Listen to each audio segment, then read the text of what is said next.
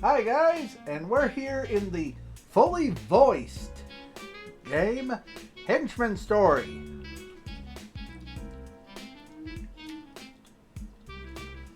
So, just for a majority roll, I'm going to let this be known. I will be not be talking for the majority roll, so that you can enjoy the story that much more. So, enjoy!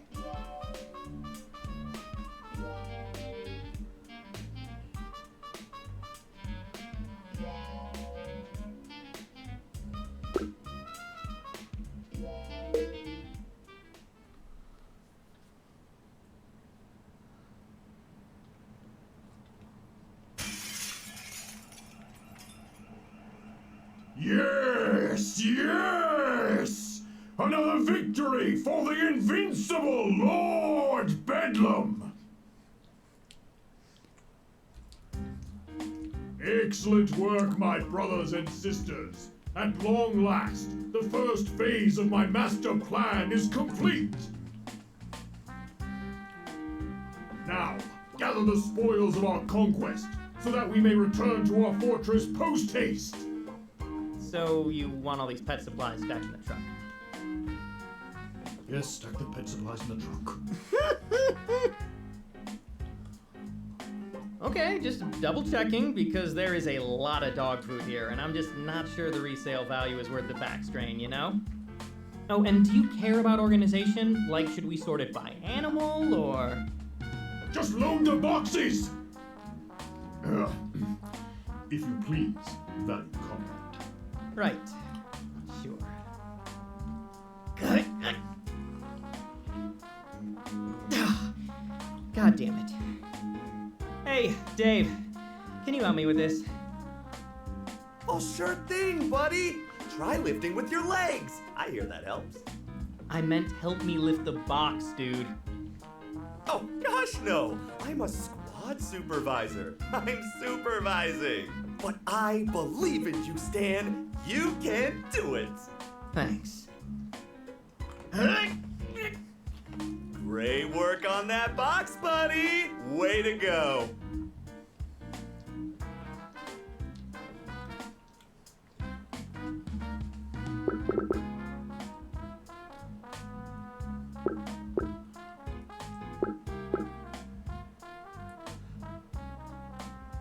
Hey, Dave. Do you think it's possible to kill a man with a chew toy? Never mind. Let's just give it a try. Hey, fellas. Doing some late night shopping for Fido, huh? That's cute. What kind of mud is it? Looking at the two of you, I'd guess something like a Yorkie, maybe a teacup poodle. But that's way too much food for a dog that you could carry around in your purse. Oh, he's a super Saint Bernard? So yeah, he's huge, massively big, eats a ton, shits are just, gargantuan. Are you a dog person? Let me guess. Frenchie? Corgi? Pitbull. But seriously, step away from the truck and keep your hands off the kibble. Oh, gosh. Oh, this is going to ruin Lord Bedlam's whole plan. I've got to warn him. His plan? What about my plan? Hey, get back here! Thanks for your commitment to the team, buddy. You got this. Yeah, sure thing. Oh, really? Why don't you show me exactly what you've got, pal?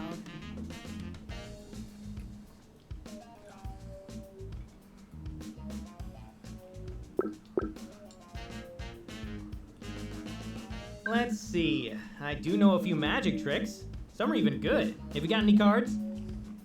No? That's okay. I can work with change too. Just no dimes. I've got fat fingers, so sometimes I drop those. Hey, what a coincidence! I know a magic trick too.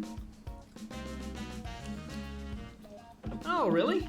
You know, it's always great to meet a fellow enthusiast. A lot of people make fun of it, but it takes real talent. What trick do you know? It's called Stop Stalling and Surrender Already. Heard of? Doesn't ring a bell. Well, it just may ring yours in a second. So what's it gonna be, Sunshine? Are you gonna come quietly or not? You know I'm not paid to take option A. Well, here goes nothing.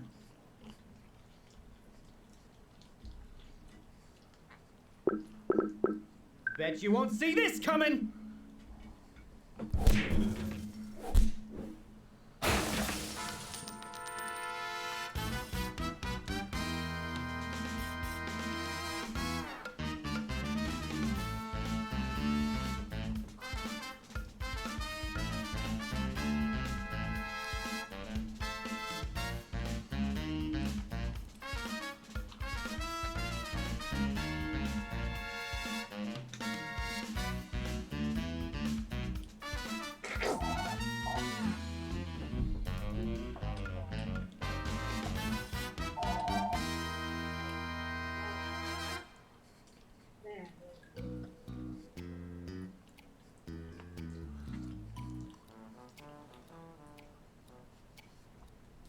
Nowadays, everyone wants to be a superhero.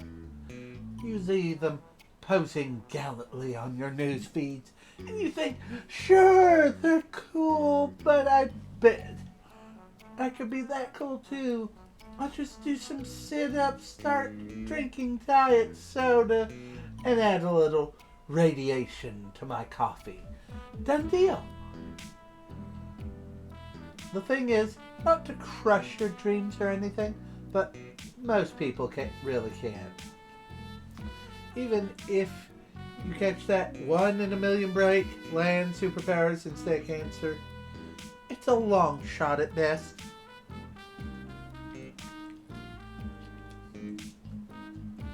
And if you're some powerless schlub like the rest of us, no chance.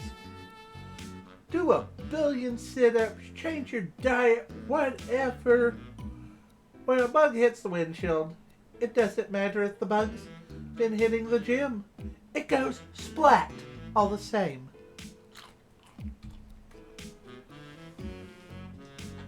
Trust me, I know better than anyone. And sorry guys, I had assumed that this thing was completely voiced over. Like it might have had a narrator or something. So, guys, please forgive me. Trust me, I know better than anyone. This is me. I'm suspecting that's the dude behind you, not the dude with the star. No, not the big muscly dude.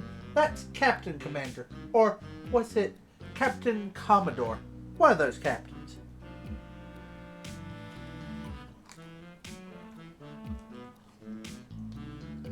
Anyway, see the guy flying off the page there in purple? That's me. My name is Stan. I'm a henchman.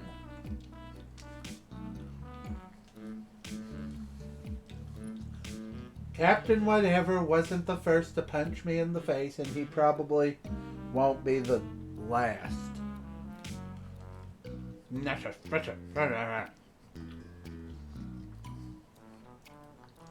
At least this time, I got a free 6-pack out of the deal when the guy saw I made the cover of Hero Weekly.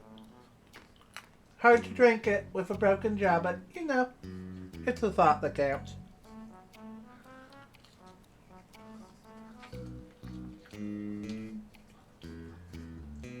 The guy in the creepy looking mask is my boss, Lord Bedlam.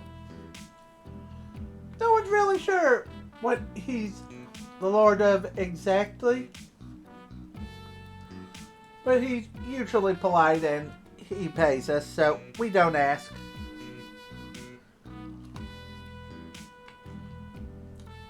Supervillains don't always socialize with their henchmen, but Lord Bedlam likes to every once in a while. Says because we're a smaller operation, we have a family mentality. Not sure I'd go that far.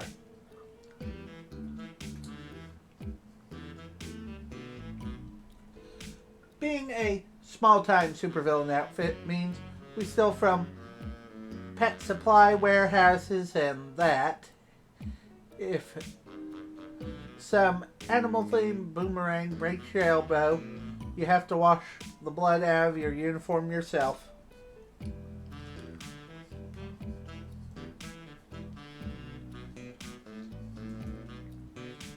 It doesn't mean that my co-workers are my brothers and sisters. I don't care how many times Bedlam says it. Mostly, I think he just wants to show up for game night and pretend it's not weird.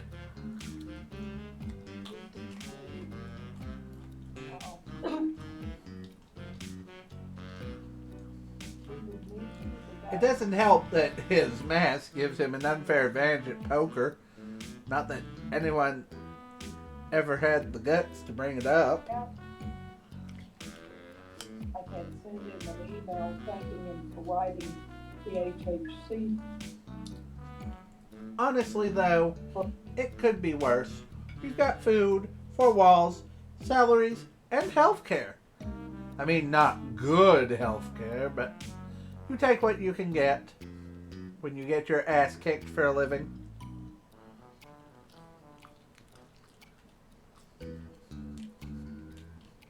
After spending a few years drowning in debt, a job like this seemed pretty damn appealing, you know?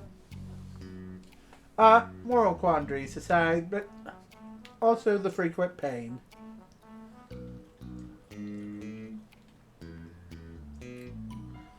Like I said though, not every day ends in a superpowered beatdown. Most of the time my life is pretty normal. Well, from a certain perspective.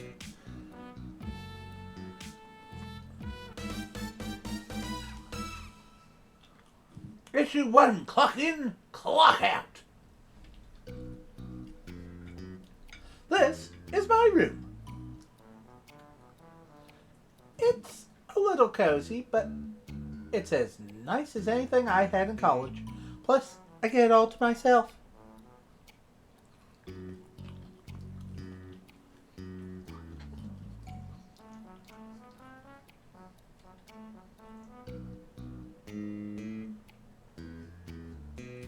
Villainy for me. Sonic Starship. Winners always cheat. Look, it's the villainy. Inspirational posters.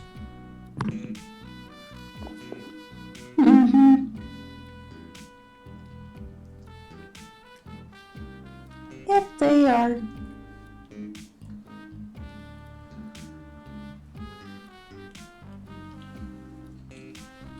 Lord Bedlam did some research, and I guess henchmen that live in private quarters perform 15% better than ones that live in a barrack. He's all about that psychological stuff.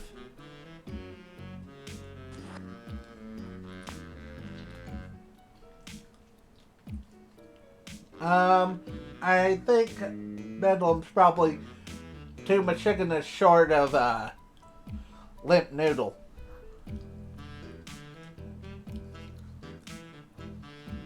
Maybe.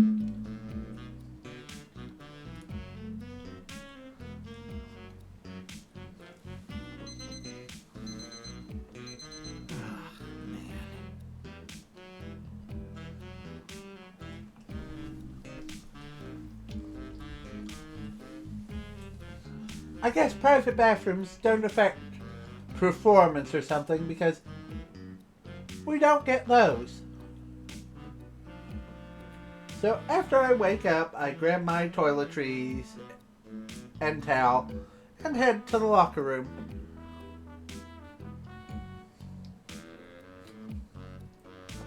The locker room isn't bad. I mean, it definitely smells a little funky. Though, part of that is my fault. I did get tossed into a garbage can a few weeks ago after all.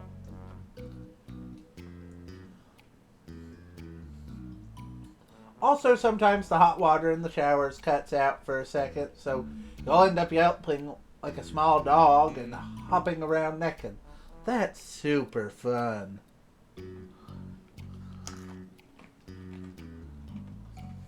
Anyway, the line for the showers is always pretty long, so I start by heading for the sinks to brush my teeth.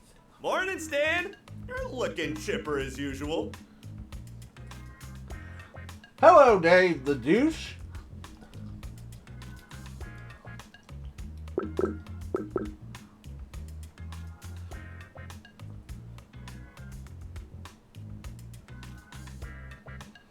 You're not funny. Oh, I get it.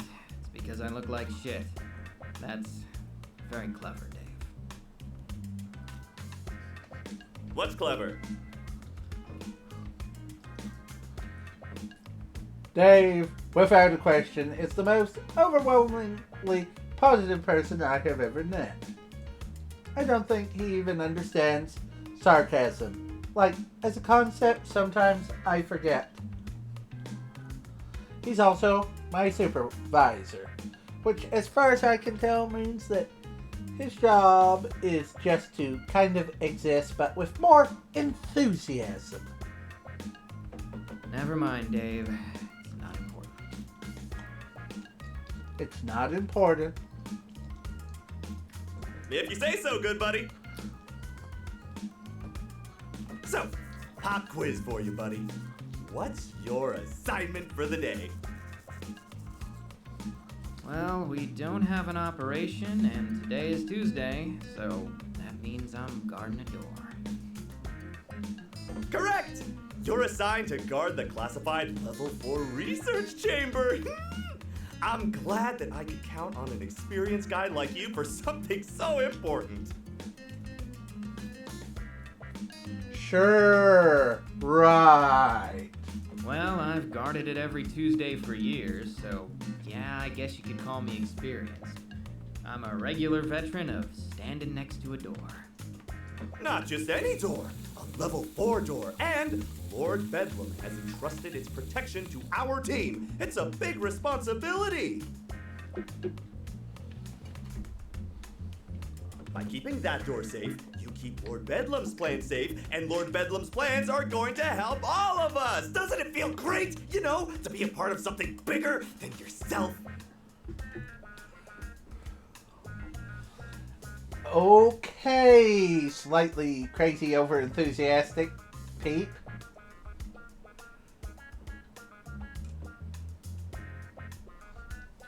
Most of the time, henchmen fall into one of two categories. Either they think of it as a job, like me, or they've generally brought their supervillain's cause or cult of personality.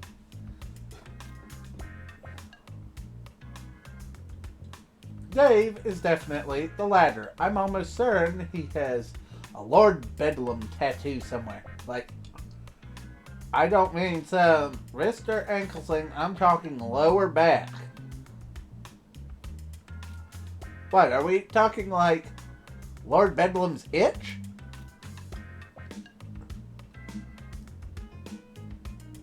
Yeah, it's fantastic. Well, can't do such an important job smelling like this, so I'm gonna go take a shower. See you after assembly. Looking forward to it, buddy.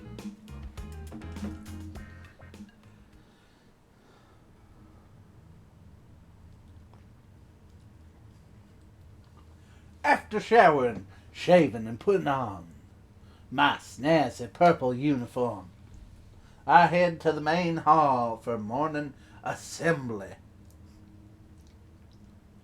where we'll all be addressed by Lord Bedlam himself. The hall itself is pretty massive.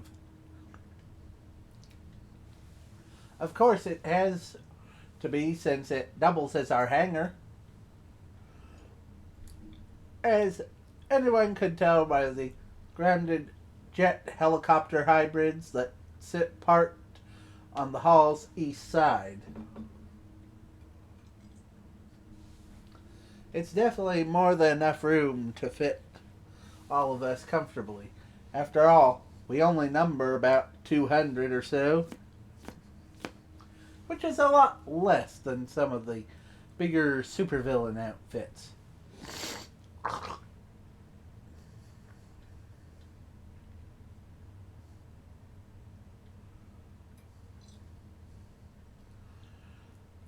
At the far end of the building, there's a small stage with a podium set up.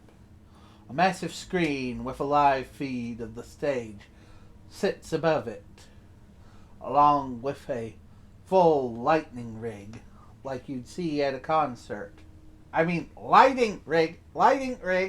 Ah! Brain, mouth, work with me here. There's also some kind of ominous computer, but I've only seen it used for DJing at company functions. Squandering the potential. Good morning, my loyal compatriots.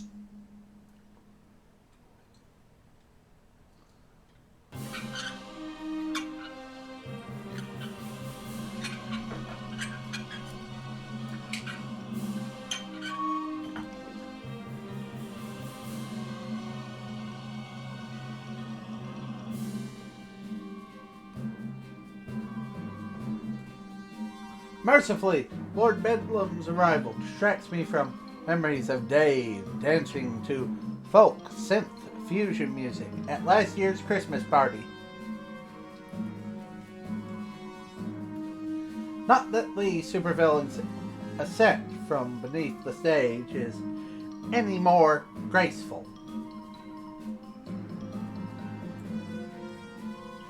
I don't know why he insists on making an entrance like this. In a world with superpowers, a stage elevator just isn't that impressive. Maybe he just gets a kick out of it. I don't know. Some of the guys eat it up. Oh yeah! You're the greatest, Lord Bedlam! Bedlam's #1 fan, right there. Me. Does he really react like that every morning, you ask? Yes, he does. Thank you. I love the enthusiasm. Oh, the horror. I love you, Lord Bedlam! Someone spray him down with a hose. All right, maybe just a little bit less enthusiasm. Teeny bit. Sorry, Lord Bedlam. Yes, well. Moving on.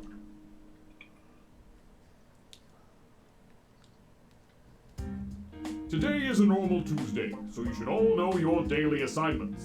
If you've somehow forgotten, consult the laminated schedule you received at the beginning of the quarter. If you lost your schedule, see Sam Leonhardt in HR and she'll make a new one for you. But the printing fee will come out of your paycheck, just so you know. I mean, they're laminated after all. That's not free. We do have some injury updates for you today. First, the good news. It looks like John Kess will walk again after that encounter with Muscle Master. I know we were all pulling for him. The bad news, Mace apparently has no idea who he is following his 7th concussion at the hands of the Shrouded Avenger, so he will not be returning to work. His family has received the fruit basket. Ouch.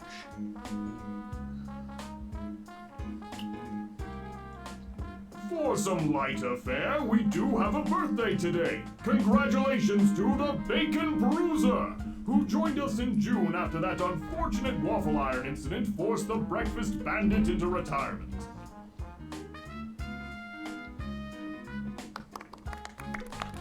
There will be some mini cupcakes in the East Break Room to celebrate. Please feel free to treat yourself to one between shifts. And it looks like that wraps up our morning announcements. So let's go out there and work together to make this a great day. And remember... The secret cabals, juntas, and unfairly moderated LARPing message boards that manipulate our society must all be destroyed! Okay. They will pay for their crimes in blood! And when my master plan comes to fruition, we shall be the ones to exact the toll!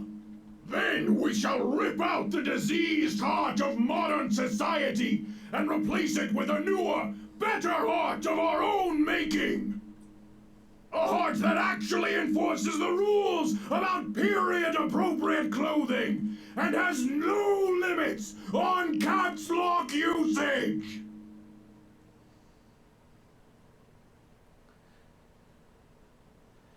Blinks very rapidly. So says the invincible Lord Bedlam!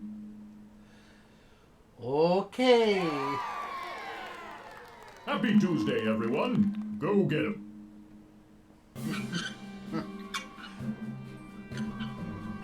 I feel this character is all over the board.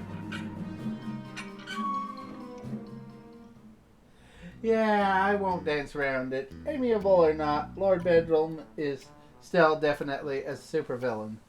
And what we do is in a bit of a moral, well, black area, I suppose.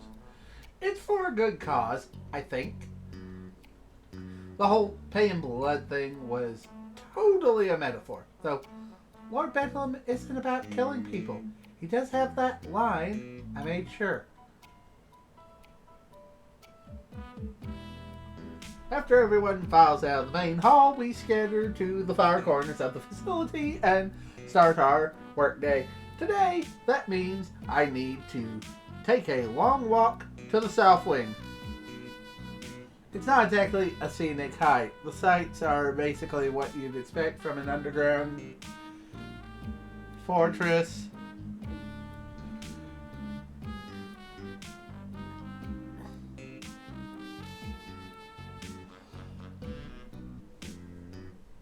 Stone walls, metal doors, and no windows. Still, it's nice to move about a little, considering my assignment. When I arrive, I find said assignment exactly as I expect. The metal door I'm guarding is just like all the others, except it's labeled 1385 and has a retinal scanner and keypad next to it. As expected, Dave arrived before me and is standing at rigid attention. Judging by his ragged breath, he ran all the way How's the door here. doing, Dave? Oh, it's quiet so far, luckily. You're 1 minute and 35 seconds late, you know. If you were 8 minutes and 26 seconds later, I'd have to mark it down. Noted. I'll remember to teleport next time. You can teleport? Yep, but only once a week, and only if I have a breakfast burrito with mango habanero sauce in the morning. Think you could hook me up? You know, for the team. Well, gosh, Stan, that's outside of our team's budget.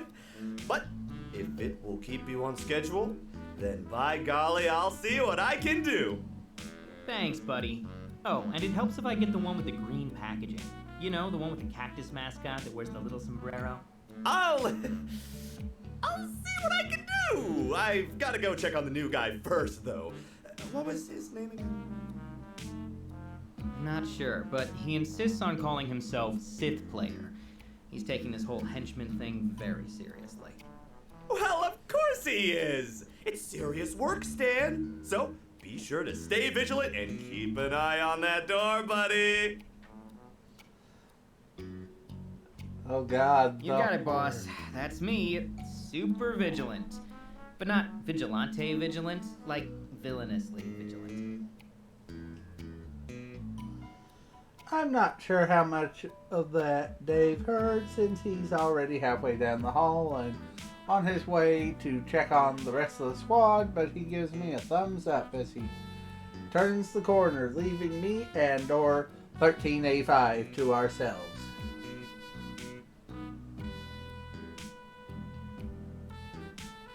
And so, my day of standing in an empty hallway begins. Seriously, on Tuesdays, that's pretty much all I do. Since it's level 4 clearance, almost nobody ever even uses the door. Oh, I guess I should explain. Level 4 clearance means that basically only Lord Bedlam or specifically approved henchmen have access. In this case, it's a handful of engineers and they rarely show up. Whatever's in there is apparently very important, but doesn't get a whole lot of love. Doesn't make sense to me, but I'm not paid to understand it. I'm paid to stand here doing nothing. Yippee! You might think that I'm living the life, getting paid to stand around. But it does come with one problem. Boredom. Mind-numbing, agonizing boredom. So, when Dave drops by to do his rounds, I find myself trying to start a conversation. It doesn't always work, and sometimes I regret it. Still, I feel like if I don't at least try to make my brain function just a little, it'll shut down on me one day. Hey there, buddy. How's your day going? All your tasks on schedule? Hold on, let me check. Yep, door's still there. So my sole task of standing beside it and waiting for someone to actually use it remains right on track. Well, that's just swell. You're always on the ball, Stan. Was there anything I can do to help you out? Maybe get the facility crew down here to give that door the old spit shine. I think the door's shiny enough for now. But do you mind if I ask you something? Non-work related, I mean. Sure thing, buddy. Daily chats with the team are an important part of being a squad supervisor, after all. What's on your mind?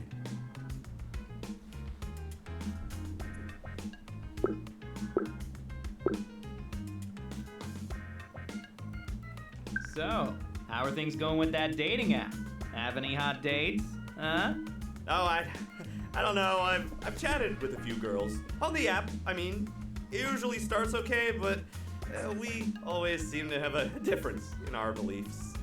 What, like religion or something? I think there are specific apps for that if it's a big deal for you. Oh, no, not that. It's just none of them seem to believe in Lord Bedlam's mission. Shit, dude, you don't tell them you work for Lord Bedlam, do you? Oh, no. I would never violate the sanctity of our brotherhood. But it's very important to me, so I give them the bullet points of our code, and then they, unmatch me. Damn, Dave. That's, sorry, man. Thanks, buddy. I just wish I could date one of the girls here. It'd be so much easier. I've always really liked Jen from Squad 23. Now, don't get me wrong. I mean, I'm not exactly a lady killer, but I'm not quite the mess that poor Dave is. I could probably give him some useful advice, but again, do I really need to go deeper?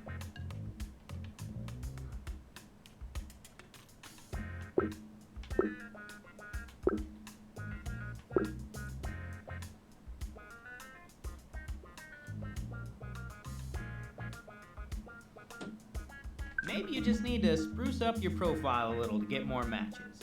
Widen the net a little, you know? What are you using for your profile picture? The official headshot I got for work. Duh. Really?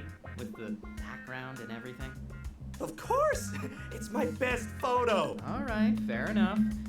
How about your description? What do you have there? A corny joke or something? Gosh, no. It's a list of my qualifications, of course, and some key things I'm looking for in a partner. Okay, I see the problem here. Dave, a dating profile isn't a job application. People won't swipe right on someone who makes them think of work. But why not? I love work! I thought you did too! Didn't you say that henchmanning was your passion in your last self-review? Yeah, of course. So passionate about henchmaning. Just, overflowing with that. But some people want their job to stay out of their personal life.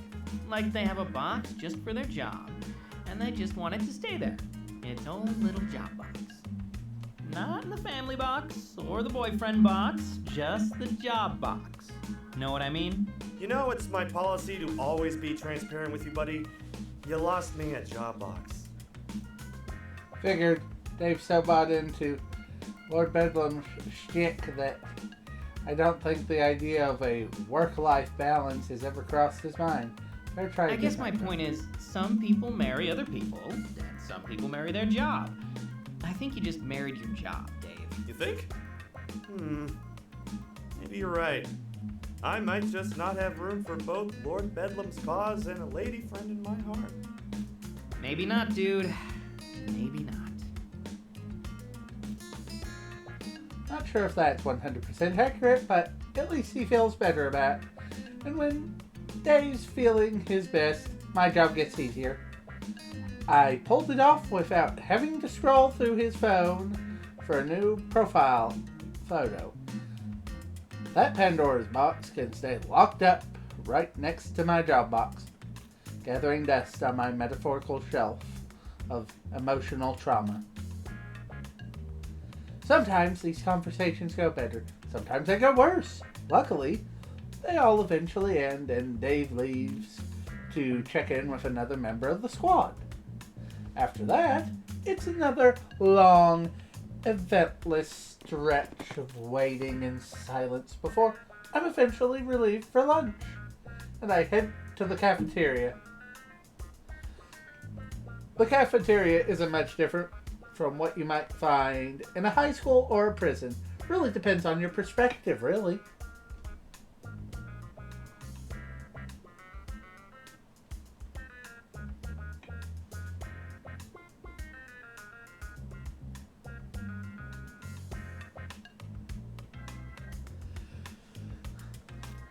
You okay, bro? Huh? Oh, I was trying to read the It's just there. poster. Where I think it says, tap hater, it saves money. Tap water, it saves money. Oh, is that what that says? Yeah. Well, I couldn't tell if that was a W or an H, honestly. It's a W.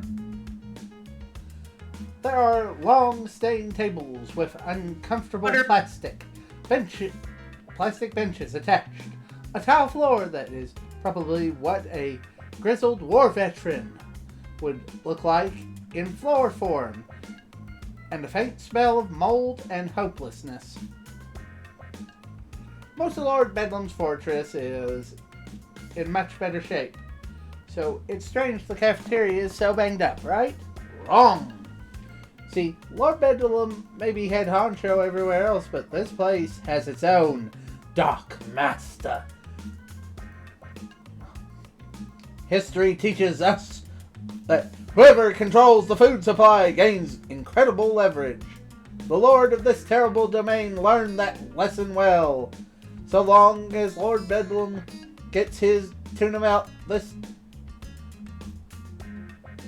despot has absolute autonomy. Janitors, maintenance, engineering, none can defy his will, not here, in the heart of his kingdom. So rose Antonio Gamatti, master of the cafeteria and my stomach's personal tormentor. Next! Hey, talking to you, pal! Oh, sorry. What's on the menu today, Chef Antonio? We got bologna casserole, bologna hot dish, and bologna surprise. Baloney for a month. Baloney. That train we hijacked last month must have had 5 cars full of the stuff, because we haven't seen any other meat since. Or maybe he just likes making bologna dishes.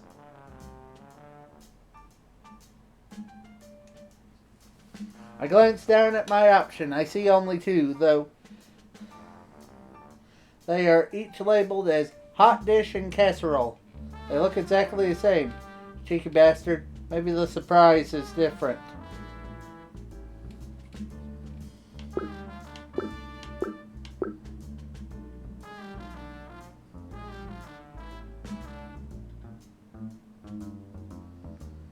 I think I'll try the bologna surprise. You got it! Surprise! It's casserole. Wait, what? Are you serious? What? You say you want a surprise, so I surprise you with which one you get. You're surprised, ain't you? I mean, technically, but those two dishes are exactly the same. Why even give us a choice if it doesn't mean anything? The same? You little shit! What do you know about the art of cooking, huh? You think you're some 5-star chef or something? Just 'cause they look the same don't mean they taste the same! But... You're right. I don't know anything about cooking. I'm sure they taste very different. And? Thank you for the meal. And? Thank you for the meal, Master Chef Antonio Giamatti. It's a start.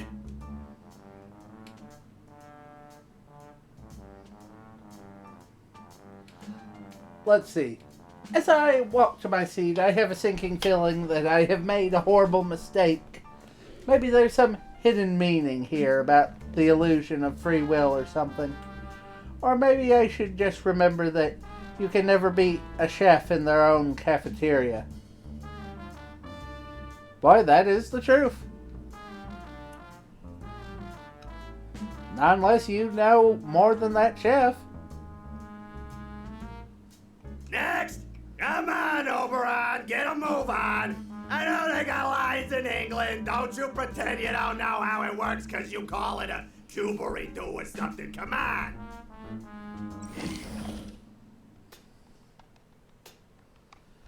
I'd tell you what my day was like after lunch, but honestly, it wasn't any more exciting than the first half of it. I stood by the door some more, had a few more awkward conversations with Dave, and clocked out. The only thing I did differently today was take advantage of my personal food stash for dinner. It's running low.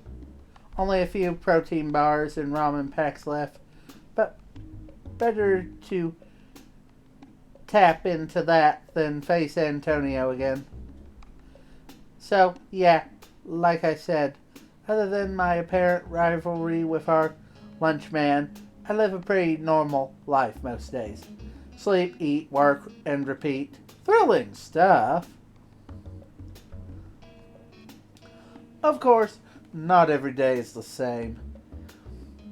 We have different assignments each day of the week. For one thing, and every now and then we have what Lord Bedlam calls an operation. In other words, super villainy!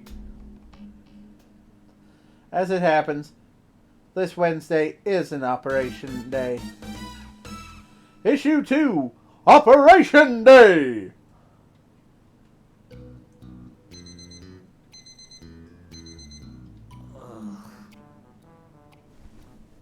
Operation Day begins the same as any other day. I mean, they kinda have to. Can't do much when I'm asleep, and I don't want to smell like shit. So that means I'm heading to the locker room like usual.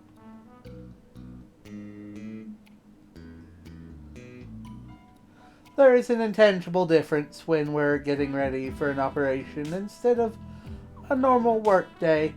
I'll say that the locker room has an air of tension to it. In addition to the usual odor, people are giving each other nervous glances or cracking bad jokes to calm their nerves. I mean, it's not like anyone expects to die or anything. Superheroes don't kill. One of the perks of being on this side of it. Apparently they have never met super power crazed Superman before.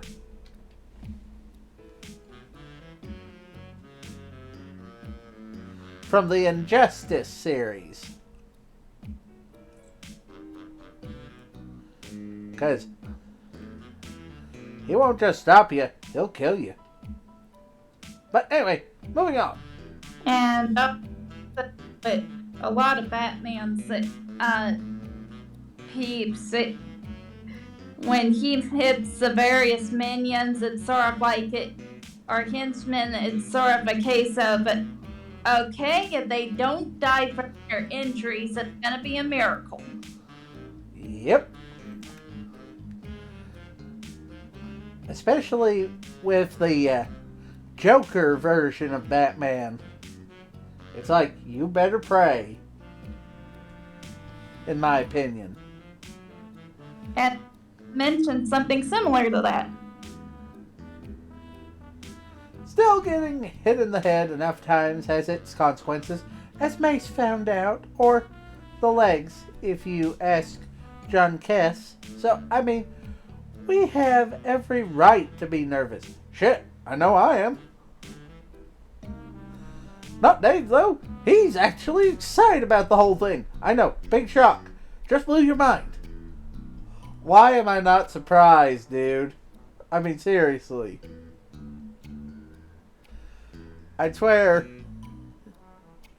He lives for the adventure, the danger! Morning, buddy. You know what today is? The day when one of the superheroes actually stuffs your head into the trash can? You spineless coward? Yeah, it's, Operation Day! Oh boy, I'm so excited. I've got that tingly feeling in my bones. Are you sure that's not just restless leg syndrome, dude? I was thinking, you may want to get that checked out. That too. well, that's more than I needed to know. Aren't you excited too? I hear this is a big one. It's probably always a big one. Not that you need a big one, of course.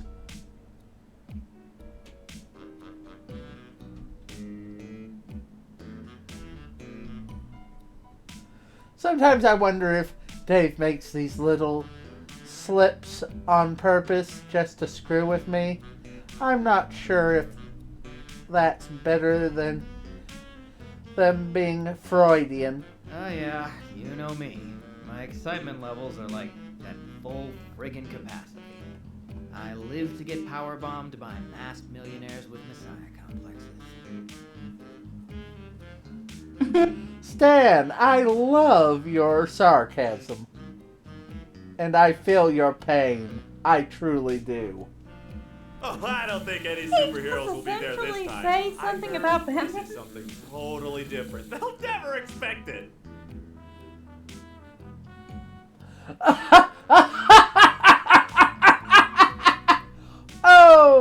Oh, They poor little always Dave. expect it. Oh, poor little Dave. How convoluted is that thought? Not that he would probably They know. have flipping when something's getting broken into. I'm pretty sure he said something like that every time. If Dave were a weatherman, every day would be sunny. Well, just in case they do expect it, I'd better make sure I have time to stretch. See you in the main hall.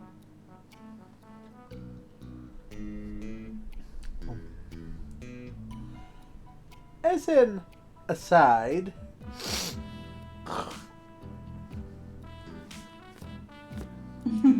if you're thinking of starting a career as a henchman for some insane reason, never forget to stretch. You'd think this would be obvious, but tons of people totally skip it. Trust me, the last thing you want to do is pull a hammy while running from some caped Adonis type. Because they would not miss an opportunity to look cool. They'll uppercut you into orbit and strike a pose regardless.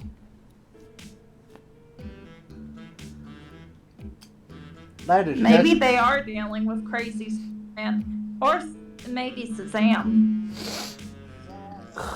No, Bizarro's one of the bad guys, remember? That's because you could compare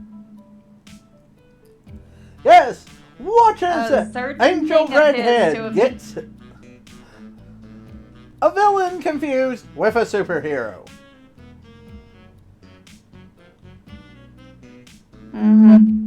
Anyway. Moving on. That happened to one of my buddies.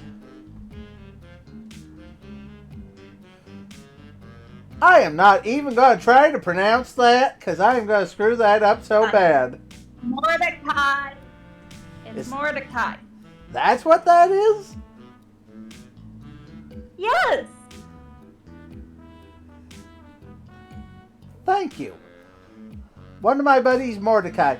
Fun enough guy to watch a basketball game with, but not quite as funny as he thought he was. He kept trying to call himself Mordecai the Menschman, but it never took. You know, in hindsight, he was a bit of a schmuck. Of course, this stretching stuff goes both ways. We once got away from Red Phantom totally unscathed because his cape crumpled during his big entrance.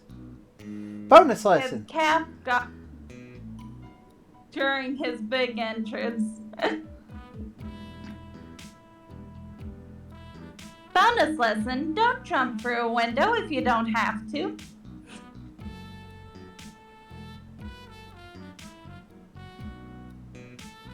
After freshening up and getting my stretch on, I head to the main hall. Before I even get there, I can hear the hum of the jet helicopter things powering up. Sorry, couldn't help that. I think we call those bedlam copters, but I hope I'm wrong. Is this villain's color scheme pink? Purple. Not sure why this is showing pink here, but everybody in the uniforms wears purple, including him.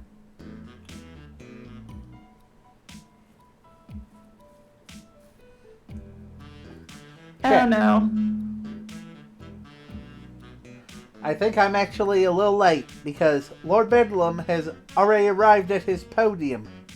Not that I've missed much. Lord Bedlam likes to give a motivational speech before operations and, well...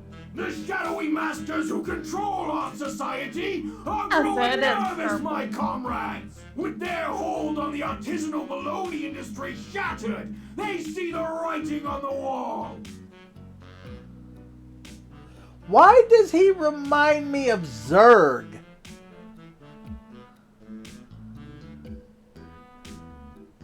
Yeah, he reminds me of kind of a scarier version of Zurg. Even his logo kind of looks like Zurg's, actually.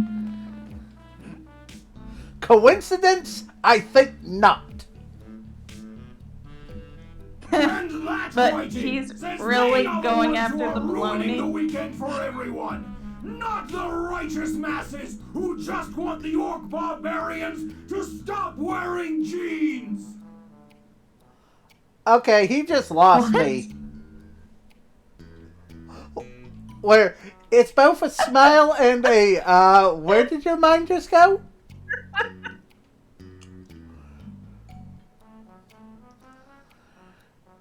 Orc barbarians. Are we sure we're not dealing with a D&D-er? Stop. What does he want them to wear instead? Shorts? Yeah, you get the picture. We don't actually get briefed on the details of these things. Only Lord Bedlam and a handful of his top ass kissers know what's going on. Need to know basis, I guess. I know that each and every one of you are dedicated to our noble cause. and that you will follow both my own orders as well as your captain's without question. Seriously, no questions, no chit-chat, and no scuttlebutt. If you're all being a bunch of chatty-Cathy gossip queens, then it makes us look bad, and we need to look our best today. Wait, who are we impressing? The rent-a-cops at whatever place we're sticking up? Certainly won't care. Besides, how professional can we look in purple spandex? God, talk about such an unbreathable material. Ugh. How are you guys not sweating to death? That's almost as bad as standing out in velvet at a Renaissance festival. Luck, I think. What did you say? You cut out slightly. I think it's pure luck. Pure luck? Sheer luck. Now go forth, my comrades, and let loose the hounds of our endless parade of glory! Here's a question. What if his orders and the captain's orders become different somehow? What do they do then? Unsure. Has he ever thought of that? I don't think so, but you gotta remember, we have Dave as our supervisor, and he's, I think, Right. the one who makes sure the captains follow Bedlam's orders. Dave, the enthusiastic little son that is definitely a sheep.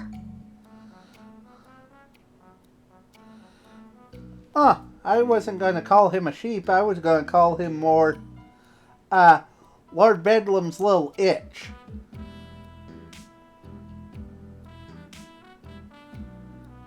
Because, I mean, it's like, Lord Bedlam, Lord Bedlam. Where you could swear those two were somehow in the bedroom together. Or he's basically going, "Notice me, senpai, notice me." That too.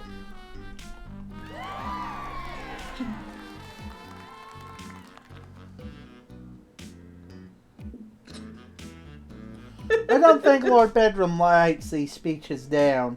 If he does, he certainly doesn't have an editor.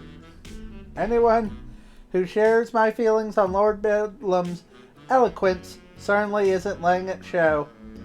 Though, I follow suit. I can't bring myself to cheer wildly like Dave, but I can dutifully fall in step with him as we head to our proverbial chariot. As we file into one of the Bedlam copters. Yes, that's right. Bedlam copters.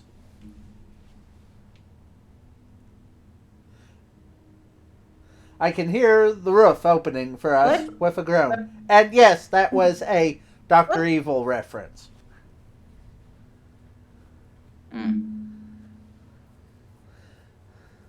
Sounds like the roof opening needs to be greased up if it's opening with a groan.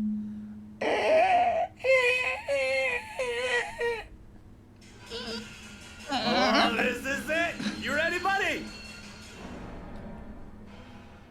Yeah? As ready as we'll be.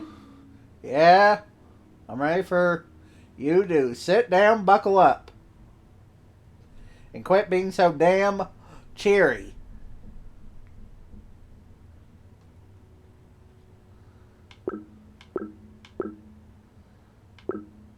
All set, partner. I've got your back if you've got mine, partner. You bet! Who says by the end of this that we'll...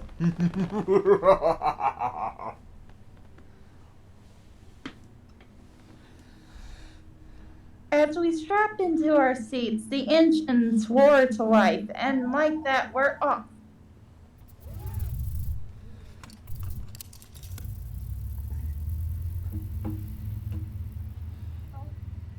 Wherever we're going, it's further away than usual. This flight is getting kind of long. I'm not the only one that realizes it either. Some of the guys have been exchanging confused looks. Eventually, though, the pilot makes an announcement. All right, meat shields, put on your makeup and hold on to your eyeballs because we're in the pipe and going in hot.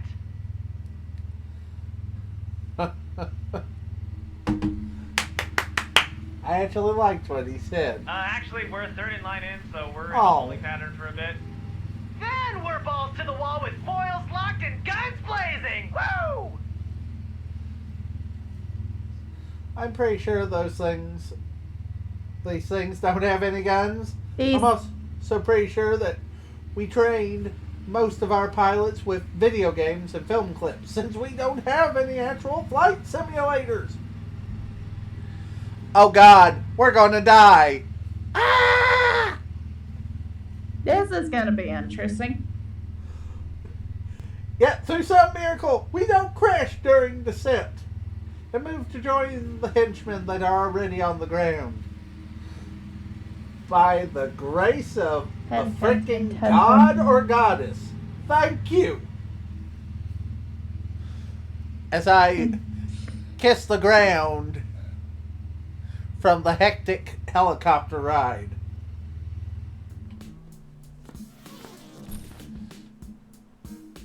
Sliding down one of the Bedlam copter's rappel cables sends me through a hole in the roof of whatever building we were hovering over and lands me in some kind of tech office? At least The it tech was. office looks like a cart. The tech office looks like it got hit hard before we got here. Where I'd say that another villain agency rolled through just a bit before we did. At least it was an office. Our hole in the roof isn't the only one. There are at least 3 that I count. One for each bedlam chakra, I guess, and a few smaller holes in the walls that are probably from weapons fire. A lot of equipment has been wrecked, but what's left looks impressive. This is definitely fancier stuff than we usually appropriate. Can't figure out what it is, though. Robotics? App development? I'm not sure. Most of the other henchmen seem to have moved on, but half a dozen stand guard over the few scientists that have been rounded up.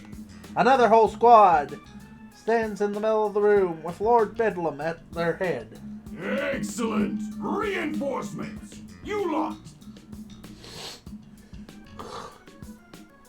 He points towards my squad. Damn it, I know what's next. You shall remain here as our rear guard. The rest of you, with me! Ah, damn. We're gonna get our asses kicked again, aren't we?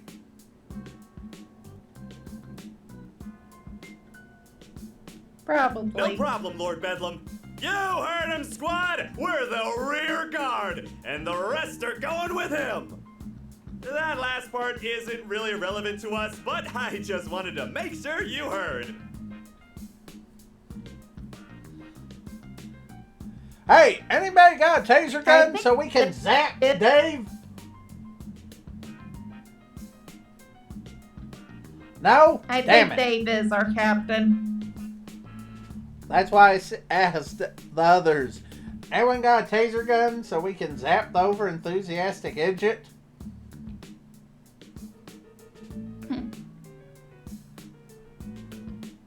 Anyway, let's continue. There's a cheer from the other squad, and they rush to join the others as they follow Lord Bedlam through a nearby door and out of sight. The rest of us aren't cheering. Because they know they're going to get their butts kicked. Mm-hmm. Here's a thing about being a rear guard. You're protecting the entrance and the exit, right? So, while your job is pretty uneventful if nothing goes wrong, you're also the first line of defense against outside interference. You follow me. If a superhero shows up, we're the ones they'll run into first, or run over, to be more accurate. Oh boy, the rear guard! What an honor! Gosh, how long has it been since we've been selected for that? Not since last time. Last year, I think. Some lady with wings broke your clavicle. Last year, I think, some lady with wings broke your clavicle. Hopefully it's not Hot Girl. Oh, Probably right! is. I sacrificed my body for the glory of Lord Bedlam. Oh God, fangirl. Tone it down, tone it down. Ye gods. Stop it with the notice me senpais, goodness gracious. He sacrificed his body so we could rob a smartwatch factory. Not even the good ones. Just some cheap knockoffs. Looked like they came with a kid's meal. Hopefully Lord Bedlam's glory will come sacrifice-free this time.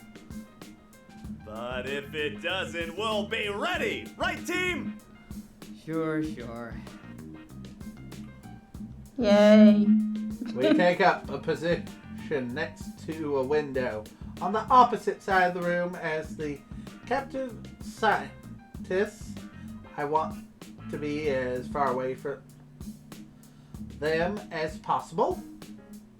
Sure, we'll let them go when we leave, but that's the one thing we do that really bugs me. Stealing, whatever. It's just stuff, but taking hostages, that can't be a fun thing to go through. I pull my stun baton from my belt and start messing with it to take my mind off the scientist. Plus, I need to make sure it works. Sometimes these things short out, and I have a feeling I'll need it. This place is big time. It's just got that feeling. That means we're going to attract attention, and that means... Suddenly, something explodes through the wall on my right. Dave and I are flung forward and tumble to the floor.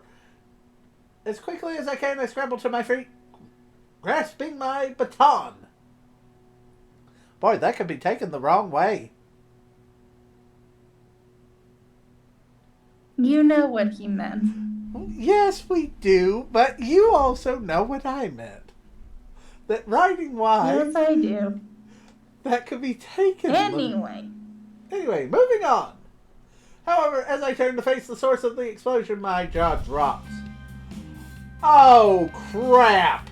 It's some kind of Iron Man!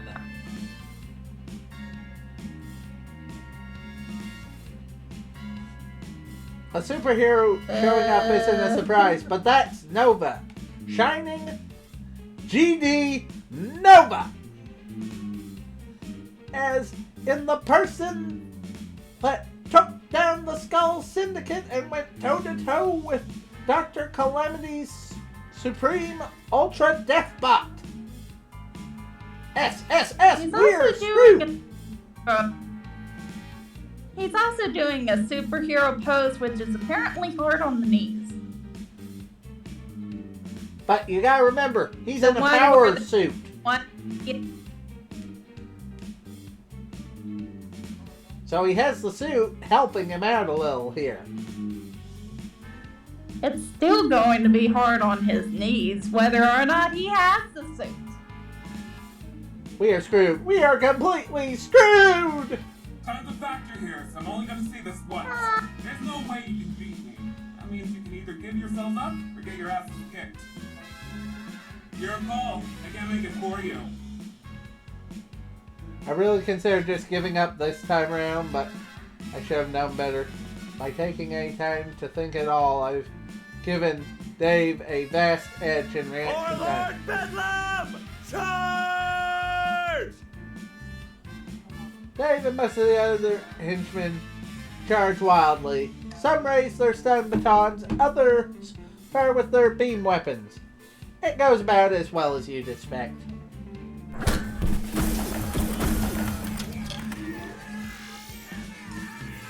How many seconds? 5, 6, 7, 8, 9, 10. And 10 seconds.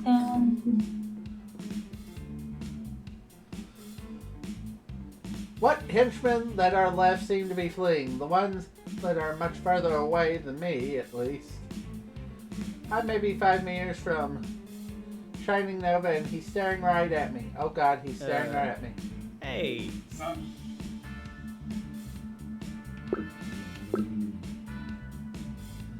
I'm considering diving for cover or surrender.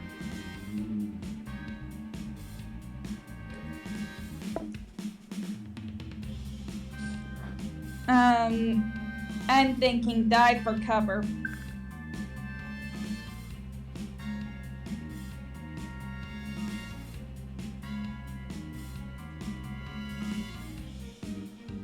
Desperately, I leap to my left as Shining Nova races ahead and let loose a blast of energy. I can feel it whiz by me as I come crashing down behind a desk. Unfortunately, an ordinary desk won't do me much good. And even as I try to crawl to my feet, I'm knocked down again as a second blast blows the bits to splinters. As I peel myself off of the floor, I see a pair of metal feet stop in my tracks. Looking up, I find Shining Nova standing directly over me within arm's length. Aw, don't go. We're just getting to know each other.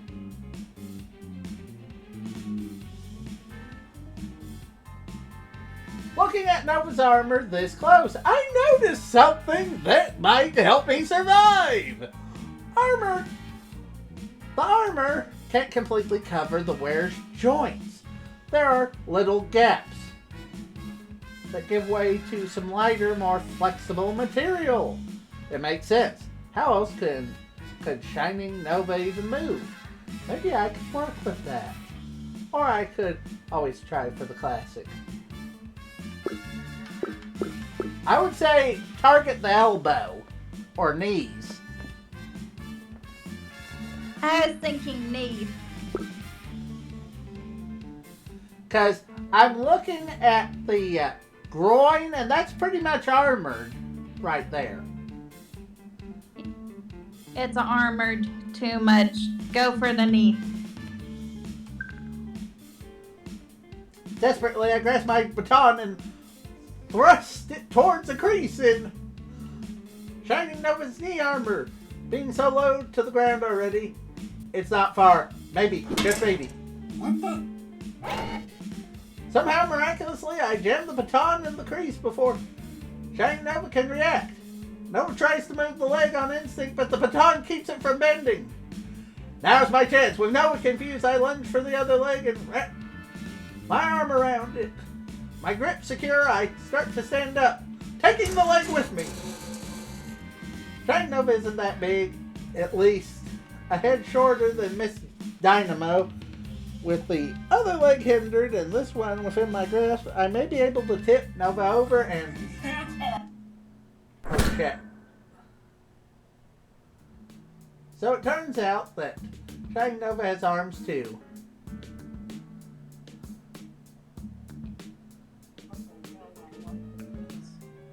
Ow. Arms with elbows that can be driven into my back and hands that can grab my uniform and throw me across the room. That little oversight left me to trying to crawl to my feet for like the third time in less than a minute. But no big deal. Alright, tough guy. I admit, I'm a little impressed. I can't think of the last time one of you cannon fodder goons even slowed me down. Wow, that sounds like an actual compliment. Oh wow, we got complimented by a jerk of a hero.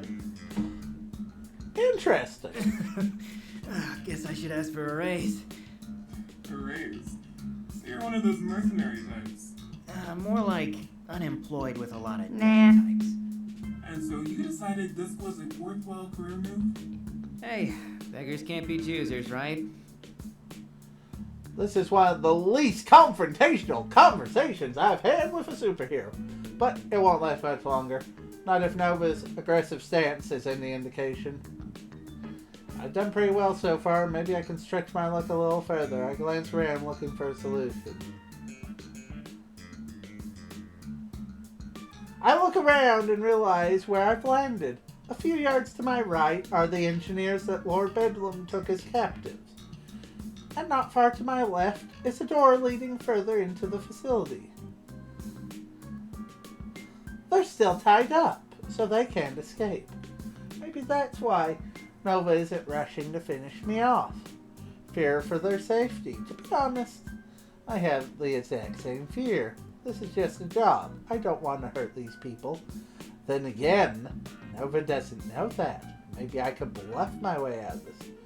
Or I could just make a break for the door. I'm thinking villain. Bullshit maneuver.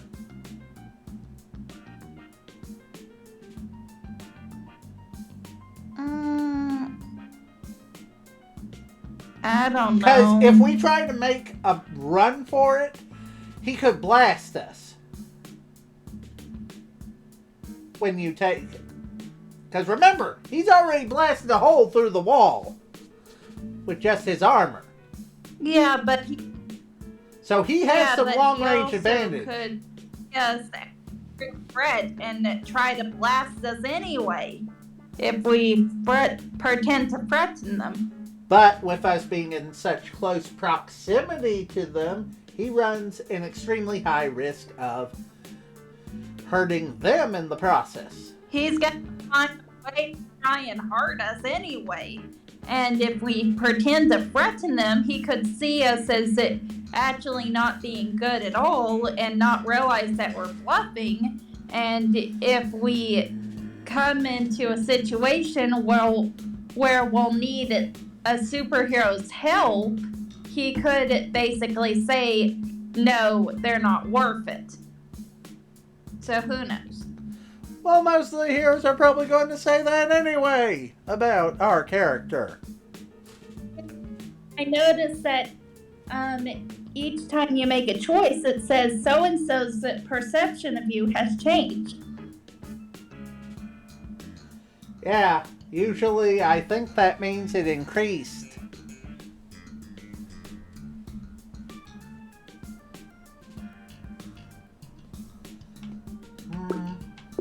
But I think it can also decrease too or change to something completely different.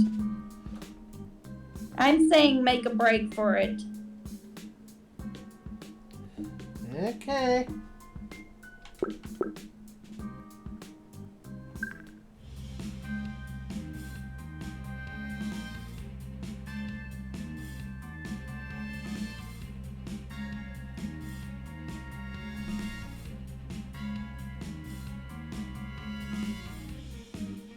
Alright, look, I don't want to injure you, but I can't exactly have you running around causing trouble either. So, hold still. Before Nova can continue, I push aside the pain and muster what stamina I have left and scramble toward the exit.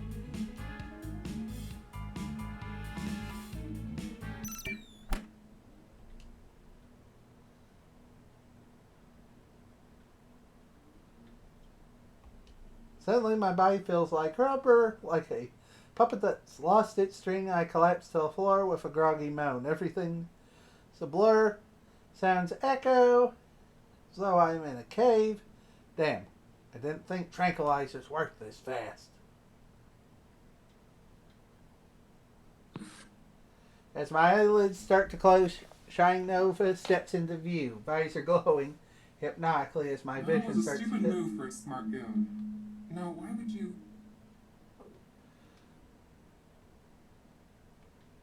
Although Nova's silhouette is hazy, I can just barely make out their helmet glancing in the direction of the hostages. You're one interesting guy, Mr. Henchman for Hire. Apparently that is intriguing them.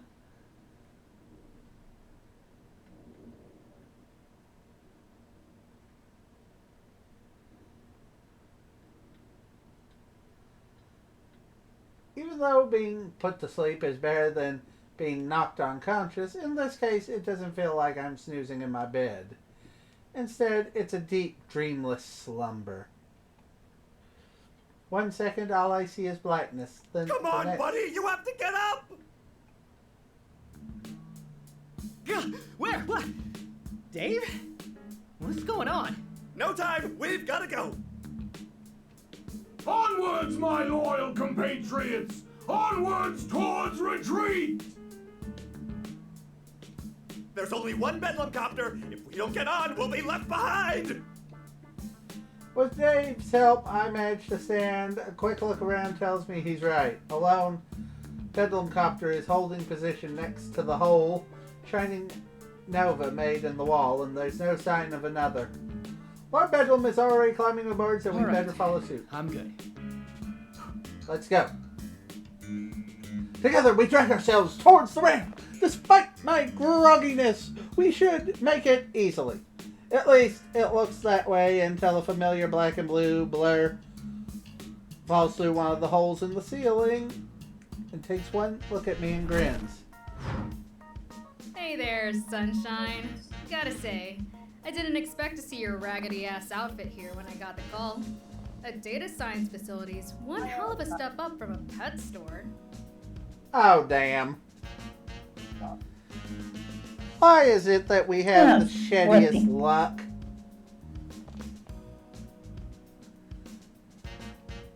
But you're Can not too see much not of a big shot to see leave without that saying we're hi now, trying are ya? to flipping After all, leave. we're old pals, ain't we? Fuck off. Boy, that's what I want to say. Flip off! Go away! Shoo! Shoo! Go away, Ubu! Go! Get!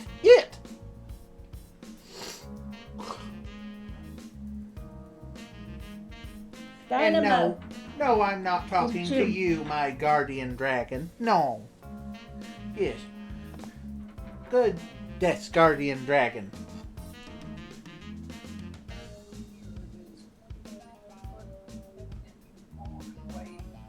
Oh, you know me. I'm not big on long goodbyes. It's so awkward. Wait, you know her, Stan? But she's a superhero! Case in point, dude, you were there, remember? Briefly, anyway. She dumped me into a trash can. Yeah, that was great. That picture of you was trending for hours. Would have been a great night for me if you clowns hadn't ended up giving me the slip. Yeah, we were pretty slippery, huh? Oh, what a night that was. Just a peach of a time, wasn't it, Dave? Oh, yeah, I guess. I didn't know you cried so much when you had fun, Stan. I'm easily moved, Dave. You know that. Well, getting to be about that time. Better hit the old dusty trail. Nice seeing you again. Don't be a stranger. Don't think so. This time, I'm making sure you're out cold. And then I'm grounding that ugly ride of yours. Now come on, sunshine. Let's kick this party up a notch. Miss Dynamo come may on. be 10 meters away, but I know that distance won't mean much to someone with that kind of strength and speed. Even if I wasn't still hungover from Shining Nova's tranquilizer, my odds of getting out of the way aren't good. Dynamo knows it too. She takes her time sizing me up and settling into her stance. Dave doesn't consider the odds, or maybe his zeal for Lord Bedlam has made him more reckless. Whatever the case, he's pulled out his baton and is ready to go down swinging. Missing, mind you, but still swinging. It's almost admirable. But in my experience, you don't heal hairline fractures with admiration, so I'm not about to follow suit. As Dynamo's muscles coil, I reach for my baton and desperately try to think of an angle. This is going to be even worse than the trash can incident if I can't. Right now, I'm as dangerous as a pillow covered in bubble wrap. Oh dear. I don't get much of a chance. As soon as I brandish my weapon, Miss Dynamo bursts forward. I guess she figured giving me first strike last time was charity enough. I was bracing for pain. But it never comes. Huh? Hmm? What? Hello! I get the feeling that we've just run into another villain. Maybe. Looks interesting. Looks sort of like a Jedi, a vampire, and that one lady, what was it, Zenyatta? Collided into one character. Instead, Dynamo's fist collides with a glowing red energy sword, held by an unfamiliar woman in a red and black catsuit. The blow is so strong that the weapon pulses and I can feel the ground shake. Even so, the mystery woman barely gives any ground. She angles the energy blade to turn it into a more of a glancing blow and steps back to stay herself. But it still looks effortless. Tisk, tisk. These aren't your toys to break anymore, child. Scorpion, what are you doing here? I just told you. These are my playthings now. If you can't play nice, then I'll have to take them away. Oh, thank What? good. Oh, a villain that's actually saving us. Even if Are it you is for sure? I never ulterior did. motives. Just, Well, the way she's talking certainly sounds like a villain. And right now, I don't know. I'd rather be on her side at the moment than on the side which gets us punched.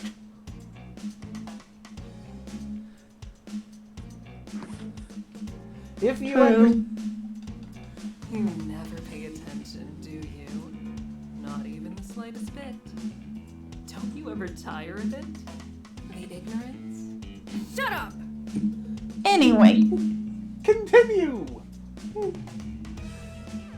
Miss Dynamo violently breaks the deadlock and leaps back.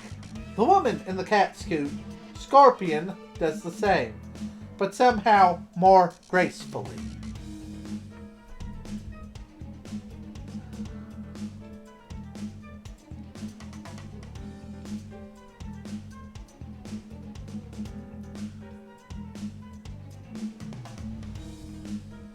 Holy shit! Where did she even come from? She was so fast, I barely saw it. Since when did we have a ringer? Dude, I don't think that that's part of your outfit.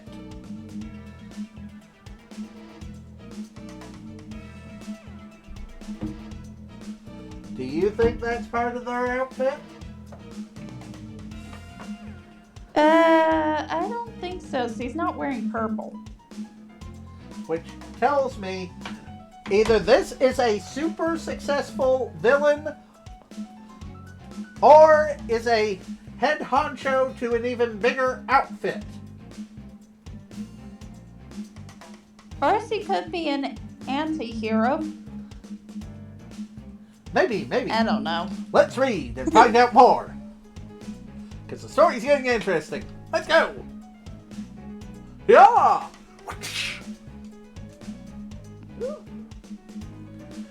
I stared dumbfounded momentarily, forgetting about escaping. It's not often you see something like this when you work for a guy like Lord Bedlam.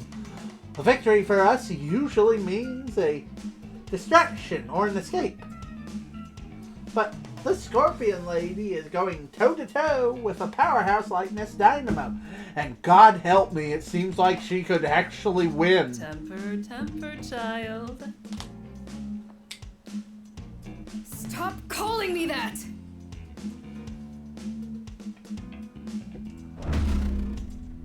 But you are.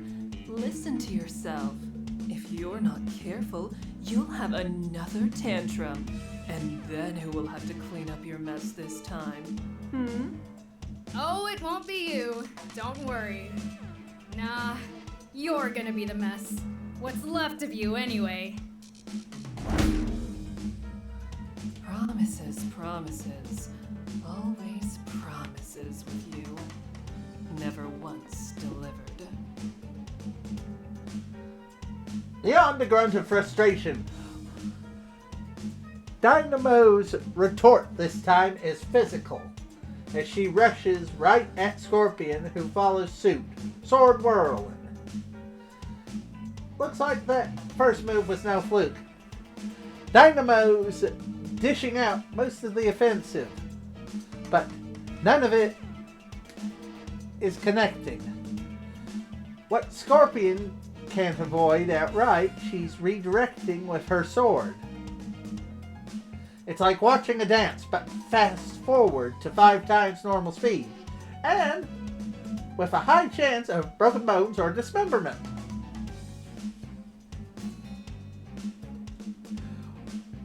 Or it's like watching Ouroboros and Saitama fighting at this moment.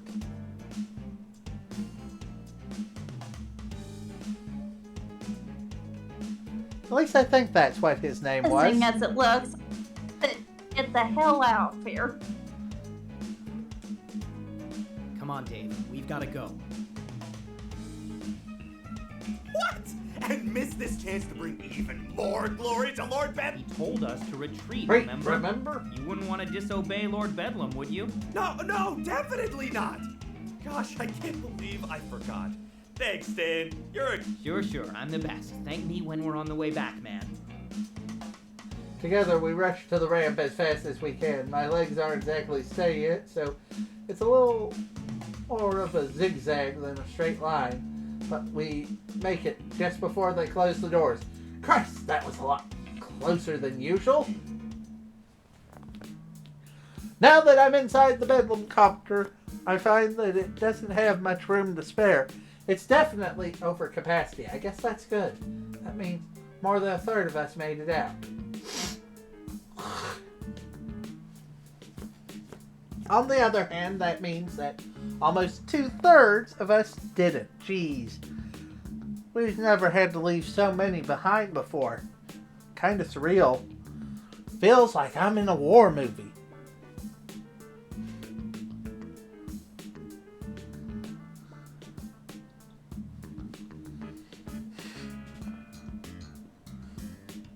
What the hell was this place? Miss Dynamo said something about data science, which would explain all the computers. So, were we after information? Weird. That's way too cutting edge for Lord Bedlam's modus operandi. It must have been important information too. Why else would not one but 2 superheroes show up to stop us? Shining Nova alone would have been a big deal, but Miss Dynamo too? Dynamo is known to slum it a little for fun, as I found out during the pet store debacle. But I thought Nova was exclusively working on national level threats and crisis response now. Maybe it has something to do with that Scorpion woman. Never heard of her before, which is maybe the weirdest part of this whole thing. Someone like her should have gone viral at some point. Not sure what to make of it. Unless the government's trying to keep knowledge of her under wraps. Makes sense, right, Mew? Mm-hmm. Because Well, I hope whatever Lord Bedlam got from here was worth it. Probably wasn't. as I hear the engines roar to life and feel the vehicle ascend, I go over the day's events one more time. It's funny, despite everything else. It's the conversation I had with Shining Nova that gives me pause. It's hard to pin down, but talking with Nova felt different than it did with Dynamo. If I met Dynamo out of uniform, she probably would give me a second glance, but Nova, I almost feel like we get along. Something tells me we impressed Me. impressed him, really. Where it's like, Or at least it made him intrigued.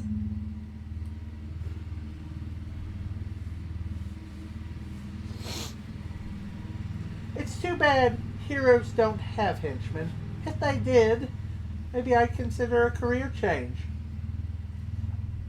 Dude, you're forgetting I thought one some of thing. them did. They have sidekicks.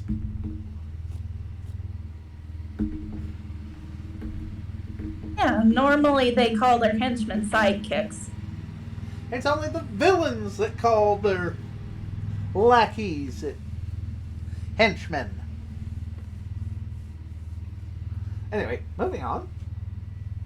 Ha, yeah, right. Like they'd even have me. I close my eyes and breathe a sigh of relief as I feel the Bedlam copter leave this place behind. Between surprise guests and sudden downsizing, this is one operation day I'll be happy to forget. Bedlam's Big Score. Issue 3, The Rookie. I think it's that sliver of time immediately after an operation where I'm the most grateful for our private quarters, because all I want to do is sleep.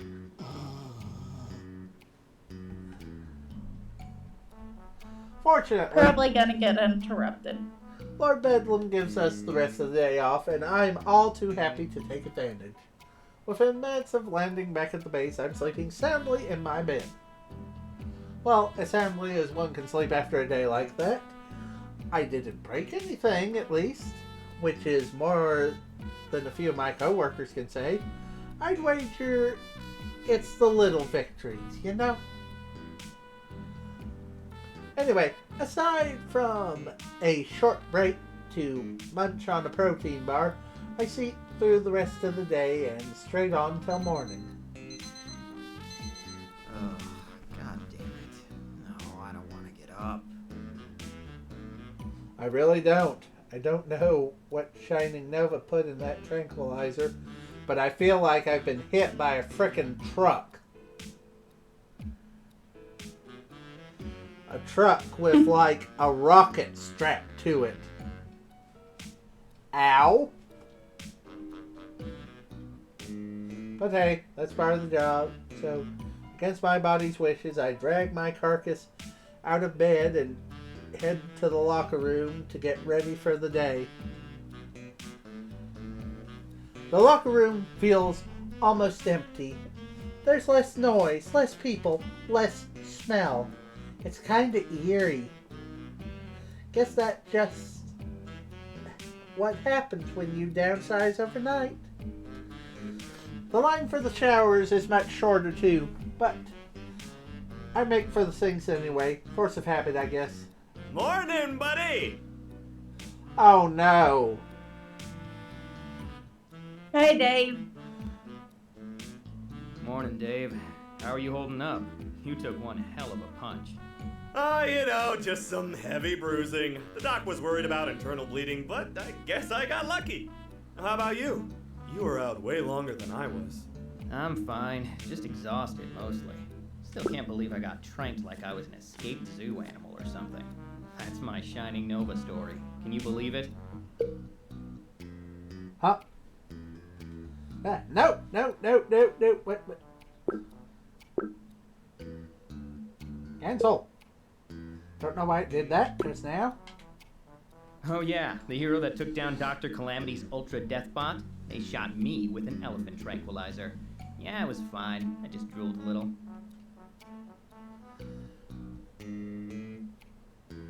I shake my head and sigh. That fight against Dr. Calamity I mentioned, that's like 8th on Hero Weekly's most epic showdowns of all time. Nova's big time, man. I drooled in front of like a legit celebrity. A celebrity that seemed actually impressed that you were actually holding up with him.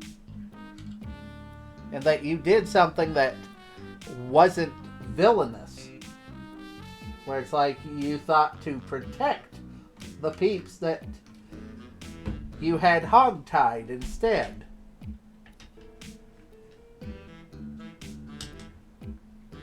So I think he was more impressed than... Continue.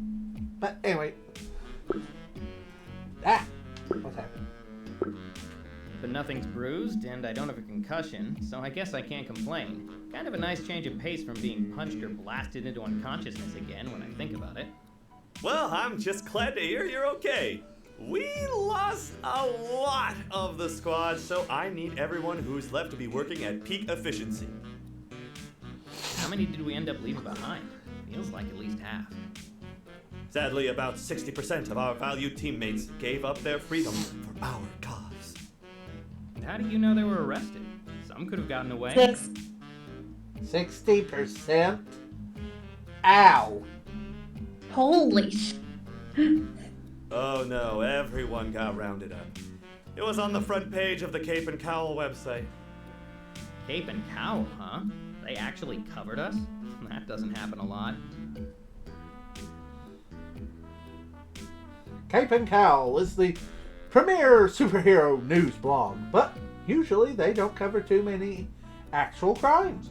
Costume changes, relationship rumors, and controversy make way more money than crime scene reports. That confirms it. Lord Bedlam is actually up to something big this time.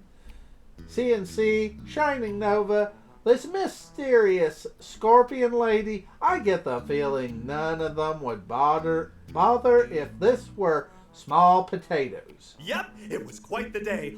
I bet Lord Bedlam is thrilled, and I'm sure the next phase of his master plan is right around the corner. Even with all those losses? I agree. How? Why, with some old-fashioned hard work and gumption, of course. If veteran workers like you double your task list, I'm sure we'll be able to stay right on schedule. On schedule for what? We don't even know Double what the next step our in his task master plan is. You know, assuming he even has one. Exactly! That's why we have to be prepared for every possible plan he prepares. That's what I mean by peak efficiency, Stan. But don't you worry about that.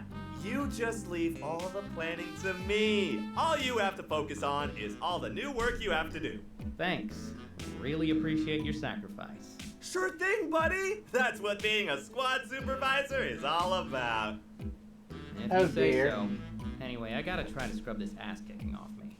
I'll see you at assembly, man.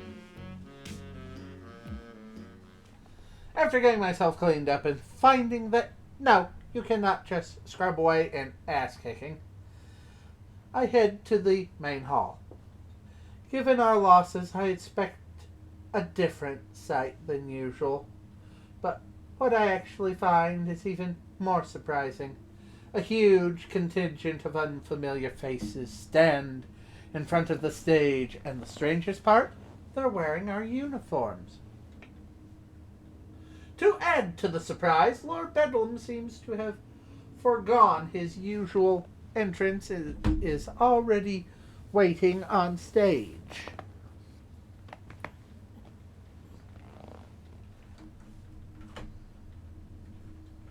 And standing next to him with a commanding posture is yet another new face, but this one I recognize.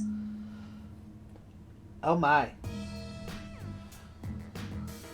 Scorpion, I knew it. Oh my damn. Oh my damn. Oh my, he looks attractive.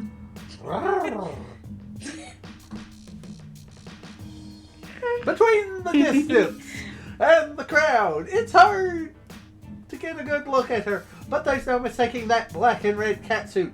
It's Scorpion, the woman who fought Miss Dynamo. That certainly removes any theories about her appearance yesterday being a fluke.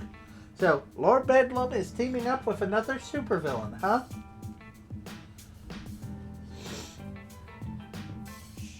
Hopefully it doesn't end in a fight like the last team up. I have a feeling Lord Bedlam won't stand much of a chance this time. Good morning, my loyal compatriots! Well, most of my loyal compatriots. Some of them. An amount. You'll notice that we have a few new faces here. After the success of yesterday's operation, Madam Scorpion and her organization have agreed to help compensate for our sudden personnel shortage. Madam? Ooh, that's fancy. Still haven't heard of her, though. Which is even stranger in light of her ability to recruit a small army overnight. But I'll let her explain the details for herself. So let's all give a warm Lord Bedlam welcome to Madam Scorpion and all our new comrades for joining us in our unending Ferris wheel of triumph! Did he seriously just say that? I'm gonna pretend Madam, he take it away. did not He say really something needs so to stupid. Things. He needs to script Thank the you. things. Today, your organization is making an important step forward. Today, you've joined a select group of the most elite supervillain organizations at the cutting edge of our industry. Normally, a day like yesterday would have been devastating for a small team like yours. How could you hope to replace so much manpower so quickly? In the past, it would be impossible. But today you can. Because today, the Scorpion Group is proud to welcome you to the closed beta of our newest project, HenchCan, the world's first gig-based henchman contracting platform. Before you are the results, a contingent of micro-earners ready to participate in our shared villainous economy. They have the freedom to choose when to hench and who to hench for, and today, they've chosen to hench with you. You see, with HenchCan, an organization like yours can operate as a small, family-like unit for day-to-day operations, but temporarily bolster its ranks through our platform at any time. You can have it all. And let's be honest, that's why we're all in this business, isn't it? So thank you for the welcome. And in turn, I welcome you to the future. The future of your organization. The future of supervillainy. The future of the world itself. And you will be taking an active role in that future. Thanks to the data you retrieved yesterday, we at the Scorpion Group are nearly ready to take HenchCan to the next level. And we'll be working with you to do so. So, in the coming weeks, I will be staying on site to help manage your operations. As part of that, you will receive new equipment, your facilities will be inspected, and your individual performances will be reviewed. Uh-oh. If she was watching that fight, then she might actually be impressed. Let's find out more. It's gonna be interesting. Each and every one of you. Oh, great. Performance reviews. So wait. We're going to be using some fancy new henchman hiring app now. That doesn't sound like Lord Bedlam. Then again, how well do I really know him? Maybe buddying up to this big-time, cutting-edge supervillain is what he always wanted. Well, whatever the case, it doesn't affect me. If I'm still getting paid, then I could care less about micro-earners or the future of supervillain industry or whatever. I'll have to deal with rookies every time we have a big job, though. That'll be a pain, but probably more painful for them in the end. Thank you, Madam Scorpion. Now, while all our recruits are fully henchman certified, this is their first day here, so that means that for today, you'll all be in charge of their orientation. They may only be with us for a few weeks or months, but while they are here, they are our brothers and sisters in arms.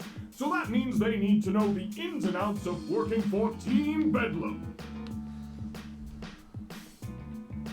Anyway, we should have the same number of new recruits as veterans. So once we're done, I'd like everyone who was here yesterday to pair off with someone wearing a name tag. Once you have your newbie, give them a tour, show them your weekly routine, and just teach them the ropes. Remember, the security cameras work again, so we'll know if you decide to sneak off to watch Webflix.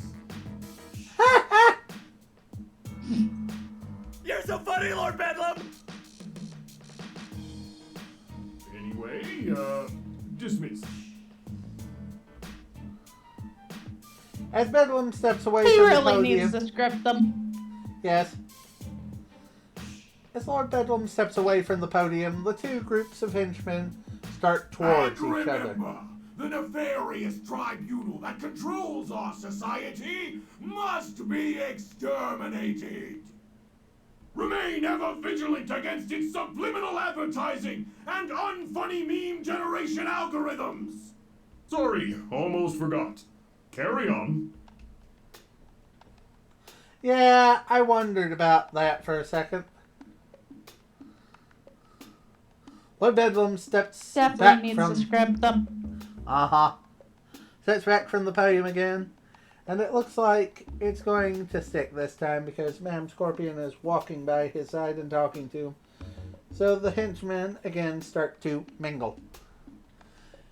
I take my time. I'm sociable enough, but I definitely need a moment to get myself together before meeting new people.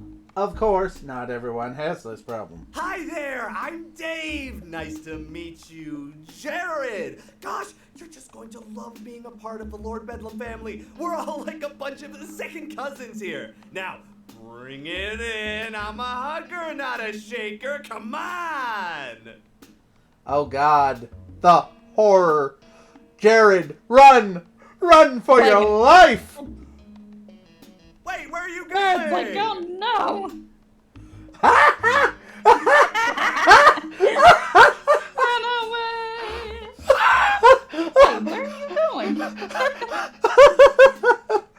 I can't believe I actually did that, and this is the first time playing this. So once the initial wave of extroverts has eliminated most of the awkwardness, I wade into the crowd. Anyone left by now probably has the same problem I do, though. So that means I'll need to make first contact. Let's see who to choose. Maybe that tall guy? He seems normal enough. That brunette is way too excited though. Bouncing around like that? Weird. Is she looking for something? Wait, why is she staring at me? No, no, no. Take that ball of energy somewhere else. Ah, damn it! Hi, nice to meet you. I'm Kate. And why does your name tag say Beatrice? Oh shit, it does? It No, doesn't. it definitely says Kate. Oh, oh, you were making a joke about? How I already know your name, because it says on your name tag. Right. I guess it's a little silly to tell you that, huh? Nah, you're just being polite. I'm Stan, by the way. Guess that makes me kinda rude. Actually, I just hate telling people my name. The reaction's always something Wow, like... Stan. I'm not sure I've ever met one. You mean ever met one under 60? No. I mean... Hey, I admit it. It's an old man name. The only benefit is that if you're ever cool enough, you get to be Stan the Man. So, are you cool enough? Well, I'm wearing this goofy purple uniform, so no. Definitely not. Okay, Stan, who isn't the man. Up for giving me the tour? Sure thing. I hope you like stone walls and fluorescent lighting, because you're gonna be seeing them all day. Alright, she's not so bad. Guess she was just a little jittery at first. Let's see, where to start?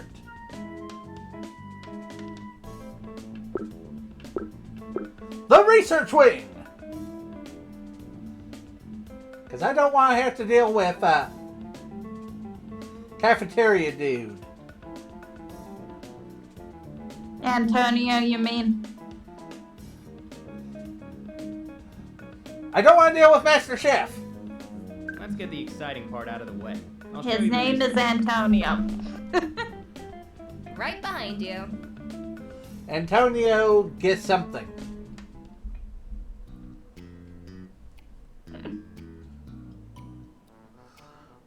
There's not much to see on the way to the research wing, aside from the other pairs of seasoned henchmen and new recruits passing each other in the halls. Hey, you don't build a secret man lair because it's pretty to look at. Well, maybe you do if your supervillain shtick is evil interior design or something. Then your secret lair can look fabulous!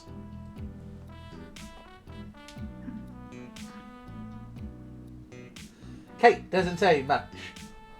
On our way there, she's too busy gawking at, well, everything. I can't really understand why. Our hallways aren't that fascinating. Then again, I know every inch of these hallways after being here so long. So I've probably forgotten what it's like to be a wide-eyed newbie here. Eventually, I come to a halt in the middle of the hall. Kate follows suit. Why did we stop? Because this is it. Behold, the crown jewel of Lord Bedlam's fortress, the research wing. Are you sure? It doesn't really seem like a jewel or a crown. Well, Lord Bedlam did put up majestic golden emblems of his face around the entire base, so it's kind of like a crown, don't you think? Oh, no, that's definitely tungsten, not gold. It has a similar density, so it can be hard to tell, but I've seen a lot of fakes. Those aren't even gold-plated. I think you just painted over them. Tungsten, gold, unobtainium, what's the difference? It's all metal, so close enough. They're still regal and majestic, right? There are 94 different basic types of metal on the periodic table, so I wouldn't say close enough, no. But you're clearly more of a poet than a scientist. Well, I did take a poetry elective in college. Slept through most of it, but at least some of it got through. So I guess I'd agree. But hey, that's why I work outside the doors and not behind them. I see. So you work as a guard here? On Tuesdays. We rotate around daily, so on other days I guard other places or do grunt work. Kate walks up to one of the doors and examines one of the control panels for a moment. After a moment of waiting, she turns back to me, puzzled. So, are you going to open one of these? Open what? The doors. I mean, how else are you going to show me the rooms? The rooms? Oh no, I can't do that. Is this because I made fun of the hallway? No, seriously, I actually can't do that. No. Oh, come on. I promise I won't tell on you. Just a little bitty peek. You don't understand. I literally can't go through any of these doors. I just guard them. Oh. Wait, seriously? You guard doors that you can't enter. Yeah, that's standard henchman procedure. We don't get to know the big plans or anything. Cogs in the machine and all that. It's actually a security thing, too. You know, in case some guy in a cape dangles us over the edge of a building and gets us to talk. Or if they disguise themselves as a henchman and trick us into opening the door. No way! People actually try that? People don't just try it, it worked. It was like one of the go-to moves in the 80s. That's why the rules got made. Do the other villains on the HenchCan app not follow the secret lair patrol regulations? Well, I actually didn't do much patrol, so... Huh. Suspicious, now view.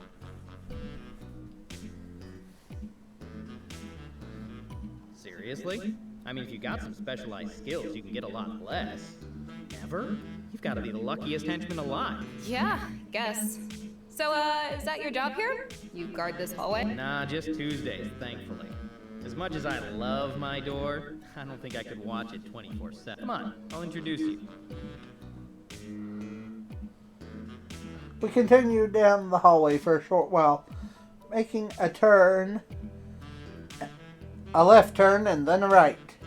I could probably make both those turns blindfolded at this point. Routine will do that to you.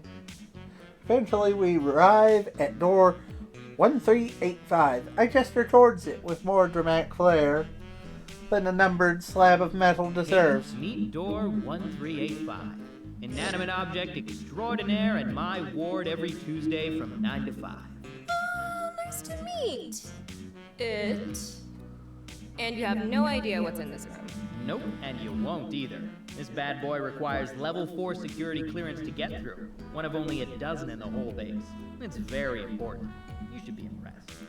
I'd be more impressed if I knew what was behind it. No idea, but it's a big deal. So probably Lord Bedlam's snow globe collection. Or a super weapon. It's a toss-up. I see. So, what was that about college earlier? Did you graduate? Yep, Richardson State. Go fighting whatever we were called. I take it you weren't the captain of the football team. Are you doubting my athleticism? I'll have you know that I have the agility of at least, like, 2 whole panther. No doubt here.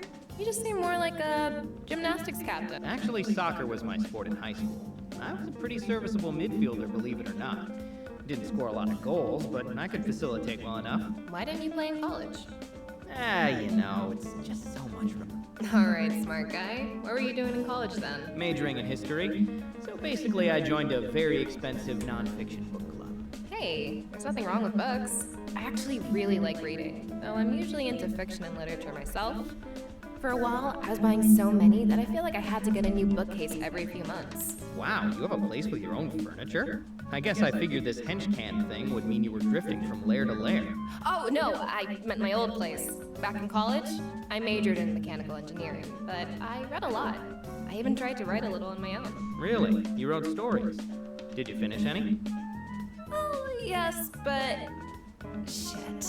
I didn't mean to tell you. Uh-oh, someone's a little embarrassed about their Professor Anomaly fanfiction. First of all, there's nothing wrong with fanfic. Can we talk about something else? Oh man, she is genuinely embarrassed by this. Look at those rosy cheeks. I should probably stop teasing her, but I've got such an arsenal to unleash on this fanfic angle. I think it's cool. Hey, relax. I'm just teasing. I actually think it's cool. What kind of story were you working on? Just a sci-fi thing, nothing crazy. I called it The Lost Princess of Europa.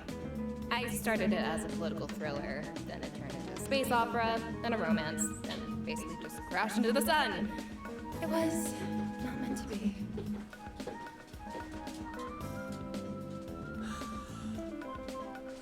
Oh god, why did I tell you that? Just forget I brought it up, okay?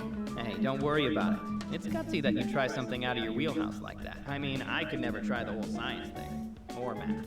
If I see too many numbers, they just start to blend together into one big confusion smoothie. Come on, you can't be that bad. Totally can. I drew a mean graph, though.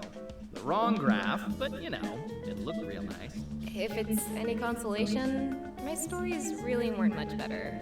When I was writing them, I thought they were just so good, but when I go back to read them, yeah, let's just say I'm definitely a science girl. I still love to read, I just won't be writing the next Professor Anomaly. Well, you're in good company, because I can't write for shit either.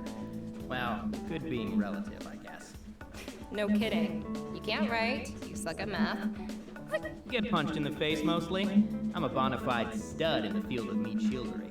Can't dish it out at all, huh? I can try. Yeah, pretty hard to put a dent in someone that can bench press a car, but I've slowed them down. Temporarily. Alright, I should probably get on with the tour now. Kinda lost track of time. Game room! Hey, I think we've seen all there is to see here. Let's hit the game room. Sounds good. Lead the way. The game room location isn't exactly intuitive. It's not near any of the other break rooms or gathering places, not even the living quarters.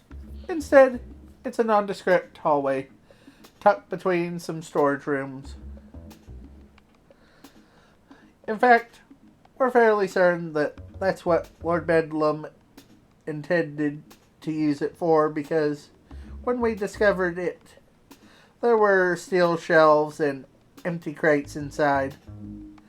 After a bit of cleanup, voila! We had ourselves a game room.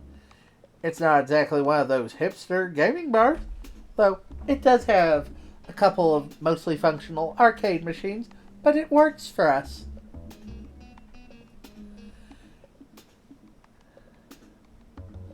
Boy, the people in there do not like Shining Nova.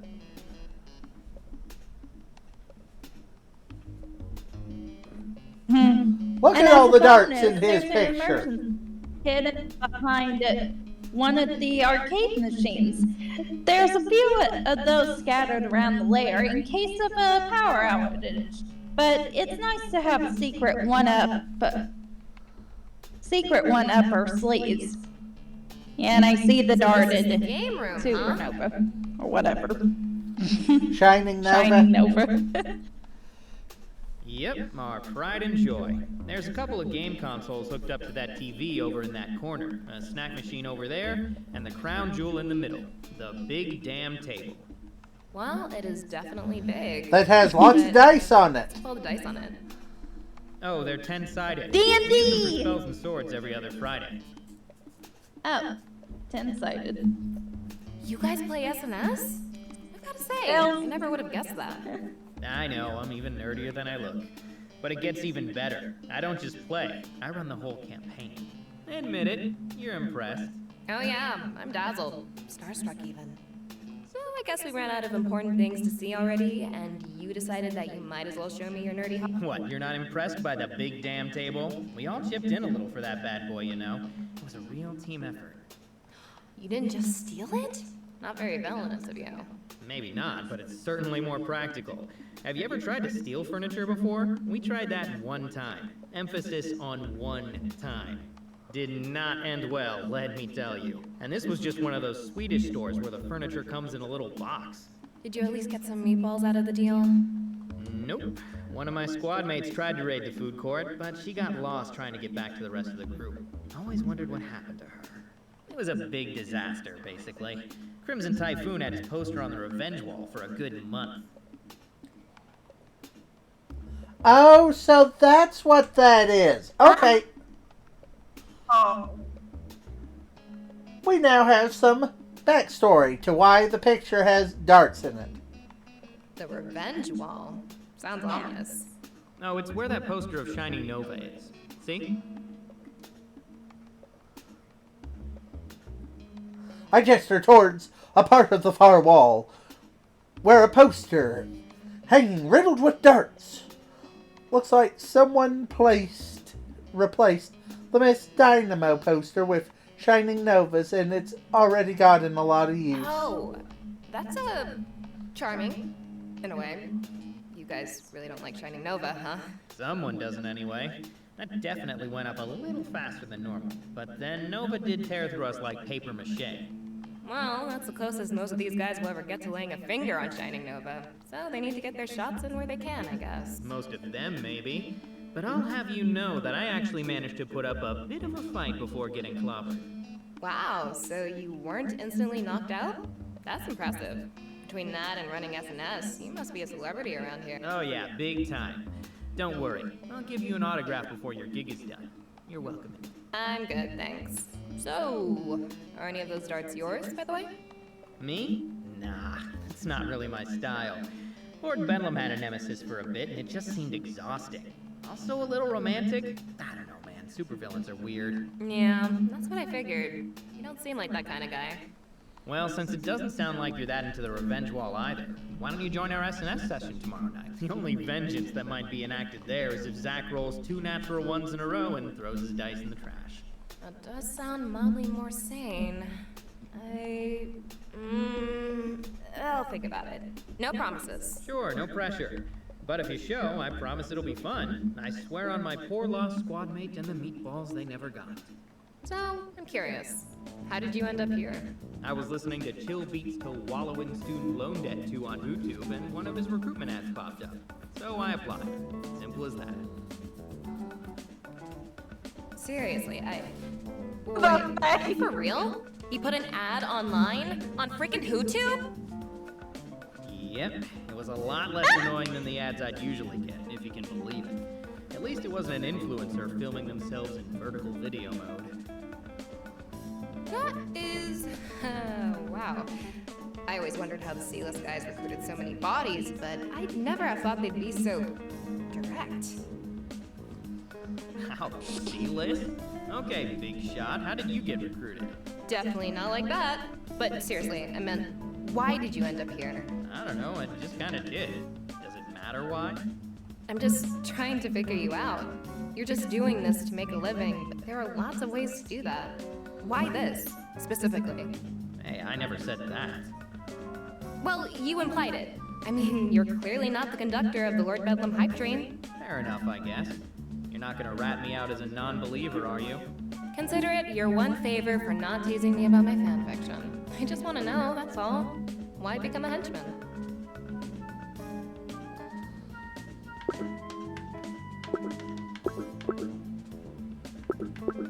To do something unexpected. Instead of, what? Finding a cubicle to waste away in? No thanks. Oh, wow. Really? You just want to stick it to the man? Not really stick it to him, so much as throw him a curveball. Do something unexpected for once. I just kind of woke up one day and realized that my life had been this big checklist, you know? I was just meeting the requirements. You ever felt like that? You mean like you've been living for someone else? Yeah, I think everyone has. Some things you just do because you're supposed to. Exactly. I mean, I didn't even want to go to college. I just thought I had to. So being a henchman may just be a job, sometimes a crappy job, but at least it's off the beaten path.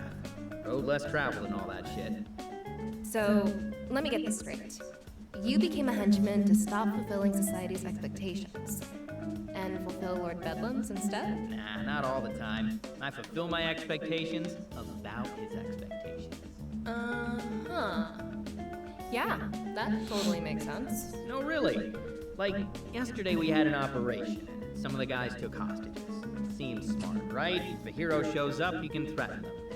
Except when it came down to me, the hostages, and a superhero. You didn't threaten them? Yeah, I didn't. You get what I mean, though, right? Yeah, I get it.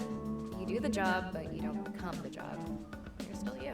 That's a good way of saying it. Keep that in mind, rookie. Consider that a valuable nugget of veteran advice. I'll cherish it. Wait, how long have we been staying here? Jeez, this girl really has a way of getting me chatting. I don't think I've ever talked about why I became a henchman with... Who have I talked about it with? Talked about it with. Which is great, because I'm starving. Alright, I expect a thrilling conclusion. I'd promise that you won't be disappointed, but I'm an honest man. Come on, it's this way.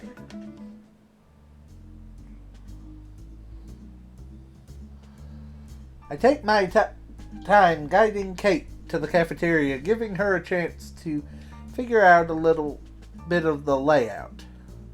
The base is pretty labyrinthine.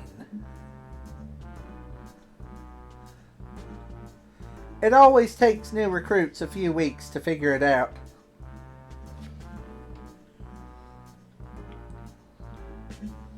By taking our time, we also managed to arrive after the big lunch rush. There are still some people hanging around, but the actual line is pretty short. Here it is, Kate. Feast your eyes on our charmingly greasy cafeteria. Don't feast too much, though, or you might not be able to keep moving down. That's good advice. Thanks. Maybe don't look at the food too hard either. Or the shelf. You know, maybe just don't look at anything. Got it. Guess now I know why you didn't mention the free food as a reason for becoming a henchman. Yeah, sometimes things are free for a reason, you know? Fortunately, I managed to put my smart mouth on pause before we reached the front of the line because both of Chef Antonio's chins await me there. Well, look who it is! Yep. Surprise. That's right, mister. I'm not surprised by your surprise. No, like I said, I was really surprised. Just... Oh, don't worry. You'll definitely be surprised this time. What, at nothing? My goodness, there's no baloney!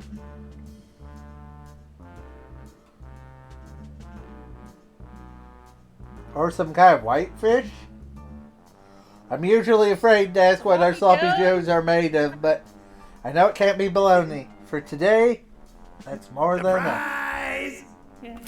It's bologna casserole. Surprise! It's what? Sure enough, the sloppy bologna-filled horror is staring back at me from my plate. This guy was keeping this leftover bologna bullshit hidden from view, just in case I showed up. Part of me admires his dedication to this twisted revenge. The other part wants to throw... Yeah, surprise, right? I can I am feeling several emotions.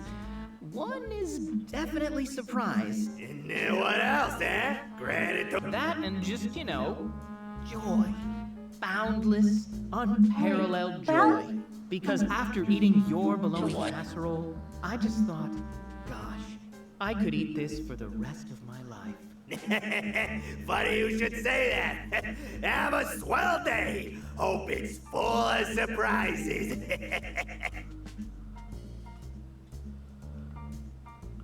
One day I will learn how to turn off the sass. Sadly, it seems that day will be preceded by far too many other days of eating bologna.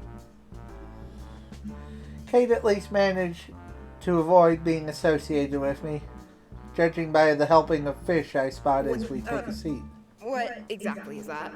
Exactly? No idea. Officially, it's called bologna casserole, or bologna hot dish, depending on what tray it's in. Bologna. Seriously? No, this is very serious, Kate. The chef and I appear to be in some sort of blood feud. Even if I survive, my taste buds won't. You have my sympathies. You can also have some of my food. I appreciate it, but I don't want to bring this curse down on anyone else. Chef Antonio has a good memory when it comes to faces. Ah, I see. Guess I'll have to remember to not get in line with you after this, huh? Probably for the best. So anyway, I was... Nope. You've had all day to ask questions. It's my turn now. What? Since when did this score come with the rulebook? Since I made it up, basically. Kate takes a moment to think it over. At first, I think she's messing with me, but I soon realize she's serious. Geez, it's not like I'm asking for nuclear launch codes here. Alright, one question, but I have the right to pass on anything that I don't want to answer. Got it? Hey, that's fair. You have the right to be lame if you want to. I'll judge you for it, but you can totally do it. Judge all you want, but you just get the one. Better make it count.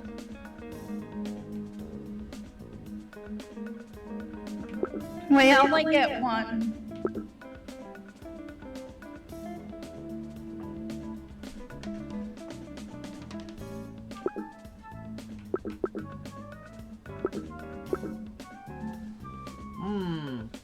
I feel like I need a dice roll here.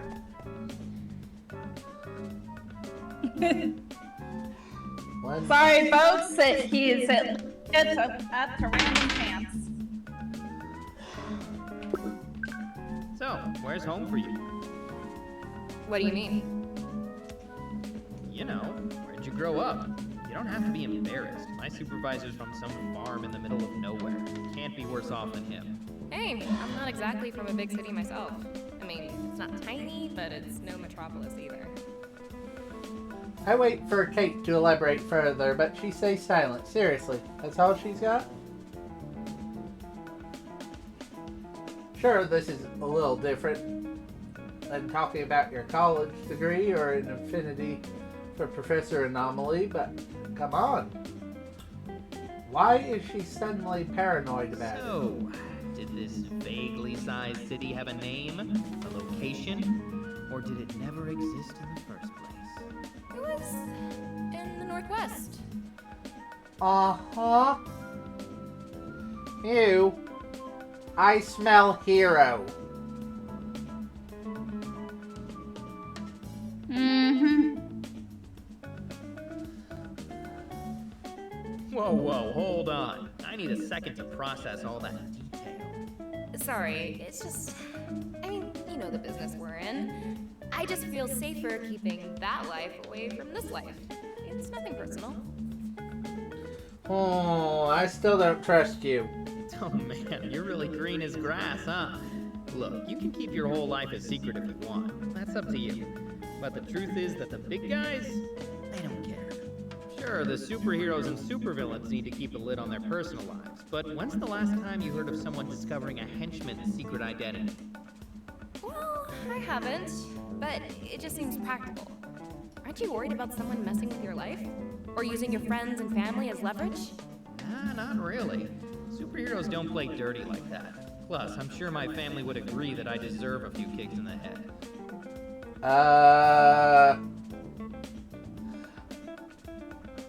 I want to complain against what he just said.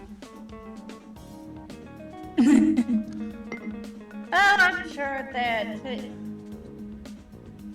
Mom wouldn't mind if I had a few notches kicked in. That is, if anyone ever bothered to track him down. But why would they? To a superhero, I'm just one of 200 warm bodies in a purple suit. I'm not important enough for that. But hey, no big deal. I was just trying to get to know you a little. But I guess I'm just not cool enough. Oh, come on, don't pout. It has nothing to do with your coolness. So you're saying I'm cool? Let's not get crazy. But look, I'll tell you a little. About home, I mean. Like I said, it's not a big city. Maybe 100,000 people? Not much really happens there. Pretty much everyone there is an outdoorsy hipster. You know, beard, flannel, and beanie types. Not that I mind. I like the people there. I just don't Not a always big know it. town? All the hiking and getting in touch with nature is just inefficient. Why not do something productive?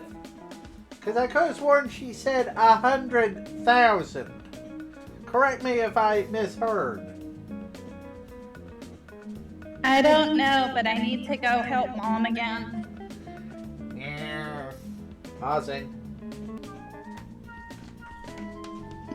Why am I not surprised to hear that you're a workaholic? I am not a workaholic.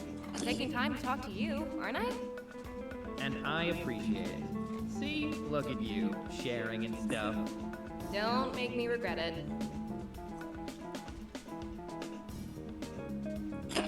By chance, I glance at the clock. We still got time before we have to meet back in the main hall.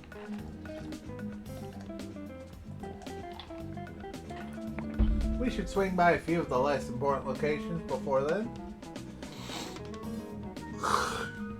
At the very least, she needs to at least know where the lounge is. If we have another birthday and my rookie misses out on mini cupcakes, I'll never forgive Alright, myself. because I am just so benevolent, I'm going to count that as an answer. I'm in awe of your mercy. I get that lot. Now come along, my henchman squire. We've still got a few places to see. Easy with the squire thing, Sir Stanley. Yeah, think I should reel it back. Reel it way back. Alright, consider it real. The remains of the tour go by quickly. We don't stop at any one place for too long. But we don't really have to.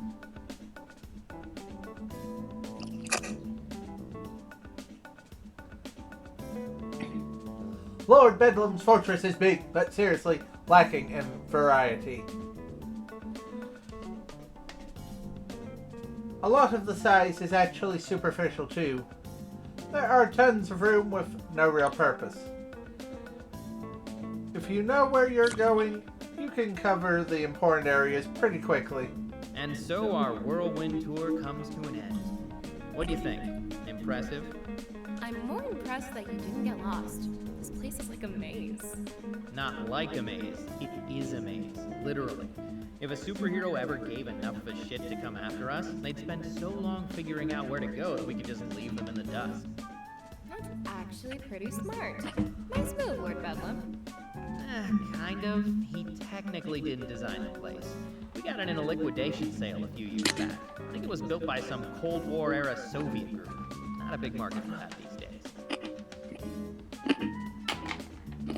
Oh dear.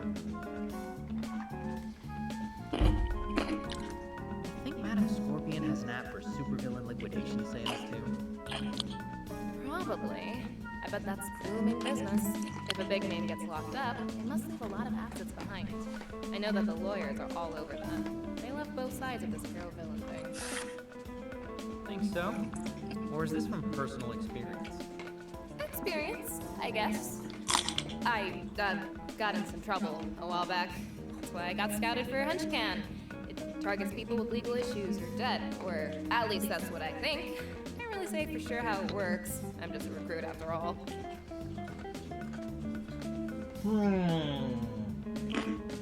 I'm still suspicious of you. By now, most of the others have started to file into the main hall. The rookies and veterans are splitting back into their separate groups. And Kate seems to have noticed as well. I guess I'll see you around. See you around. Yeah, for sure. That'd be nice. Kate was surprisingly good company. It was good to play a few rounds of verbal ping pong where the other player doesn't just stare slack-jawed at the ball as it bounces past them. Bless Dave's little heart. I know he tries, but some wit does a man good every now and then. In fact, do you know your lunch period yet? I think so. Let me check. she pulls a pamphlet out of one of her belt pouches. It's perfectly folded, of Second course. shift. Crazy. That's mine too. I promise I won't get you involved in my war with the chef. Good. You seem like a decent guy, Stan, but I don't think I'm ready to start for you. Can't blame you for that. And hey, maybe by the time lunch is over, you'll know if you can stand my company long enough to join that SNS session. And if you want. Invitation's still open, is all I'm saying. Still thinking about it, but sure. I'll let you know by then. Sound Sure. Sounds good. Good. Sure. great. Sounds good. So, guess I'll see you then. Bye, Kate. Kate offers a wave and a smile before turning to leave. I follow suit, though my own smile can't really match up against hers. When I rejoin my peers, I glance back at the crowd of newcomers, but Kate has already disappeared from sight. That girl, there's something about her. It's not just that she's cute or that we got on so well, it's not even that she's a total newbie. There's just something to her I can't quite place, and it's bugging the hell out of me.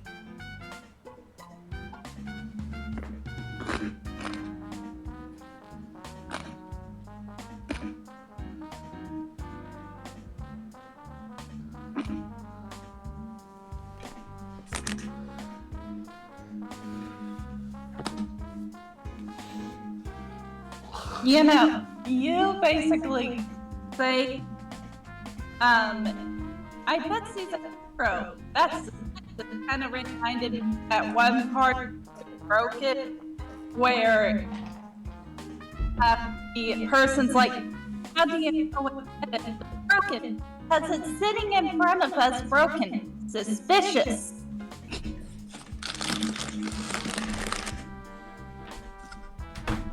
Or like, that one chef that goes, highly suspect in Ratatouille. Whatever it is, I'm not going to figure it out right now. Lord Bedlam's gonna show up any minute and... Welcome back, my loyal compatriots! And compatriots who aren't yet as loyal, but will be soon!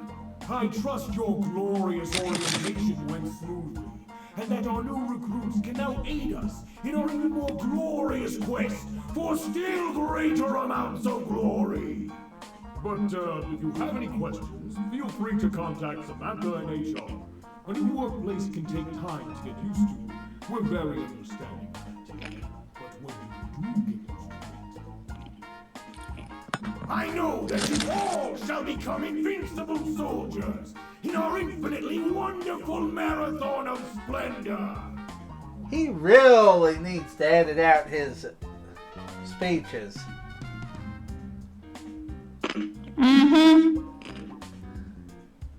Yep, like death and taxes. Lord Bedlam's daily ranting is a certainty. It's almost comforting. Almost. Yeah, it's almost like our mom said, ranting. Issue 4, The Magnet! I managed to open my eyes just enough to see my clock.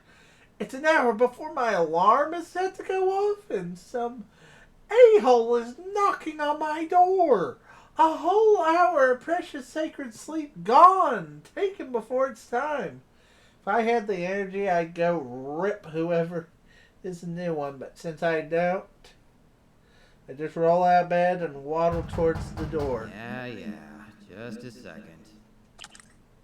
Throw on a t-shirt on my way there, and when I arrive at the door, I slam my fist on the control panel with contempt. I should have expected the beaming smile that greets me, but that doesn't stop me from grimacing at the Morning, sight. Stan! Gosh, it sure took you a while to get up. Took a while. Dave, we don't have assembly for like 1,000 years. Why are you even here? Actually, Stan, that's the thing. You don't have assembly today. Here, this was at your door. Dave hands me a small note. I rip this. Oh, crap. I get the funny feeling I know where this is headed. Where to report for review. I just know that's what this note is about to say. Henchman number 065. flipping. In light of our administrative changes and our integration of the HenchCan program, you are scheduled to receive an in-depth review of your recent performance today. How did I know? Arrive in room 243B no later than 8:30 a.m. Failure to comply will have dire consequences. Yikes. Seems a little over. Wait, if this was just posted here this morning, how did you know to come wake me up? Oh, I didn't. Mine's not until tomorrow. But I figured there was a slight chance you might have an early review, so I just wanted to make sure you were ready anyway. Better safe than sorry, right?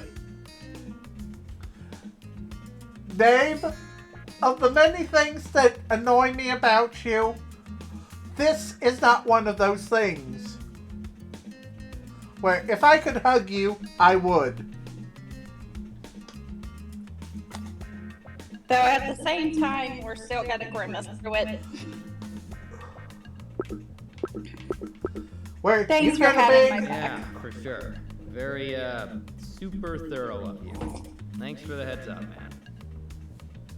Hey, what else are supervisors slash best buddies for? I wouldn't go that far. Probably like a whole litany of things, but I'll assume that this is somewhere on the list. Anyway, I'd better get ready. Hold down the fort for me while I'm gone. Will do. Go get 'em, buddy. Yeah, go team. Woo! As Dave leaves, I close the We're so door and excited. sigh in relief. That boy's just not all there. Handling him takes more energy than I've got this early in the day. I look longingly at my bed. I probably have time to squeeze in a little more sleep. Since I'm already up, it's just not worth the risk. May as well just go ahead and hit the shower. After showering, changing, and spending several long minutes trying to stave off the general sense of impending doom, I make my way to room 243B. While I've never been Where to the that end room is that? specifically, the meetings in, I'm familiar enough with the area. It's the Laird's administrative section, so unless you work for HR, you generally don't want to be in there too often. As I round the final corner, I spot my destination just down the hall with its door wide open. I sense impending doom. I sense impending doom. Do you sense impending doom? I definitely sense a little doom. It's not a big one, it's a little. Until Okay, something triggers it to no go sass, no into back talk. super Get fan over mode. with. Well, this is fancier What the than I hell? expected. Oh crap, this is Scorpion's room. Madam's. Excuse me. Oh, please protect us. Please protect us, goddess. Please protect us. Well, this is fancier than I expected. Not that the bar's all that high. I mean, our break room couches hail from curbsides across America, so clearly this isn't Lord Bedlam's doing. Does the scorpion on the wall? Yes? Oh, now he's singing. I guess the giant scorpion on the wall makes that pretty obvious. Not to mention the room's sole occupant. Henchman number 065. You're 3 minutes early. How unusually punctual of you. Unusual? No, I'm Mr. Punctual. That's me. I just love being... Not according to our records. Or your late departure from the scene of Wednesday's operation. Oh, right. That thing. Thanks for the save, by the way. I wasn't looking forward to another beating from Miss Dynamo. I have a feeling she was gonna break something this time. Think nothing of it. That child is like a barking dog. Loud, but stupid. Dealing with her was no trouble at all.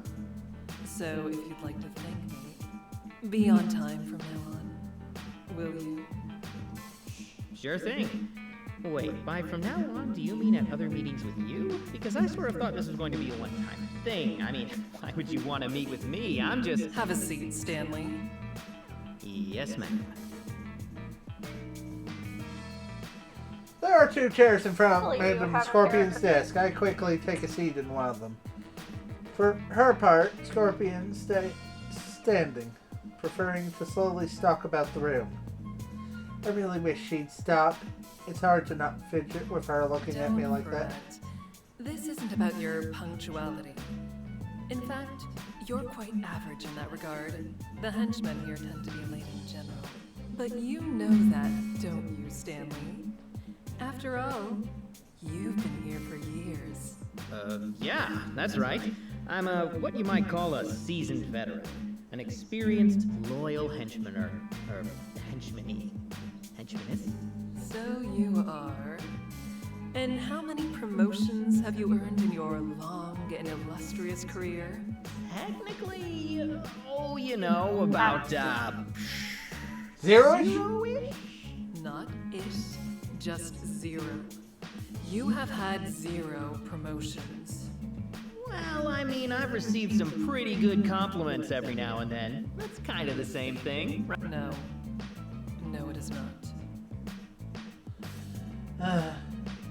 This would be going a lot better if she asked questions she didn't already know the answers to. I can't prevent the fidgeting at this point, and Scorpion seems to notice. She stops pacing and leans back against the desk in front of me. Stanley, don't be so nervous. You're not in trouble. That's why we're having this meeting in my office. And where would we be having it if I were in trouble? Somewhere where I could be more Persuasive. Oh, well, that sounds less fun. I think. Certainly for you, Stanley. But then again, I have a feeling that you have quite the pain threshold. What makes you say that? Deductive reasoning. You've been a henchman in the Bedlam organization for over 5 years with no promotions, no arrests, and minimal injury leave. Barring promotion, the average henchman career is 8 months. Why do you think you've lasted so much longer?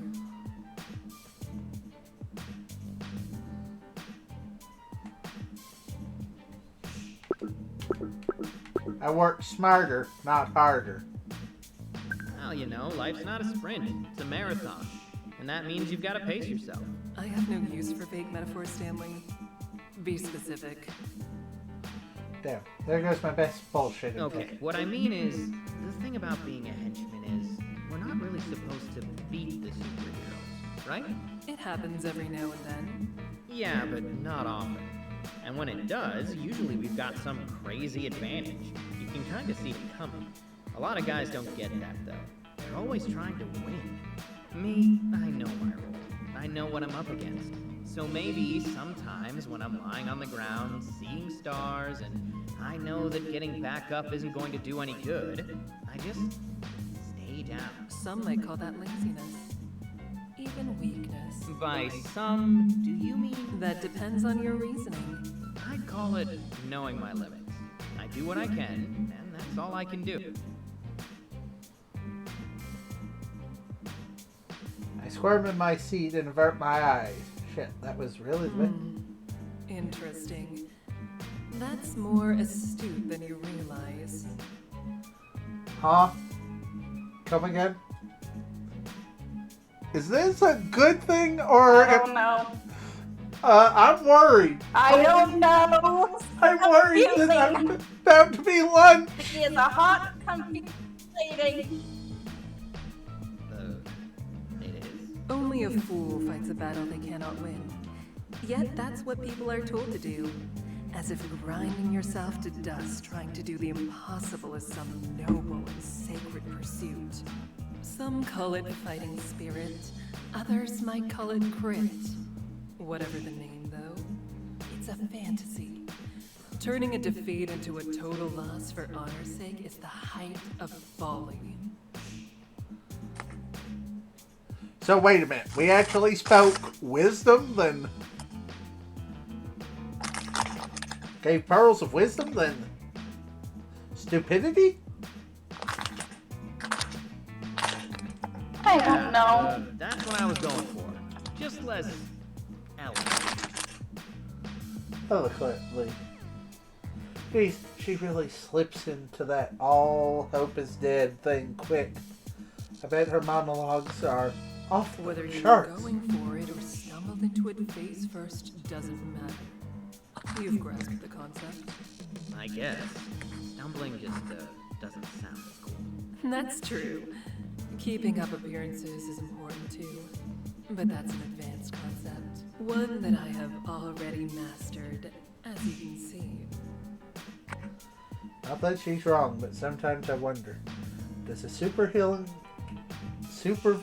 get a huge ego after becoming a supervillain, or do people with huge egos just become supervillains more frequently than others?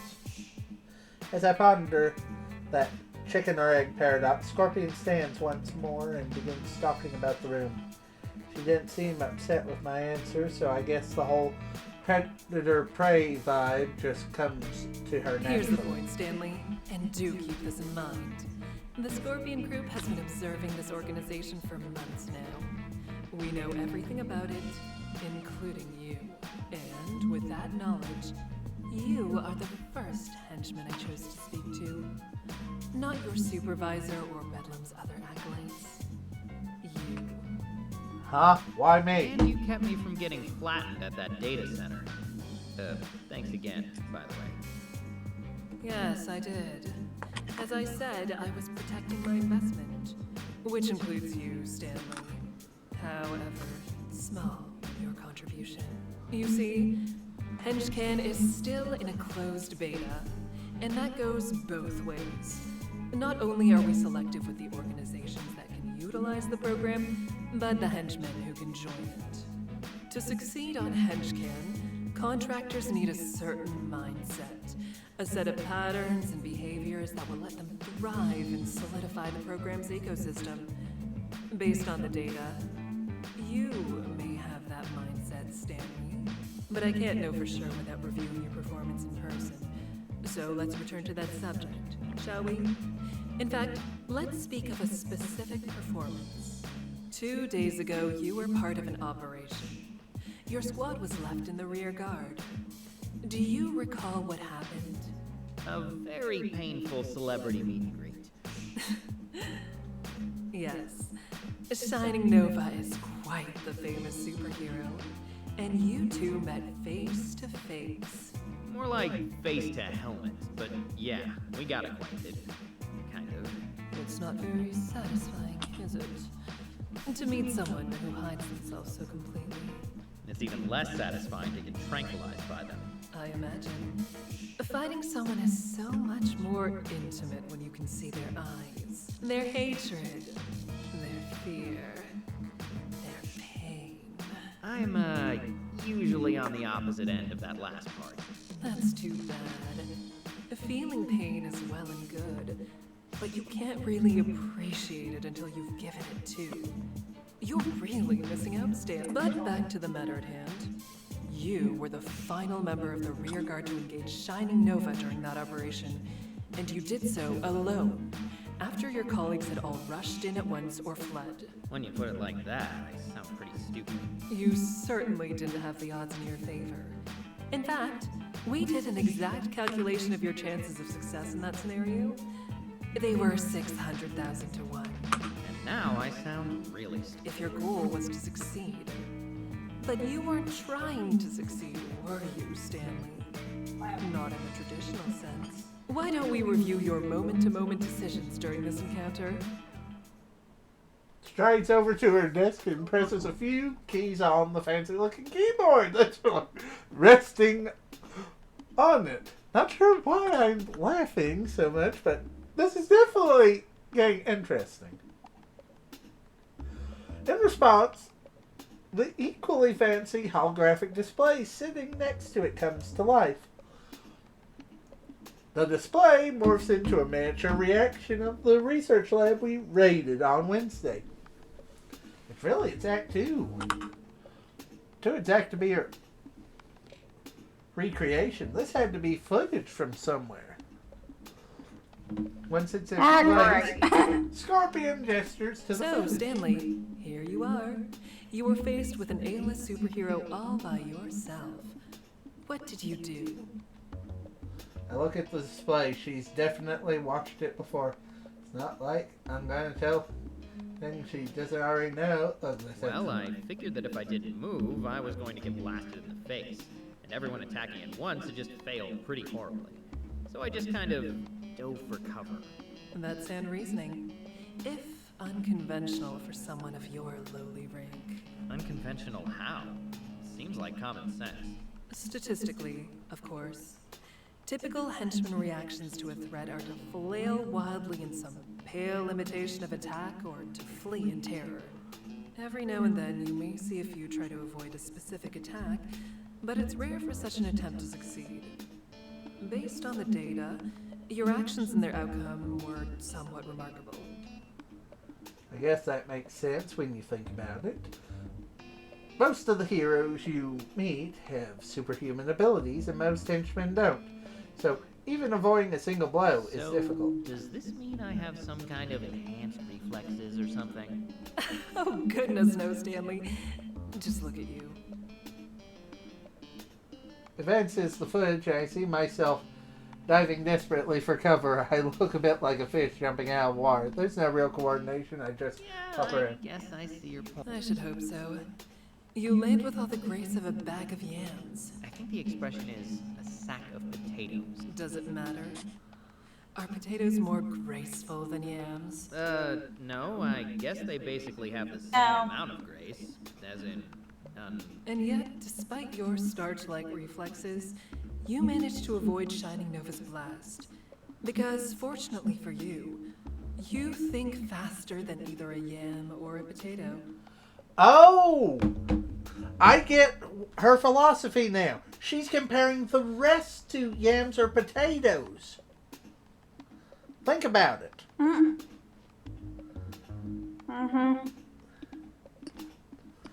Where she's saying that he's quicker than the rest of his squad mates.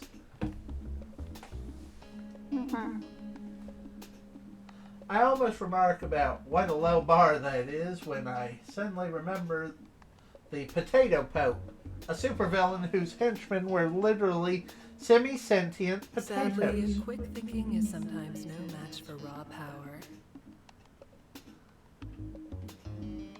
To illustrate the point,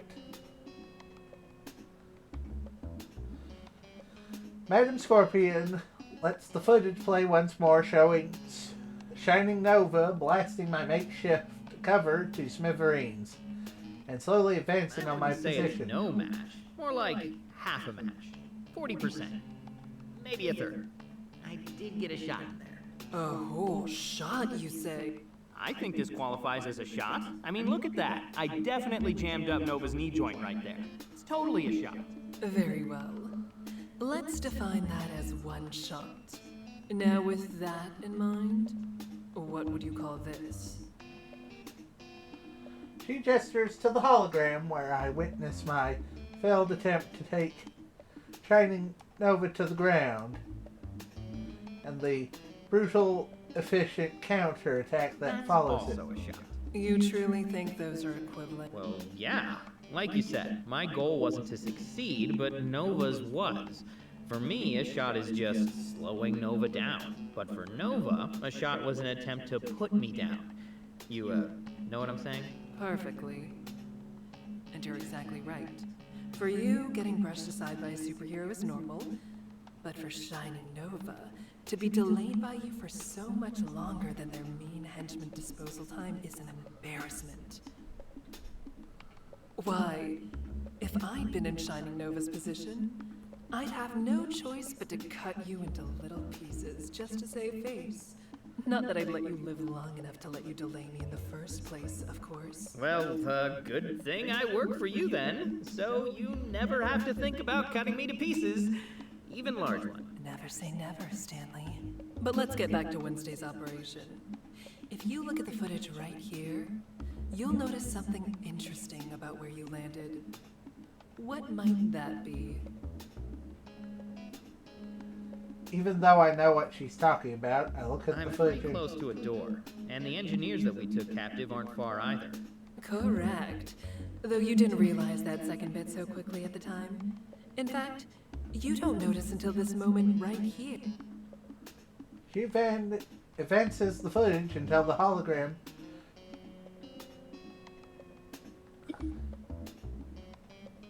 me turns his head in the direction of And the then hostages. what precisely did you do with this newly acquired knowledge? I ran for the door. And that seemed like the best option at the time?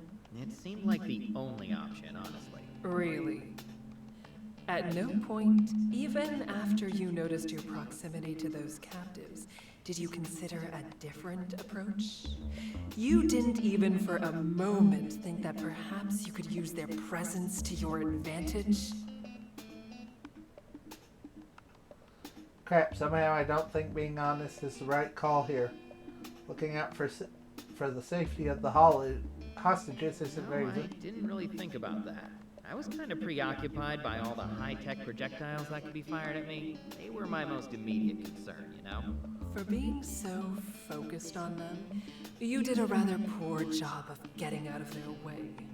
Story of my life. My biography's gonna be called Stan. I couldn't get out of the way. It also didn't help that my thrusters weren't exactly at full capacity by that point. Then it was quite the blunder, wasn't it? If you weren't feeling up to another round with Shining Nova, you should have found an alternative.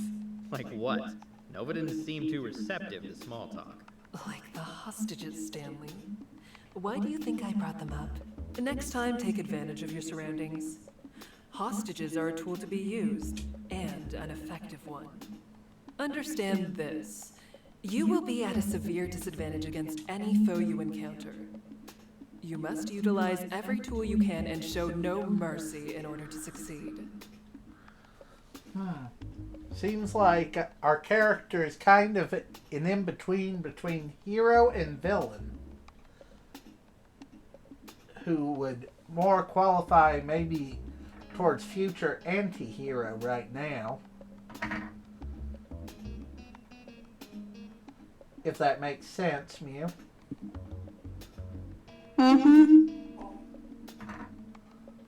Use all the tools, hold the mercy. I'm on it, boss. For a moment, Madam Scorpion just stares at me. Takes all my concentration not to break eye contact. Somehow I think she knows I'm full of shit So that you regardless. are. It's for your own safety.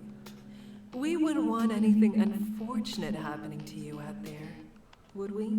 And we certainly wouldn't want to demonstrate what happens to subordinates that fail to learn from their mistakes. Now then, I think we've seen enough of this, haven't we? She finally turns off the hologram. Thank frickin' God. This is the first time I've watched myself get humiliated by a superhero, and I have to say I could live without the experience. Stanley, after reviewing the footage, would you say this is a normal operation for you? No, definitely more exciting. And after our review, would you say that you performed better or worse than your peers in this scenario? Well, better, but... And how were you compensated for this operation compared to normal? How about compared to your peers? I'll answer for you. The same on both counts. But that's how it works, isn't it? You're paid a salary, and that doesn't change when things are harder or your performance is better. No, you can't earn more without a review, like this one, and they don't come often. But dear Stanley, what if I told you that you can? You mean can? Exactly. I admit, I wasn't entirely sold on the name until we focus tested it with a few slogans. But it really works, doesn't it? I guess so. Where are you going with this? I'm getting to that, Stanley. But first, why don't we turn this discussion inward? What drives you, Stanley? What do you mean? I mean that as a henchman for Lord Bedlam, who or what do you serve before all else? There's only...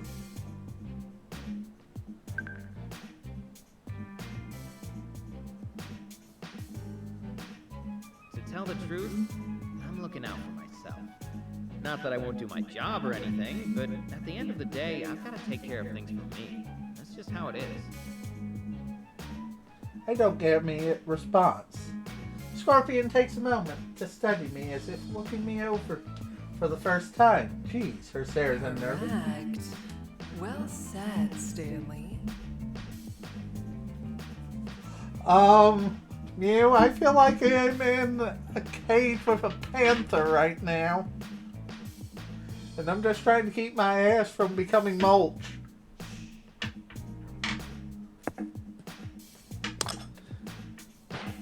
Yeah, it's very much feeling like that. It's like, I sense danger. Imminent danger. To full. The doom is increasing to full. It is almost at full. I wasn't aware this was a question you could get right or wrong. Of course it is. It's simply a matter of being honest with yourself. No matter what you had said, your actions would already have spoken for you. During your everyday tasks, you trend right inside the average by every available metric. You do not perform better or worse than any of your fellow henchmen. You are perfectly commonplace. But when you are personally at risk during operations, you are suddenly head and shoulders above the pack, despite having no powers or exceptional athletic background. In other words, Stanley, you are performing at the optimal level for your own self-interests. You have found exactly how to do your job and collect your paycheck with as little pain and effort as possible. Yeah, I can't really deny it, but that's just how you treat a job, isn't it? You clock in, you do what you have to do, and you clock out. I suppose many do. But this is something that extends well beyond one's occupation. Why should you try to perform any better when you have no incentive to do so? Should you throw yourself at superheroes based on the distant dream of a promotion? Of course not. No. You have learned that the optimal path forward within this system is to intentionally perform below your potential. So that's what you do. And make no mistake, you have potential, Stanley.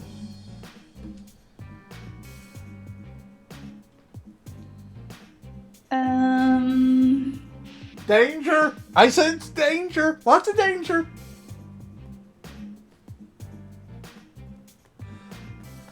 Pretty lady, please back away a bit. Overly goth person, please do not kill us.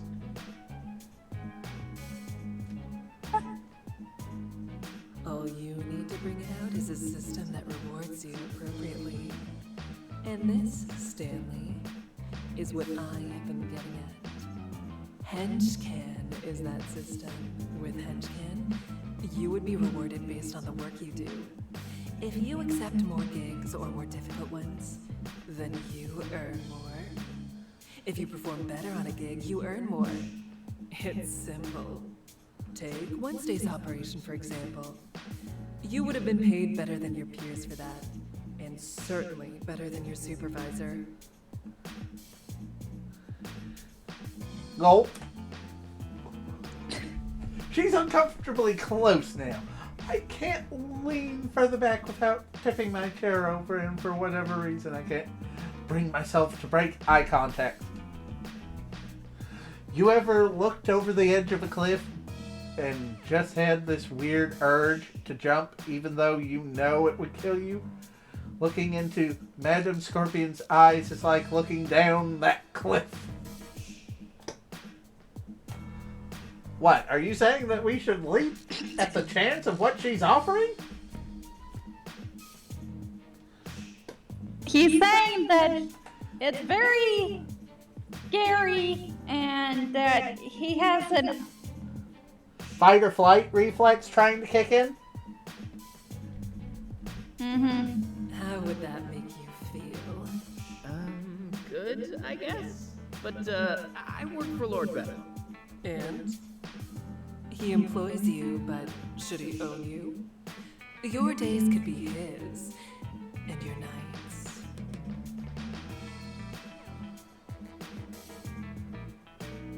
She leans closer and places her hand on my shoulder. I feel myself get rigid. But you taught me to freeze. Well, unfreeze. Could be mine. You mean HenchCans, right? Your program? Why, of course, Stanley. That's what we've been talking about this whole time. Are you sure? Are you flipping sure, lady? I get the funny feeling. Because it seems like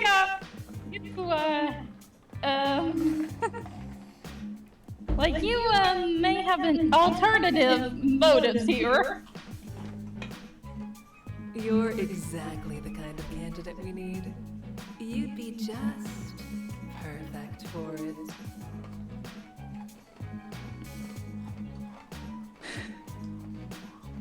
Oh, thank God.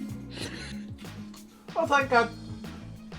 I can think again. I can think again.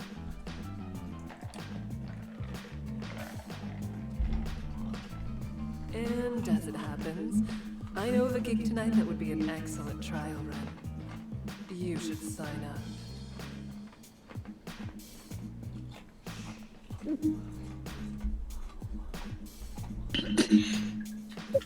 Gulp.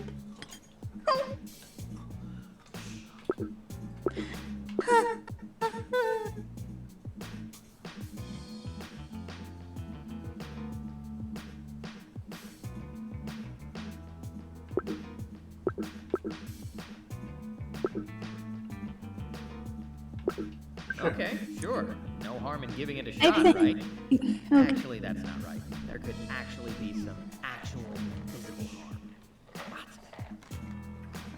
What? Not if you do your job well. That depends on what well means, doesn't it? So it does. But perhaps you should have asked that before committing to it. Probably, yeah. That's why I was thinking that we should have done more information, but I should remember that tonight's game night. Ah, crap. Now I'm going to have to cancel again. And after I invite Kate to the party too. Damn it. Why do I always get myself into these situations? Why, young man, for the coinage. to dig yourself out of the cesspool that you found yourself in and rise to the top. I feel like you just made a deal with one of the devils. No, we Or just made a demons. deal with an Alistair, I think. Yeah. Either that or a very hot female demon. Or devil. Oh, you mean like Fox's daughter?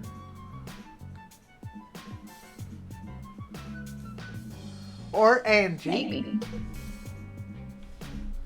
I don't know. Though, her mannerism reminds me more of like maybe angel dust, but not like high angel dust, but the one that's the version you don't want on its bad side. Anyway, can we continue? Yes, we can. But what am I supposed to do? Say no? That would not go over well. And I don't want to push things any more than I already have. When a supervillain like her makes a suggestion, it's not really a suggestion. Yeah, I kind of agree with that assessment. It's more like a do it or I have to kill you. Yeah. So while I hate to reveal that I'm a disappointment to the new acquaintance in record time, staying on Scorpion's good side takes priority, I think.